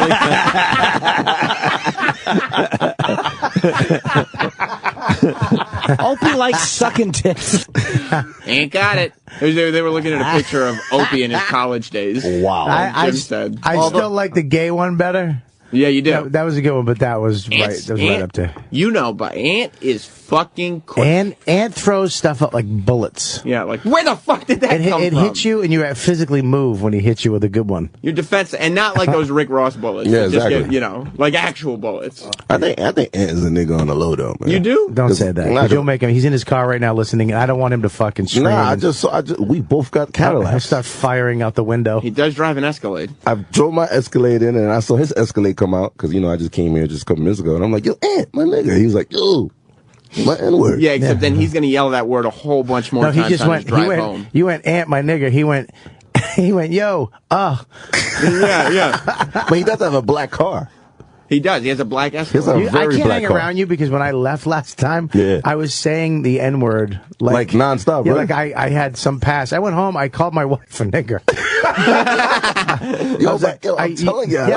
But I don't. Great. Yeah, but listen. Yeah, but we can't. We got to slow down with this. One day, Who Kid is gonna jump on a plane and go to Africa like Dave Chappelle did. Yeah, because all these white O&A fans are gonna be walking up to him and calling him an N-word. And I'm gonna be like, yeah, what up, man? You know what I'm saying? One day it's gonna get too much. Nah, I love how nonchalant you are with it. Bro, you I'm 40 years old. I've been hearing the N-word like billions of times. Yeah. So 10 times. And now I come at Who Kid with production, like little skits and stuff. Yeah. By the way, wait till you hear what we've got in store for Black History Month. I heard one of them. Nigga history. None of the, you know how usually O&A celebrate by just like honoring a random black dude? Yes. I decided to take this shit in a different direction this year. You're taking it in a different direction and then higher. Higher. Next level. Next level. He did some ill research, too. I'm writing skits. Yeah. I'm writing skits. The writer. What is the skit? Can you give us a little tease? I just say this. Yeah, say this. No homo. I'll say two things. Number one is no homo. And then say three things. Use the word N. Use the N word. Just drop it in? Yeah, just drop it in. That'd be the third thing. Number two. Why am I saying the N word? I feel worse saying the N word. It is worse. Than I do saying nigger. Your wife is a nigger? That's No, crazy. she's not. Are you out of your mind? Your wife is black. She's no, black. Oh, no, okay. I never do that. Number two. No, she's Thank you. She's Polish from Boston. I'm using my After Opie and Anthony Live friends as actors. Only my friends from the after show are invited. If you were here more, you would get a role in some of these skits. I would love to have a black wife, by the way. And number three, nigga. Not me. Nigga. I heard the ice cream one. It's hilarious. You like it? I loved it. Okay, we got a whole bunch of stuff going. You would like the ice cream one, huh? The first one debuts tomorrow. And by the way, you want to know some racist shit? Roland only when anybody else makes a fat joke about Roland, he decides to become an angry panda. When Who Kid does it, he starts laughing and taps him on the shoulder. But that's of course he does that because he knows Who Kid will knock him the fuck out. His crazy that he does scares us white people. Oh yeah, because oh my god, Roland's crazy. But Who Kid, I'll fucking knock you clean the fuck out. That white crazy shit don't work with him. I think Roland will whip my ass though. I'm pussy, so. You think there is a yeah, but you're pussy, but apparently you have big dick. Oh yeah, I do, but okay. I'm pussy though. I've noticed. Do you hate fat jokes, Roland? Do you hate it? If I had another person, yeah. No, but you wouldn't like it if I made you a fat joke about you. You do all the time. You bust balls. Yeah, true, but you always you get a little mad and then you get over it. But you always get a little mad first. Yeah, but we all bust balls. Roland, can I ask you a question though, honestly? Because I'm the same situation as you. You're trying to lose weight constantly. A little more of the situation, but go ahead. Like the same, but a little more. I hope your neck gets infected, and they have to take out your fucking trachea, and your radio career's over, and then it's just the Bob and Who Kid show. Bob, I hate to with tell you in this. the corner going, BW. I hate to tell you this. My radio career is over, but come on. Come on, son. You're just starting. I know. Dude, I talked to the guys up front, the big guys. They're giving you a shot. Are they? Yeah, it's in the works. They're slow rolling it out, though. So everything is slow rolling around here. Does it, now that you work hard and you're trying to lose weight constantly, it's serious. It's every time you eat something, you're thinking about it. You can't just Is that right, Roland? Do you think about it that often? Yeah, you do. And then... if your friends bust your balls, you're like, whatever, but somebody you don't know. Troy and I had to sit him down in the office last week and show him a picture of what he looked like in the summer when he was losing weight. Yeah, and be like, Roland, you've gained a person since But that doesn't help. Do you understand that doesn't help him? He can do it. Yeah, but you can't. This is the problem with all you fucking assholes. Okay. Is that you fucking humiliate us. Yes. You fat. Then you get all these fucking asshole fucking fans to fucking just smash you all the time. And then you come to us in private and go, dude, you really gotta. Really? Do you care? Do you really? Go fuck yourself. Yeah. Is that how you feel, Roland? Go fuck yourself. Everybody. Roland, listen to me, dude. First of all, 90% of these people, fans of our, they're fat fucks too. I go after their families. Listen, you don't have to go after their families. He does. They're fat fucks. Most of them are fat fucks. A couple of them are really in shape, and that's the ones that hurt. The guy who's shredded. Yeah, you click their Twitter picture, ready to send something nasty back, and they have a hot wife and they have muscles. Hot wife, great car, great job, and he says something cool under his fucking name on Twitter. You're like, that's pretty badass. That's the worst. But listen, dude, fuck all that. Exactly. Fuck it all. They don't care. Nobody cares about you. Do you understand that? Yeah. Nobody. Right. If you fucking die because of gravy. Nobody gives a fuck. You know what would happen? You understand that, right? Yeah. They'll literally talk about you for 3 days, maybe, and then you'll be gone. Unless if it's a Friday, then it's Monday. We would do. Here's what would happen. And if it's we would do Black a special. Month, they'd have to wait. Yeah, of course. We would do a special show. We go, oh man, Roland was such a great guy to have around, and we'd say the whole line. The thing that was great about Roland is, as much as we busted his balls. He was in on the joke every time, and he liked it. He liked it. Then we would do a special. All my skinny friends make fun of me. Oh, you guys cut back on eating. Ask me, where should I go eat? then we would do a special, the best of Roland, and it would be 4 hours of Roland getting made fun of. And then Anthony would hit a button of somebody going, You never read him on Twitter when he goes back at the fans that curse him out? It's not even Twitter. Here, yesterday, a fan said something to him. It was just like he said something like, I'm tired of Roland making fat jokes about E-Rock. He's bigger than E-Rock. Yeah. Roland told that man that he should go fuck his wife because his wife is too busy fucking everybody else in his neighborhood and making retard Are you babies. sure he said that on 140 characters? That sounds like a lot. He said that here. Oh, okay. Yeah. No, On the air. I said his wife is fucking the town. That's the hardest part is trying to get somebody on Twitter because you only have 140. God damn it. Got you. I have to put 2 instead of fucking T-O and the number 4. Yeah. You're writing like a teenage girl trying to insult someone. Emoticons. Yeah. I'm feeling very, and then an angry face. Oh, but he's heartless though. He goes after the mother. Oh my God. The wives. I did that to a guy. The with the dead parents. Like he's crazy. Yo. I went after a kid's baby. What? Some guy. I've done that tons of Some times. guy fucked with me. I went to his Facebook page. I went, nice baby. And then he wrote back, dude, just kidding, big fan. Every time. Well, look, man. Look it. One time, one guy goes, "My dog died." I went, "Ha ha ha." I just block That was these Master motherfuckers, Poe. dude. I don't even go. I block them.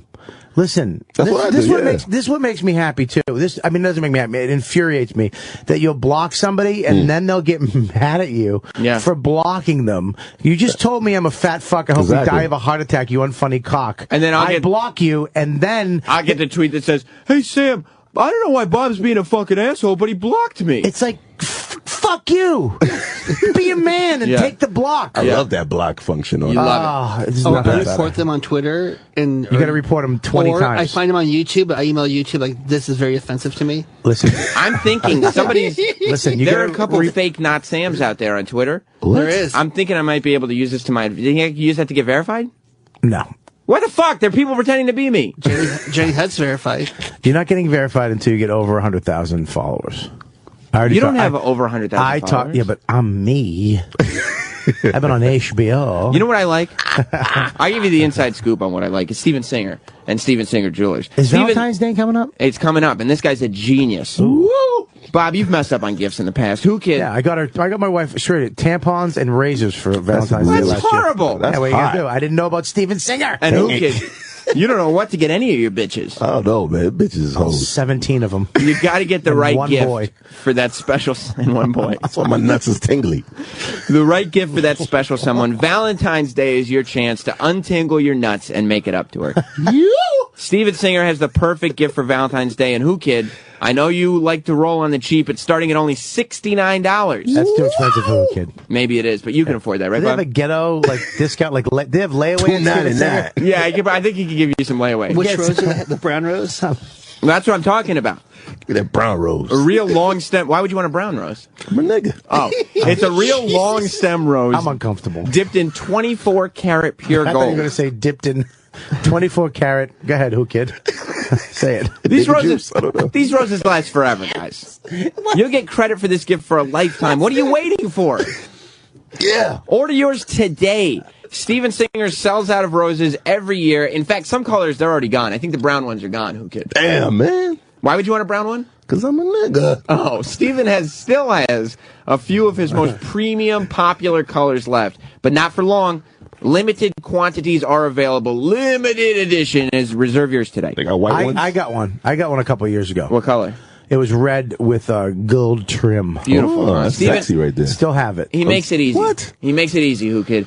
Go online to IHateStevenSinger.com, click on the real long stem rose, choose your color, and have it shipped to your door for free in a beautiful gold foil gift box. Each rose comes with your own personalized message. This is a guy you can trust. Visit him in Philadelphia at the other corner of 8th and Walnut. Call 1-888-I-HATE-STEVEN-SINGER or go online to IHateStevenSinger.com. Can he dip it in shit so I can send it to my wife? I don't think he's willing to do that. No. I want a shit. You can actually do that. rose. You can That's do what you would that. do for your wife? I said it as shit dipped rose. Why are you married, man, if you don't love your wife? Keep it a keeper. So, wait, He's right. you're just avoiding... Yeah, we're just together, just so I don't waste buddy. You know what I mean? Do you guys sleep in the same bed? Sometimes, yeah. Really? Is it a king bed? Yeah, it's like that California king shit. So I have a mad lot of space. Each of you on one side. Over there, bitch. Yeah. Look, we got to end the show. Why do we have to end the show? We got to end the show. Ron and Fez are coming up next. We're going to end on a bit. What's a bit? A bit. It's like a small section of the radio show. But did you? But why are you ending on a bit? Why can't we just end on talk? I'm going to end on the bit. Right. Because it relates to what we were talking about. So before the bit, when the bit plays, that's it for us talking. That's it. Yeah. But Opie will start talking. Anthony, Jim, Louis C.K.'s in the bit. Are you coming? To the comedy thing? Yes. I might. When is it? Tonight and tonight. tomorrow? Yeah, you want to come? And where it's is tonight. it? Where is it? Gotham Comedy Club tonight, live. 23rd and 7th. Yeah, it starts tonight, and then I'm there Friday and Saturday too. Which I got very special guests Friday and Saturday too. Somebody very special that you'll fucking love to see. That's actually has to do time in the city and asked me if they could jump on the show, and I said absolutely. So it's going to be fucking 2 headliners. My dick is going to be dirty tomorrow. That's so right. I can still come if I got a dirty dick. I think so. Go check that out. RobertKellyLive.com. DJ Who Kid on Twitter. Check out the Bob and Sam show with Who Kid.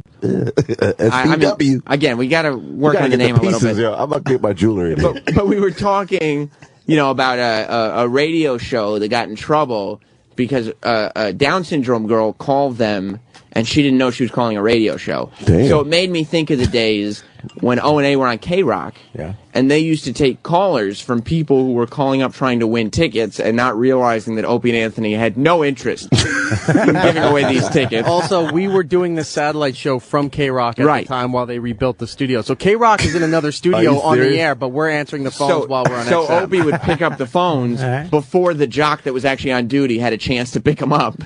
Oh, hell no. And just fuck with people. Bobby's in this bit. Bob, you were there. Bobby's there, and It was Louis great. C.K. Here's what it sounded like. Ron and Fez are coming up next. We'll see you tomorrow. Listen to this. Woo! Is the caller there? Yes, it's here, Lenny. What's up, man? Where's the female? Hello, is the caller there? Hello? Hello? Oh, okay, yeah, Is the guy there? Yes, the guy's here. What's up, boy? What caller are you? Is the girl there? 92. Is the girl there? Yes. Is the guy there?